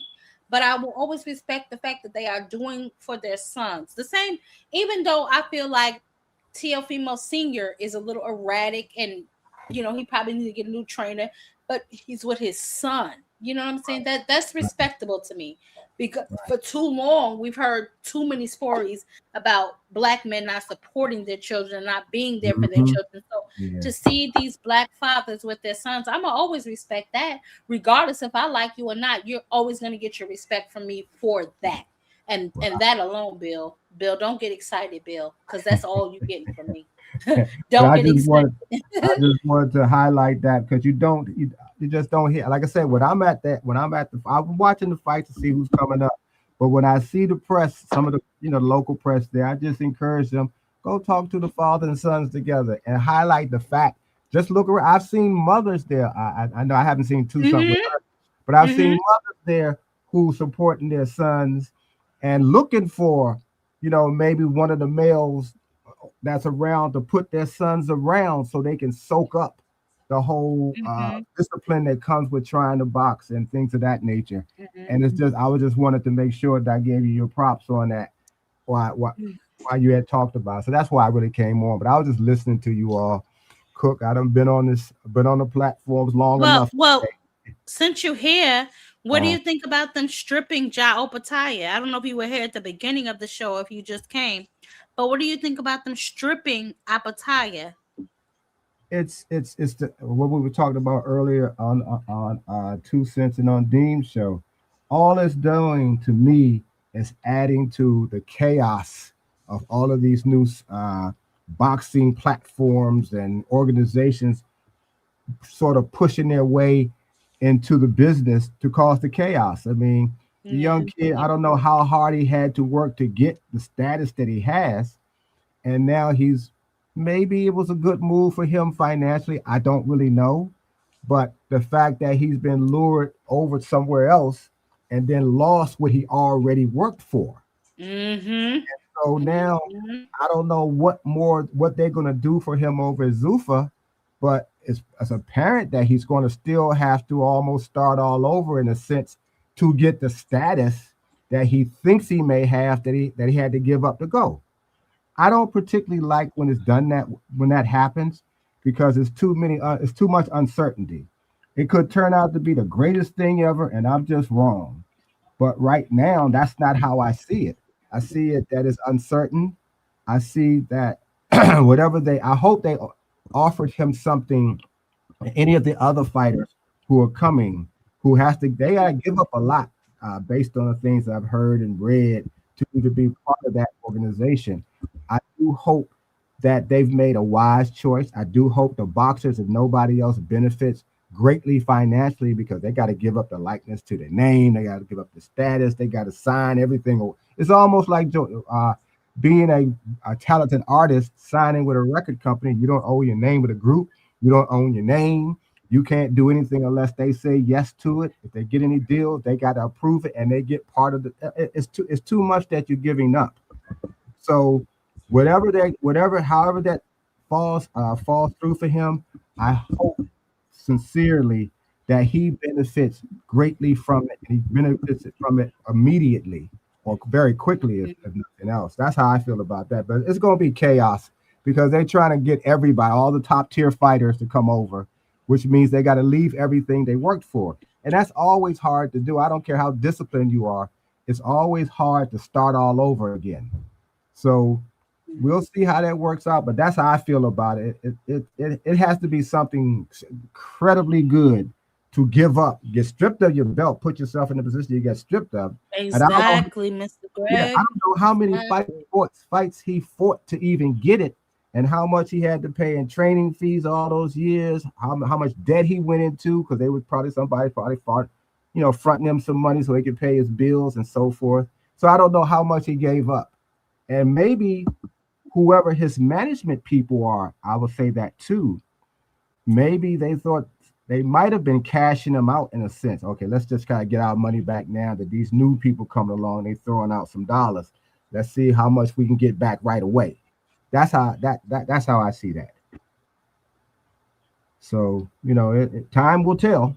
That's all I can really say. No, What do you think and about it? and I agree. I agree, Mr. Greg. We were actually up here talking. I'm actually torn, because I played a couple weeks ago. His promoter or his manager saying, expressing the reasons why they decided to go the Zuffa route. For more fights, obviously better opportunities, but he was still pursuing undisputed, and they were under the impression that Dana White would honor their belts. But what they didn't calculate was the actual sanctioning bodies that hold and possess the belts that you hold, going along with this whole sham and scam. So that there's a couple of things obviously that Zuffa needs to iron out. I feel like if they're gonna take belt holders anyway, the belt holders need to know and understand that those belts will be stripped from you the moment that you perform under the Zuffa umbrella. So I think that's a little caveat that Dana White is kind of mixing in the fine print, or he's testing them out to see if how far he can go with this whole thing, because I don't really think he thought this thing all the way through. And I Right? don't I think. think maybe he. Sorry. Go ahead. No, go ahead. I was going to No, say, I just. but his management people didn't think this all the way through either, because I think even if you just go take the temperature you should have taken first would have been of the sanctioning bodies, because we know there's been this rebellion against paying fees and things like that to the sanctioning bodies. So you need to take their temperature and see how they're viewing something like this before you even make that next move.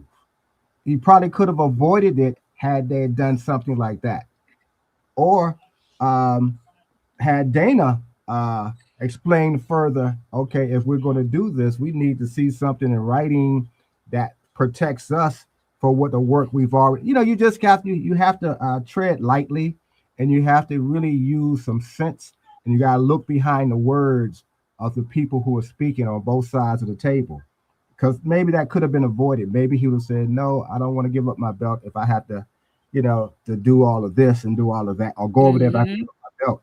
But he never had that chance, it seems. So that's kind of how I kind of see that. That's hard. It's hard to take. That it's just like you get cheated at the Olympics after all that sacrifice, and then something incredibly stupid and wrong robs you of your gold medal. That's how I'm looking at it. That's how hurtful that can be, and I'm sure he feels that kind of hurt, that I'm being stripped of everything I've done so far. Shout out to my brother. More hold on, Mr. Gray. Shout out to my brother. More so, it's the perspective that Ja didn't know what he signed up for when he locked in with Zuffa. He didn't understand the war between Zuffa and the sanctioning body. Zuffa used him as the test dummy. I agree with that. See? Because like you said, they probably were trying to see how far, like I said, they were trying to see how far they can get, with these, but you can't do that. You can't talk down on the sanctioning bodies, then use their belts to promote your fight. Like, where they do that at? Yeah. And see, once again, who's the one that's hurt? The fighter. It's always the fighter who did the most work, who bled for it. Now he's going to possibly, I not gonna say it don't happen. Possibly, he's the one that get the short end of the stick. He's the one that get all the bleeding. Okay, but let me say this. Let me say this though. Now, if it's true, Opataya only made $900,000 for his last fight, and Zuffa is getting a 1.7. That Zuffa contract probably came with 3 fights, and with Opataya is looking at, hey man, it's $5 million in 3 fights. He ain't losing. He's not losing that. He's not getting exactly what he worked for, but the dollar amount, he's probably clearly he's getting more because he signed the contract. So that was about money. They put enough numbers on there to convince him that But that here's money my thing was worth though, too more. Rich. Huh? Okay, but so when y'all stood up here and y'all, not you per se, but I'm talking about the trinket people that the belts, the belts, the belts. I don't want to hear nothing about money then, because clearly you have a price. Clearly your belt has a price. Well, Opataya wasn't getting fights like that. You got to think about that too. He wasn't as big as So he now we're should going be. back to the fight. So this is what I'm talking about. It's about the belts, or it's about the money.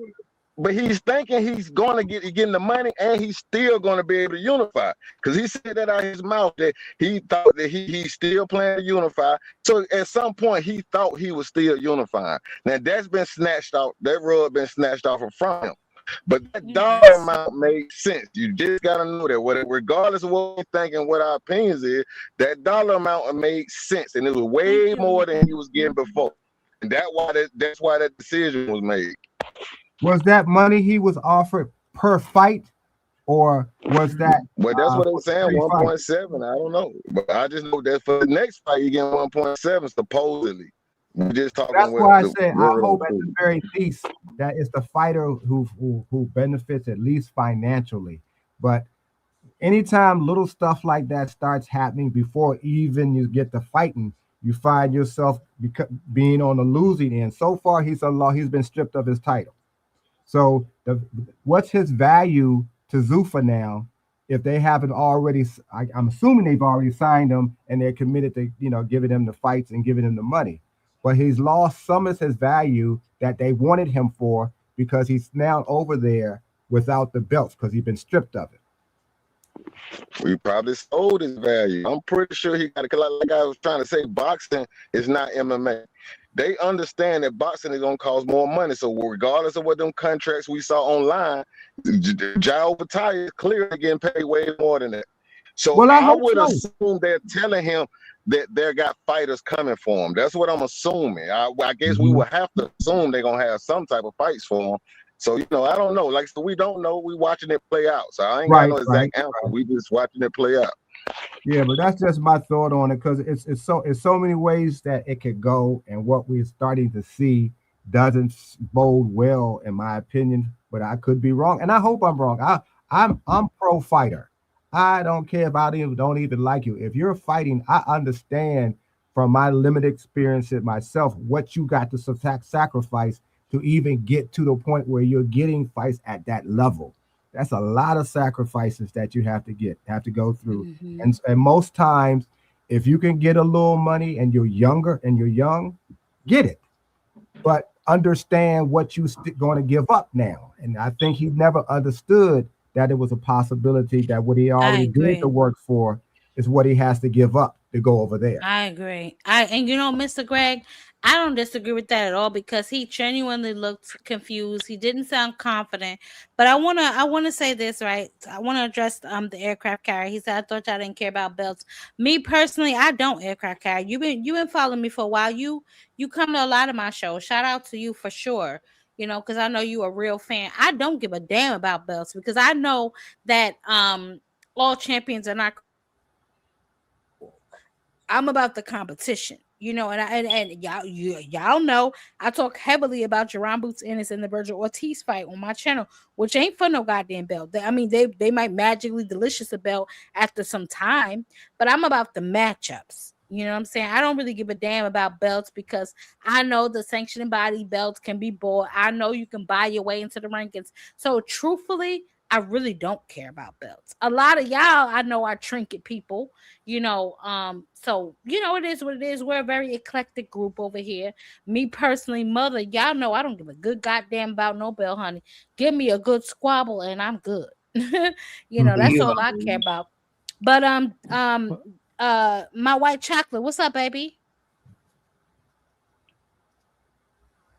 DJ, what's good? Hey, so I'm gonna give everyone here just a little bit of different perspective, and maybe over here in Australia we get different information or information that um, sort of slides under the radar over there in the US with Jai. Hold on. Y'all hear his accent? I'm international, y'all. All right, Go Joy. ahead, DJ. Go ahead, DJ. Oi there, mate. Yeah, all that. And no, we don't ride kangaroos to school. So let's just get that out of the way. Um, so if I'm to look at Jai's career, and I'm patriotic, but I'm not a fanboy. So let's just clear that up, right? Same with Tim Zoo. If Tim Zoo shows me he's not the man, I'm not going to make excuses for him. He's just not the man, right? Jai's biggest payday, I would have to believe, was the Breeders #2 fight, because they stripped him before the first one because he went to Riyadh season. So this is actually happening to Jai twice. When Turkey rang him up and said, look, come across here and fight Breeders, IBF said, no, we don't like the idea of that. We're going to strip you. He fought Breeders and busted his jaw on both sides and still won the fight. Went away, healed up, got screwed up, came back for the second fight to win the IBF back. And I reckon that on the Riyadh season, that would have been his biggest payday. Now, part of what I'm going to ask you all to consider is from that point on, he's been a Turkey ambassador. All right. Now, I'll read into that what you want to do. But Turkey Usyk had every single opportunity to make if he wanted to make the Jai and the Zerdo fight. Had every single opportunity. But Turkey Usyk actually chose Benavidez in front of Jai. Right? That's just simple facts. Jai spent a little bit of time, so he was Tasman Fighters over here in Australia, and he's also got Spencer Brown in his corner. And Spencer Brown's got, let's just call it, pretty deep pockets when it comes to helping finance some of these things. So the IBF was giving him all the mandates while Jai couldn't actually get the unifications. And because it's the cruiserweight division, it's not one of those 135, 140, 147, one of those special divisions, heavyweight, that everyone keeps their eyes on. So there's a balance, in my opinion, between the boxing industry today, between these promoters wanting to make the most popular fights and the most legitimate fights. So Jai being hidden away over in Australia, that's not going to be the most popular fight because he doesn't have a huge worldwide audience. So I believe part of the carrot going across there to the US under Zuffa was that his name and face is going to be all over Paramount Plus. It's going to be everywhere. And he's going to get his profile raised just because they're investing in that name. Now, with the IBF stripping him, I'm not sure that that's Dana White or Zuffa's fault. They can't predict what the IBF's going to do, because I think it was only last weekend that Jai just had an interview during the week and said that he spoke to the IBF representatives last weekend at the fight when he caught up with Benavidez, and they were all for it.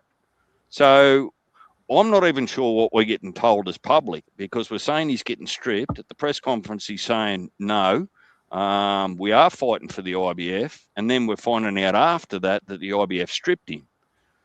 I don't believe that Jai needed the IBF to sanction this fight. They don't roll the same way as the WBC.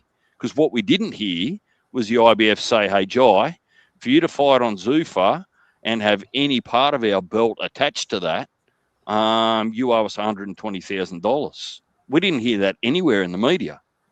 Well, hold on, DJ baby, because my brother said Turkey ain't never pushed the button on Ja unifying with Zerto either. Oscar kept Zerto away from Ja, and he cashed in Zerto out with David Benavidez, the more popular fighter than Ja. No, that's actually a more popular fight. You've got two Mexicans on Cinco de Mayo weekend. That's all that is. It's a more popular fight and a bigger audience on a big day than what they could have done with Jai and Zerto. So it's bigger cash for Oscar and Turkey's return, right? So it was just the politics that allowed that to happen. And look, let's be fair.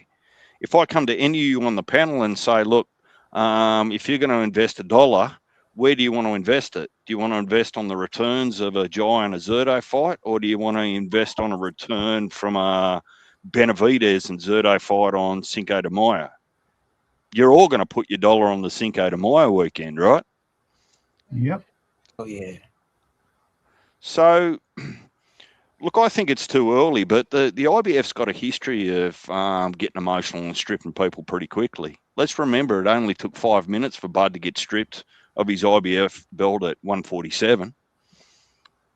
They've stripped everyone. Same thing with Usyk. Yeah, Usyk. They did it to Joseph Parker. They've done it to many fighters. I think they just did it to the guys at 75. Who they strip? I wouldn't say that they're being too quick.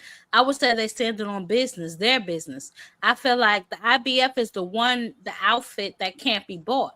Like the WBC, you see how they raise levels, lower levels. You know, they finagle with their sanction and fees. I feel like the IBF is like, these are our rules. That's what it is. This is it. Yeah, and I'm okay That's with a that good because point. they're pretty consistent with it, right? But Yeah, I want to probably ask the panel in whatever order that Jab Queen wants to roll it, is this decision by the IBF about the Zuffa relationship, which is basically Turkey Al Sheikh, or because if they strip Jai now, right, they don't get an opportunity in the future to actually sanction a next fight with a bigger name and get a bigger sanction fee out of it. So what are we saying sits behind this? Well, I'll say My, that, but just what I just said, you know what I'm saying? I feel like the IBF may be the only outfit, and I could be wrong, but they may be the only outfit that stands on business, stands on their principles, stands on their rules. If I say, nigga, you can't go over here and fight on a promotional double conundrum card, that's what I mean. So I'm gonna snatch my belt. Like the IBF, that's the one thing I will say, they don't play. When they say, listen, you do this or you get stripped, you don't do it, you get stripped. Like, so me personally, I respect the IBF because I don't see them making deals with this person, making deals with that person. No, our rules are our rules. 10-pound rehydration weight. Oh, you can't make it? All right, well, holla at you. Like the IBF don't play. And by the way, they run by a black man. But go ahead, do your thing. I'm just saying. so what I would say about this is I think, well, actually, according to what the IBF is saying now, is like their beef is not necessarily that Opatai is over there with Zuffa and fighting for a Zuffa belt. They blessed, saying they blessed the fight and shit. That's like, all right, cool, but only because according to them, they were reaffirmed by Opatai's team that the IBF belt is going to be recognized as like a major belt in the unification because Hey, Jay, I baby. guess this because I guess this fight is a unification fight, It was but supposed to be something like that.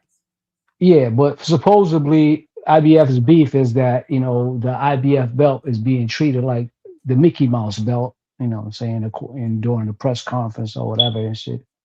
All of it is. They just feel like, what I'm saying, the IBF belt is not getting its due respect and shit. Something to fight with more is like the emphasis is more on the Zuffa belt as opposed to the IBF belt. So I was like, yo, fuck it. If y'all gonna, treat us like, what I'm saying, the Mickey Mouse belt, nah, give me my belt back.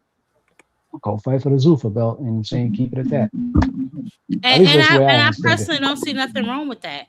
Personally, I feel like if you're gonna treat me like that, then guess what? If it's to me, it's like, oh, nigga, you got a side bitch? Well, go stand on that shit. Go over there, make her the prettiest girl at the prom, and see what y'all could do without my shit. That's just what Yeah. they did. You know what I'm saying? And Okay. I don't have no problem with that because you're not about to parade around my shit while you degrading my shit at the same time.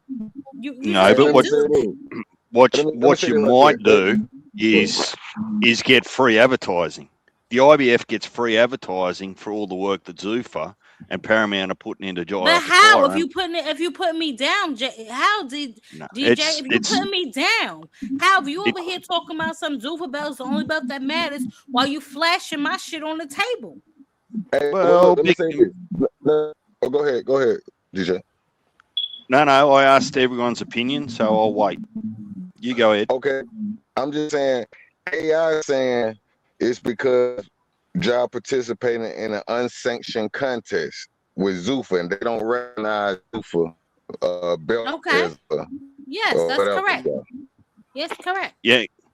So my pushback to that would be, what happens if Jai Opetaia was to go on Netflix and MVP and fight Jake Paul, as an example? That doesn't need to be sanctioned by the IBF, right? But they ain't going to stop it happening. So I just think that there's same or similar examples that are happening in boxing, whether it's Netflix, Jake Paul, exhibitions. Look at Usyk. Usyk wants to take some sort of, whatever you want to call it, some sort of fantasy fight with a kickboxer.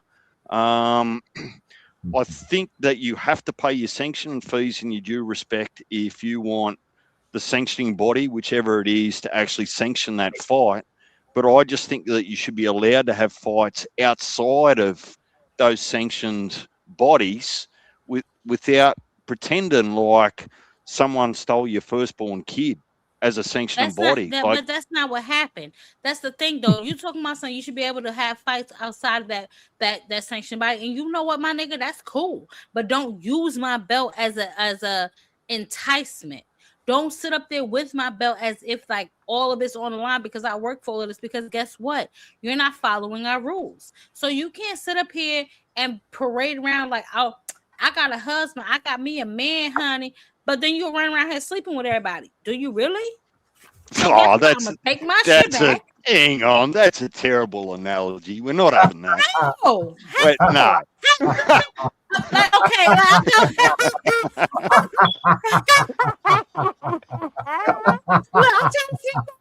I'll try to sneak that in there. Y'all stop playing. I try to sneak that in there. No, but seriously, DJ, you get what I'm saying, right? You can't parade around my belt, but then act like my belt don't mean nothing. But then when I snatch it from you, you up in arms. You can't do that. You can't do that. No, but It's kind of like you want the So it is benefit about Zuffa, of having basically. my It's about belt. Zuffa. It's kind of like having the benefits of the belt without the responsibility that comes with it. And Exactly, Mr. Greg. that's how it's starting to. I mean, but see, this is the chaos that all of these new organizations cause. They cause all this chaos, all this conversation. Some information is real, some information, reservation information is false, some has changed, but it all spells chaos. But definitely, if you're going to go over to another platform and you want the blessings, you want the status, you want the aura of being an IBF champion, and yet you're not being responsible enough. Let's just say Josh said, "Listen, I'll fight over there, but I'll still pay your sanctioning fees." Would that change anything for them? Possibly, but I don't know Well, if they can no, because offer I that. think that's what happened. I think that's what he was under the impression because originally he thought that Dana White was going to pay his sanctioning body fees. I don't know if Dana White made the attempt to pay them or what the case may be, and if IBM just got in their feelings or just was like, "Listen, you think this is a game?" Like I said earlier in the show, listen, Turkey Al-Sheikh has burned bridges. Y'all don't believe it because y'all feel like, oh, he just running around here spreading out money and people just these sanctioning bodies that have been in place for almost 100 years. They are a covenant. They are a dysfunctional family, yes, but they are a family nonetheless. You think they about to let you just come up in here? You can spread your money. We're gonna take it because you a lick.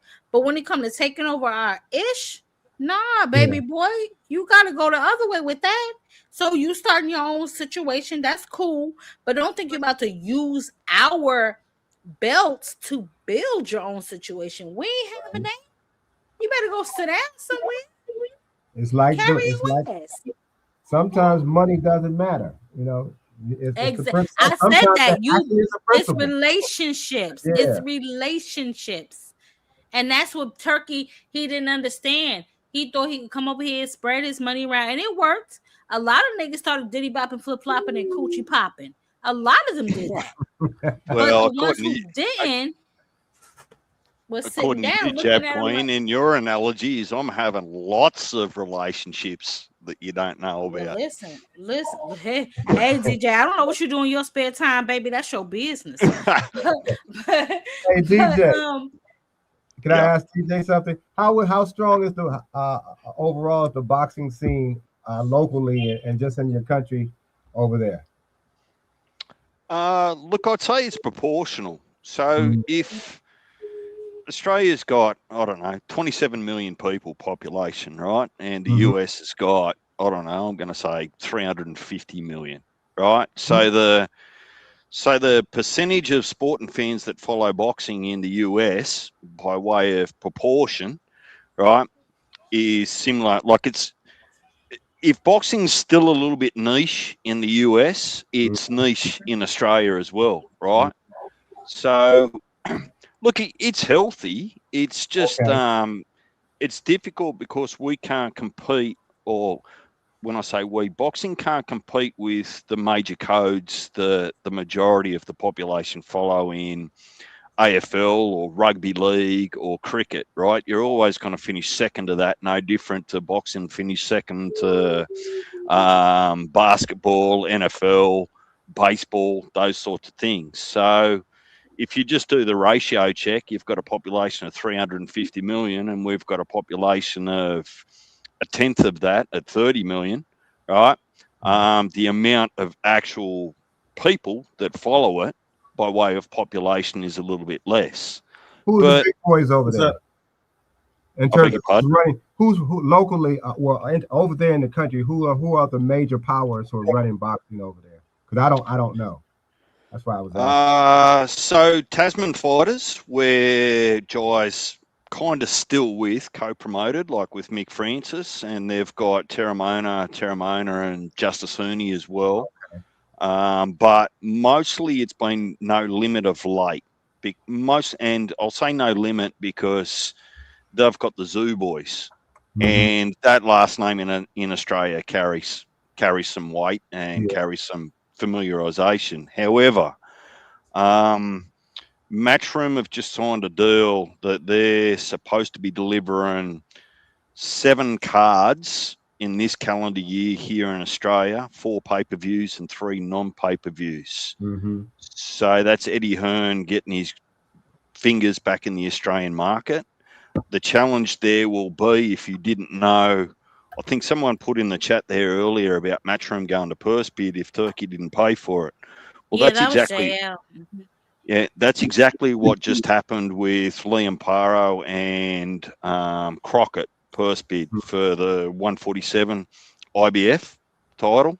So No Limit won that, and Crockett's now got a hand injury. It's been delayed by at least 4 weeks.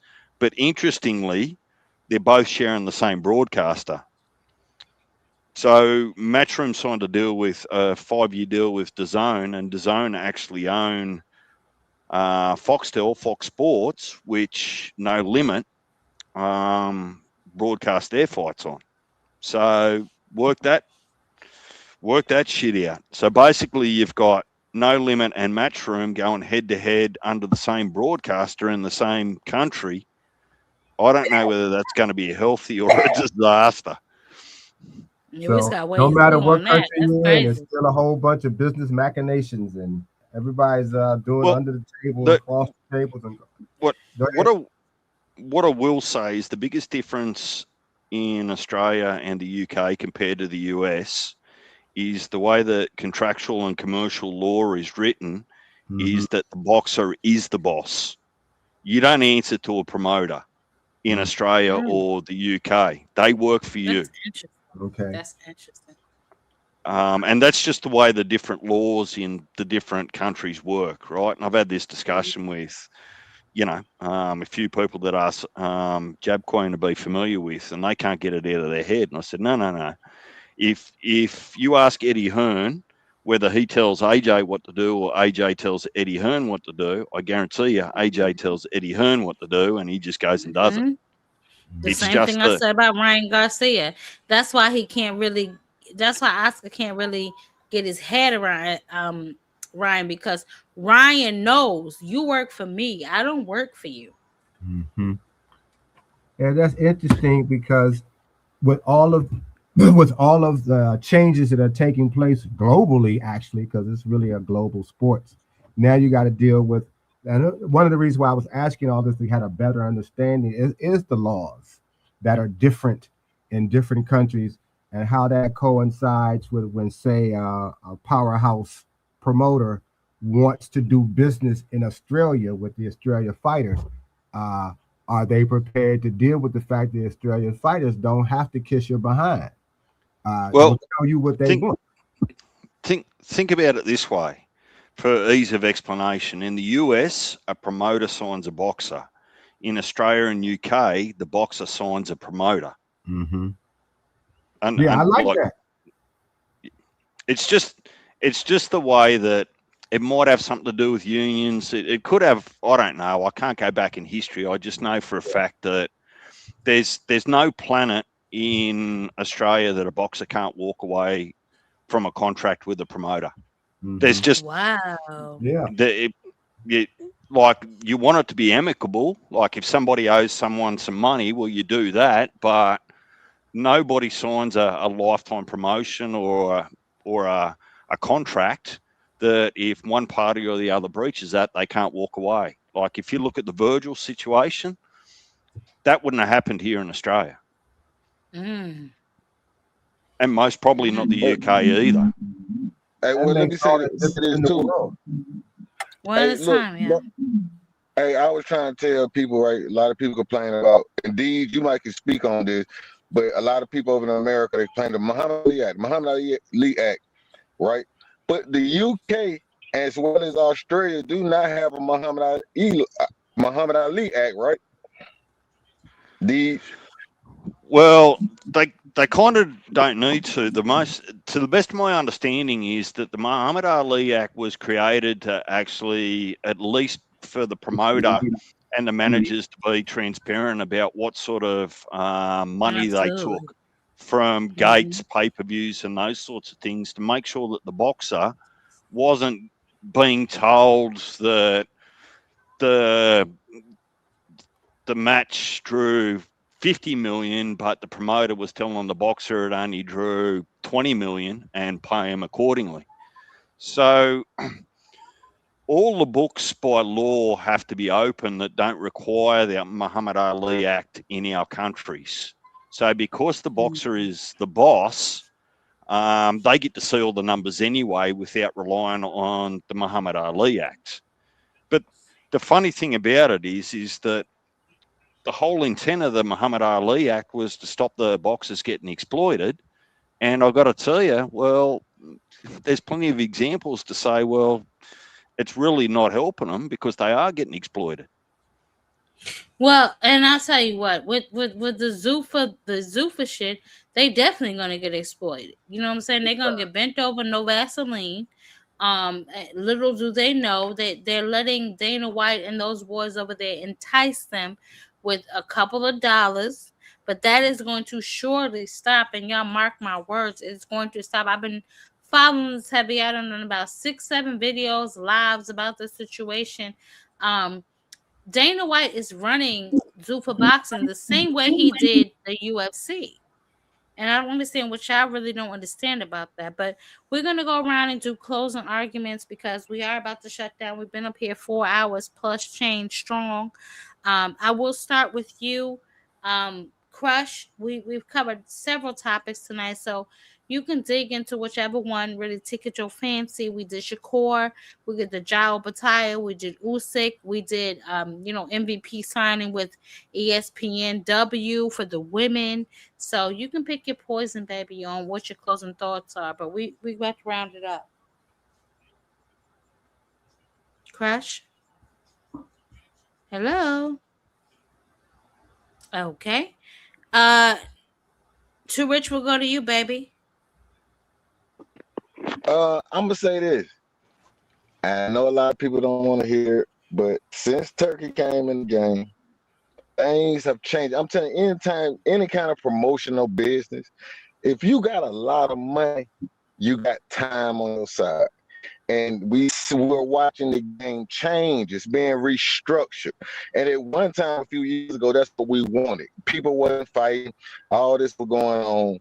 So we're watching the change. We're watching a lot of people come into boxing, whether it's the Salt and Pepper daughter or Christian Rock in the boxing. And boxing is getting lit. It's getting everywhere. It's spreading. It's going to networks now. It's on big stages on Netflix. This is what we wanted. We want it. It's here now. It's been talked about on nightcap at every big fight. Shit that wasn't happening a few years ago. It's becoming more mainstream. It don't look like what we thought it would look like. But be patient. It's getting bigger. It's growing. And the more competitors or whatever you want to call it actually enter the game, the bigger the game gets. You need the players in the game. It's a little ugly right now, but like I said, I come out of the music industry, and I remember back when people complained about 360 did so bad, so bad, so bad. Now when we get the music game, all these artists make way more money because of the 360 deal. So some things we're watching it play out. Give it a little time, see what happened in another 2 years from now. But I just think boxing is on the uprise. I'm liking it. So that's all I got. Thank you, baby. I'll see you on the next show. Band up. What you got for me, baby?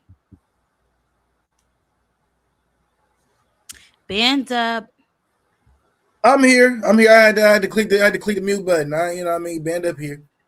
Just salute. I ain't really got too much, you know what I mean? Salute to everybody on the platform that came up, showed you points of love. Don't forget to smash the like button, hit the bell icon so you can get the notification to come up to the platform when she go live. You dig?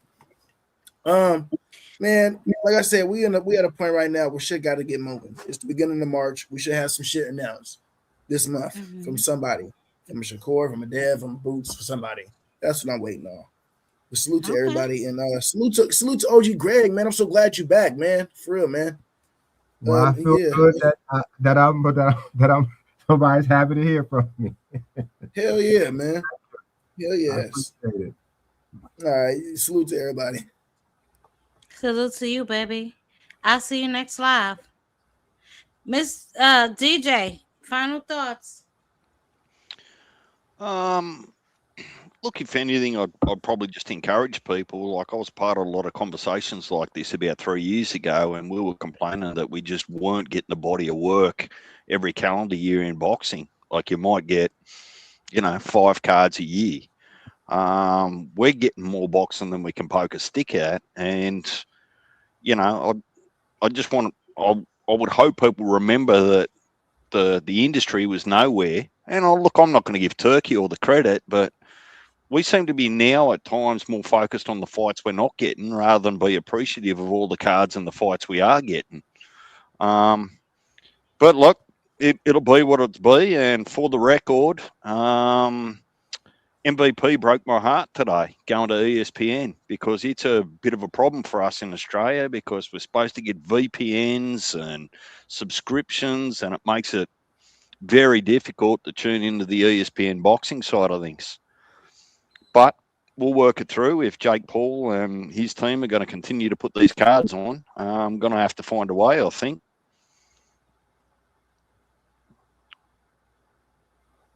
That's crazy. But okay. I didn't realize y'all were going through that in Australia. I do hope they fix that because you obviously enjoyed the sport. So I definitely hope that they fix that. But listen, they just announced it. I'm sure they have a lot of kinks to iron out, and we'll see what happens. It's to do with US servers. And look, I won't go down that rabbit hole you're trying to wrap up. Basically, that if you want full ESPN subscription and access, you need a VPN to connect to a US server. Right? But the problem is that the VPN subscriptions are a year long. right? So even if you want to watch one fight, you've signed up to a VPN for the whole year. And then you've got to go and get the ESPN app or access or subscription on top of that. But I'm waiting to see whether they do it through Disney or Disney Plus. They can make it a little bit easier. Okay. Okay. Yeah, I could see that. Well, I just think that Top Rank on ESPN sort of shut out the rest of the world by some of those difficulties. You don't need to go through that sort of stuff if you're on Paramount Plus, Netflix, or even DAZN. You just sign up to the subscription and you're away. Anyway, so thanks for having me. I'll let you close out. Always, Salute. CJ. Always, baby. Nice to meet you, sir. Likewise, salute to the chat. See you later. Mr. Greg, take us home. First of all, I'm glad that you are okay. I'm glad everything is working out for you. I know you say you had some personal issues or whatever was going on, but I'm glad you're okay. But take us home. Oh, I'm on it. Well, what I'll say about everything that's going in boxing, let's just pretend or decide that this is progress. Well, there is no struggle without You can't have any progress without struggle. You can't make an omelet without breaking some eggs. And a whole bunch of struggling is going on, and a whole bunch of eggs are being broken right now. How will all of this shape out? Because as I think the other gentleman who just left just before DJ said, it's ugly, and it is. We're seeing the ugliness of change. We're seeing the ugliness of everybody's vying for position and vying for power and try to take over this particular platform and this platform. And so we're seeing all of that. And as consumers of boxing, as the fans of boxing, it's somewhat frustrating and somewhat sad. We don't like some of the things that we're seeing, but they're going to play out whether we like it or not.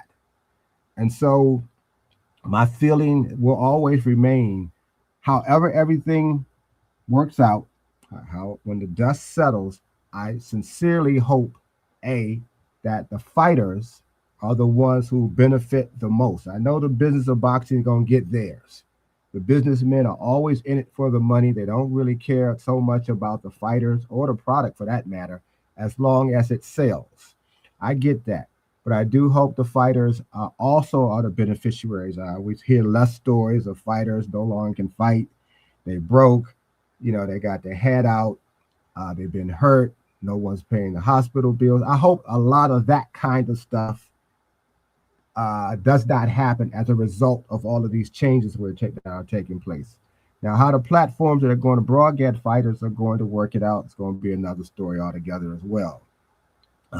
Technology being what it is, we'll find there'll be some kids out here who finds a way around technology for people to get fights who can't get them. That's going to always be the case, as was the case when streaming came out, when cable came out.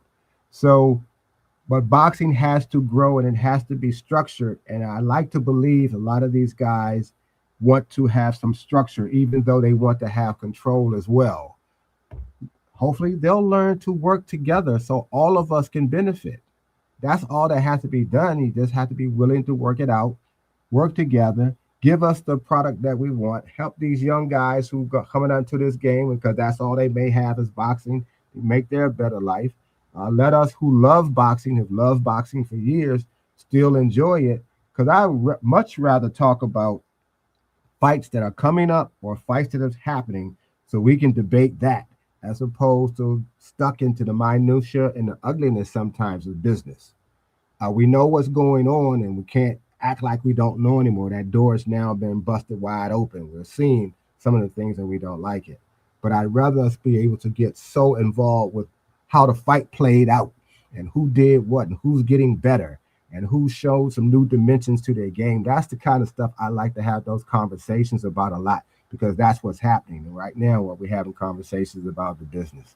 And after a while, it does get tiring, it gets boring, and it's not as fun. Because that's what I want to have. I want to have fun. I want to have, talking to you all about boxing. I want to see y'all who are keeping this alive. It's your platforms like yours that's really keeping boxing alive. It's not the people who are in the business, because who is reaching the people who are going to watch and pay? Y'all on the platforms. So you have to continue to do it. I'm always going to give you props and keep telling you to keep doing your interviews, keep building the platform, keep talking to people, get more people in, because that's what's going to keep boxing alive. And I want to make sure that I tell you that. So you could be, I don't know how many other people are telling you, but I hope all of us are telling you and others who have these platforms to continue to go forward. Because I know it's difficult to, keep some of these people who go crazy on your platform from jumping on each other. Good thing everybody not in the same room sometimes, because I'm sure you would need a whip, a chair, and maybe a couple Yeah, of security no, people. look, my boys are very aggressive sometimes, but um, to your point, and I love you, Mr. Greg. I'm so happy every time you visit the platform because you have so much words of wisdom, and it gives people room for thought and food for thought. So I appreciate every time you come up here. And I am, listen, I am a DM crawler, baby. Whoever answer, whoever don't, and I keep it moving. I don't get shaded or slighted by the ones who think they're too big to visit us, because soon, honey, you ain't gonna be able to ignore us. So I'm not worried about nothing. I just do my work and I keep it moving. But um I do. I do. I respect and appreciate all these guys. And I got my eyes on a lot of the up and comers. Next to Jab was built for a reason. Mm-hmm. It's a movement, and I'm working on a few things and a few people. And it's 2026, so we're taking this all the way up. You know what I mean? But I appreciate you believing in me, and a few other people that encouraged me and believed in me for me to start my own platform. So I will definitely always have a special place in my heart for you, Mr. Gray. Well, thank I you. um I definitely I appreciate what you're saying, and I get it. You, DJ, everybody made some really valid points tonight, about the upcoming fights and just about fights we want to see get made, and just about the business of boxing. It's a very sticky situation, and I feel like a lot of people just that's why I posed the question, what is ducking? And I'll be posing a lot of those questions coming up, not only about what is ducking, but just the business in general, because I want to entertain, but I also want to teach. What I'm saying? Mm-hmm. That I just feel like that's my calling, you know um to figure out what's really going on with a lot of these boys. I posed a question last Thursday, do these boys need media training? Do they need somebody to tell them what to say and not to say? And a lot of that comes from specific individuals, Clarissa Shields, Shakur Stevenson, the goddamn Schofields. The father need media training, in my opinion. All of But them need just it. all of them can benefit from it. Instead of your Yeah. trinkets, which with your cars and your dope boy chains, get Mhm. some media training to further your brands. Because getting punched in the face for a living is a hard way out for anybody. Difficult. So that's yeah. So it's just intriguing, and hopefully we move forward to reestablish and just rebirth the sport. We need to start seeing some of these boxers fight one another. Everybody can't be the best. I just I just ain't buying it. You the best, you the best, you the best, you the best. So Mm. everybody great. How do y'all know that without fighting one another? And it just seems like a task that they're not willing to accomplish. Well, I'm looking So forward. And I hate to interrupt. I'm looking forward to you being, and some of the other podcasters like yourself have a platform, being on TV, having a segment from Jab Queen, and you get 5 minutes in to do exactly what you're doing right now. So yeah. that's a big flex. I think any of you all, if who get that opportunity, I will be happy to see that happen for you, for Two Cent, for Dean, for Marty, any of you all, the platforms that I actually go on, because I don't go on that many. But I certainly look Mhm. forward to you all having those moments, or maybe the local sports TV shows, if it's local or national, or maybe some of the other mid-morning shows that might have a segment for a few minutes about boxing, and they just let's go see what Jab Queen has to say, and we see you on TV. flexing a little bit and talking about maybe something's coming up. Mr. Oh, Greg, yeah, stop it, baby. Because mother, as soon as mother get those credentials, honey, and she's working on them. As soon as yes, mother gets those credentials, honey, we are taking the family, the army on the road. Please believe me. One day, mother gonna go live, and we gonna be live from somebody's gym, doghouse there rules. you We gonna go. be There we you gonna be go. in the building. See, that's the kind of So talk I I like am to working hear. on it. We are Yeah, gonna listen. We working on all of that. Don't even worry about that. We working on all that. All of that is in the works. So don't even worry about that. We stepping it up 2026. I feel like even though I'm in a position to activate my membership, I'm not going to do it until I have hmm something really new to offer my audience. Like hmm whoever keeps their membership the longest gets to do an interview with me, or like, something like that. Cause I feel like I'm not about to charge niggas for the same old shit that other niggas get for free. I just ain't about that hmm energy. You know what I'm right. saying? So when I do activate it, just know y'all getting some shit special. Y'all getting something that no other podcaster is doing. Just like my end of the year reviews, or my wrap ups at the end of the year. All that this year we stepping it all the way up. Last year we came cute, but this year we outside. You know what I'm saying? hmm So it's just buckle up because we're going for a ride. I just gotta put the puzzle pieces together and just work with your girl. We out here. Well, you got the personality, you got the sayings. I love a lot of your sayings that you use. I, Yes, honey, I, mother outside. and many people who I've seen that who comes on your show or maybe not come on the platform, but they be in the comments, are good people. They have some funny things to say. I love sometimes reading the comments because they're funny. Sometimes they're ridiculous, but the fact that you draw a eclectic mix of fight people who love boxing, who know boxing, who want to learn boxing, or just want to be around it. You got everybody. You got a little hodgepodge of everything, and that what makes your show fresh. That's what makes your show worthwhile going on. Even some of the blow-ups that happens from time to time, that's okay too, as long as it doesn't get too super personal. And sometimes it does, but that makes it that separates it from some of these other platforms that may be very, very, very boring, or may not be around for a while, or they may just favor a certain class or a certain group of fighters as opposed to being a real, true boxing platform where Yeah, every I don't day. care. I don't care which fighter you support. I really don't give a damn. Yeah, But just be respectful. Those are the rules. You get on the panel, don't talk over nobody, and yeah, just be respectful of everybody else. I don't care who you support. This is a boxing platform. That's why sometimes I get angry and upset when people say, "Oh, this is a tank right. channel." Like my nigga, no, it's not. I talk about all the boxes. Like let me tell you something, honey. I will kick every last one of them out. Let me say, mother will bite all of y'all. So I don't cater to any one of them. Now there are certain ones that I like more than others, and I'm sure that shows, but I'm human.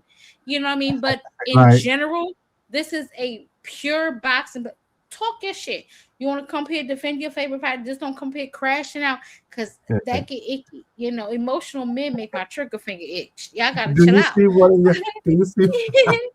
Do you see your man extorted or ex? I think that's what his name. Extorted or extorted. Who? He's talking. He's in the comments. He says he knows me from way back. That I'm a big Bud Crawford nut hugger. Oh my goodness. Oh my goodness. Okay. It's EXITTORED. Oh, well, listen, honey. I Whatever. laugh at that kind of stuff because he's probably this particular guy was probably he's probably was over when Marty first started because I came on about the same time that Oh, Marty started, and we were talking about Bud, and of course I took my position about Bud, and it was a whole bunch of back and forth with a lot of different people, which is okay. okay. So I get it. I'm not mad at him at all. I'm Yeah, just you laughing. you can't be, you can't be mad at stuff like that. I don't Right, get mad at stuff like that. I invite it. As long as you're not ignorant, you know what I mean? You right. come, you talk your shit, you support whatever fighter you support. I don't care. Come pop Uh-huh. your shit. This is like a safe zone. Just be respectful, bro. Like you can come and you can disagree with my man, honey, on my panel. I don't care. but be Right. respectful. I'm gonna boot your ass. You know what I'm saying? Because it's a way to have a conversation. And I feel like sometimes a lot of people they get so emotional they don't understand that. But Yes. come, pop your shit. I don't care. Yeah. What do I He should care? come. As a matter of fact, he should come on. Listen, I don't sleep with these niggas. I don't gang bang for boxers. Yeah, I don't Right. gang bang for boxers. I don't give a Uh-huh. good goddamn who you support. Just be respectful. Now, if you are if you up here talking crazy, one of my Yeah. men gonna check you. I'm just gonna tell you what it is. They gonna Yeah. check you, but it is what it is, you know. But Mr. Greg, I appreciate you so much, Sure. and I can't wait for my next show, and I hope you come back. We're gonna continue this conversation because my women, honey, we out here doing a damn thing. I cannot believe that they are signed with ESPNW. That's what they calling it. I'm happy. They don't gotta fight, honey, at the chicken circuit.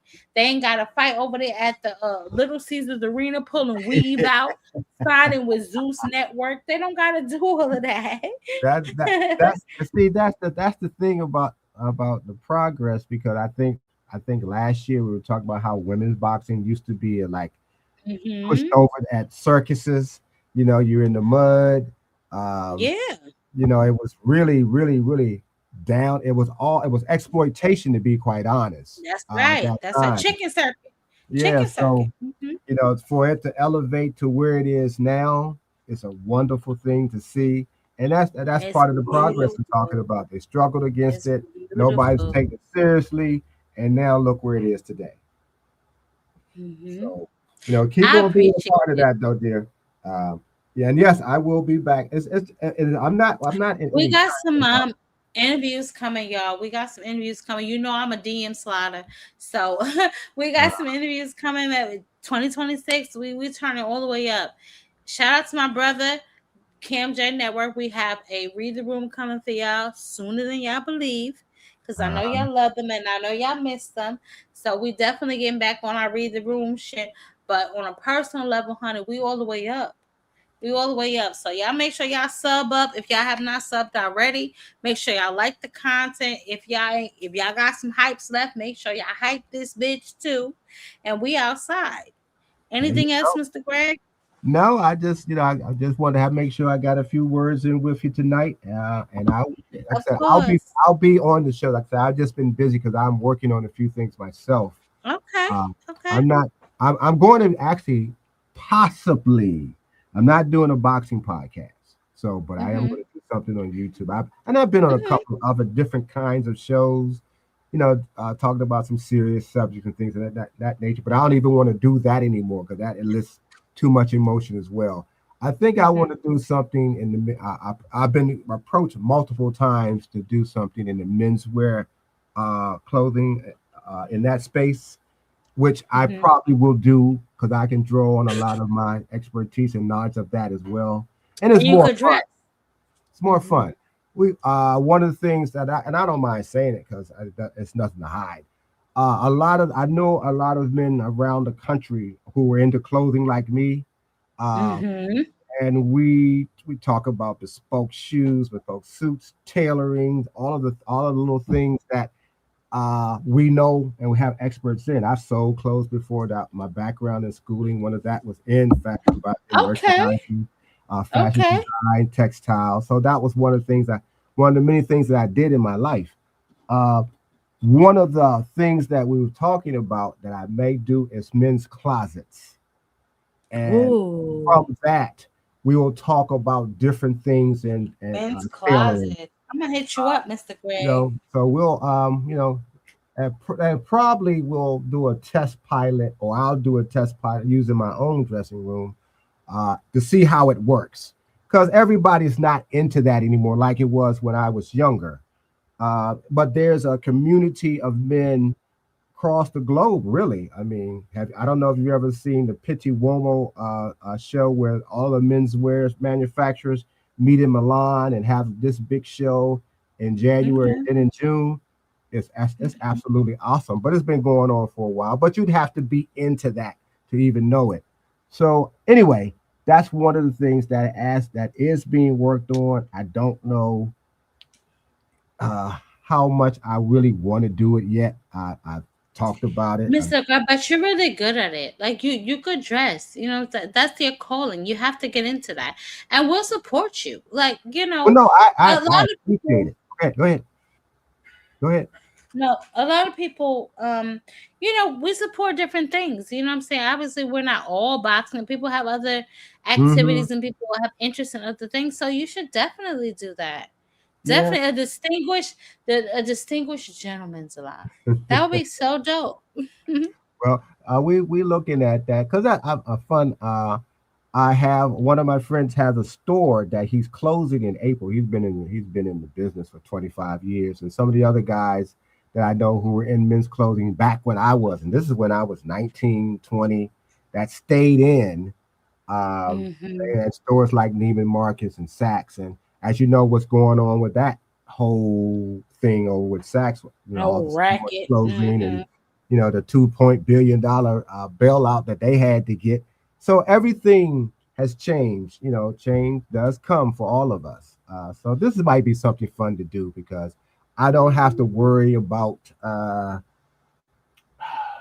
I don't even know what the word I'm looking for, but if I do it, like I said, I'll start with mine, and we'll throw in little tidbits like why this is done on suits and why that's done on suits. Just give a little information, have some fun, Hmm. show other men's closets because there's some men who got some serious closets, that's laid out and they spent a lot of money, and then it's just something fun to do, and it's part of the menswear community that's out there. There's a lot of great platforms already out there.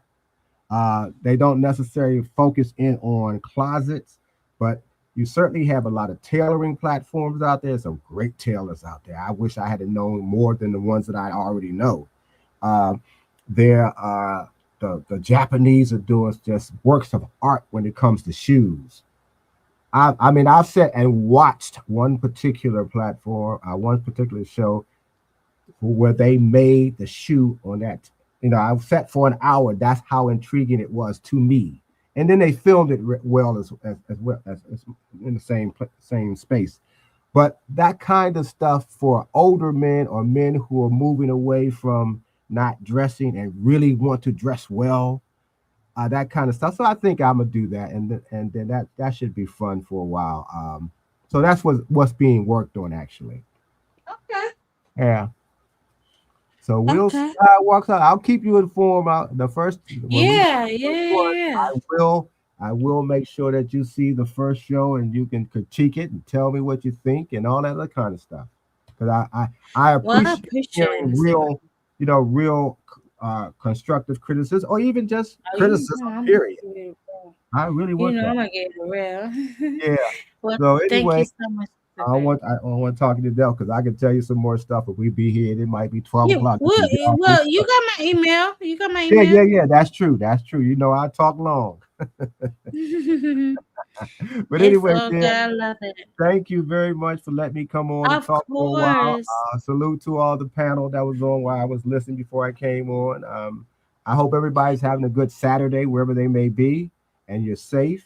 And if you're with your family, with your wife, with your girlfriend, make sure that you show appreciation for them. And we will see what we will see. Mm-hmm. So I'm going to say good night to you, dear. And you make sure. Good When's the night, next time Mr. you're on? By Gray. the way, it's Monday, right?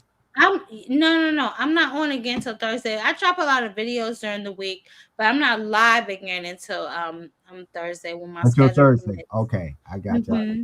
Because see, Mm-hmm. what happens is I don't know whether it's. I think many people are having this issue. I know I am. The notifications don't always come. Yeah. Yeah, You I know. know.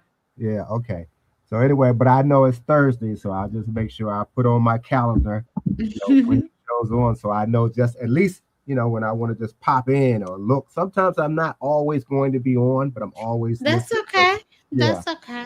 Okay. All right, dear. Well, I'm gonna say good night to you. You Good enjoy night, the rest Mr. of your Gray. evening. I appreciate you so much. All right. We'll Thank you. talk more about your men's wear. Email me. Okay, I will. Okay. All right. Good night. Good night. Whew. Good night, everybody.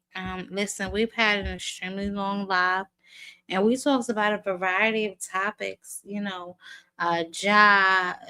Usyk. We talked about the moves that Jake Paul's making in women's boxing. It's amazing. And then slightly we talked about the double talk, but that ain't interesting. Everybody have a wonderful night and a great weekend. We are going to drop a lot of videos because I saw some things that just mother just has to comment. But listen, I love y'all. I appreciate y'all. We're gonna activate the membership. I'm still making some moves to where I want it just to be special. You know what I'm saying? Like whoever has the longest, like I said, standing membership, y'all will get to do interviews with me and we'll see about some different things. So I'm working on it. I'm not gonna just activate it just to give y'all the same shit that I give y'all when we regularly live, because to me that's a waste of money. You know what I'm saying? I'm a person that values certain things. So I'm trying to make it lit for y'all. Just give me a minute. I'm working behind the scenes. And when I activate it, just know it's up. You know what I'm saying? So I'll see y'all when I see y'all, baby. Mother is booked and busy and she is going to bed. So I appreciate all of y'all and I holla at y'all. Catch me on the panel, baby. Peace.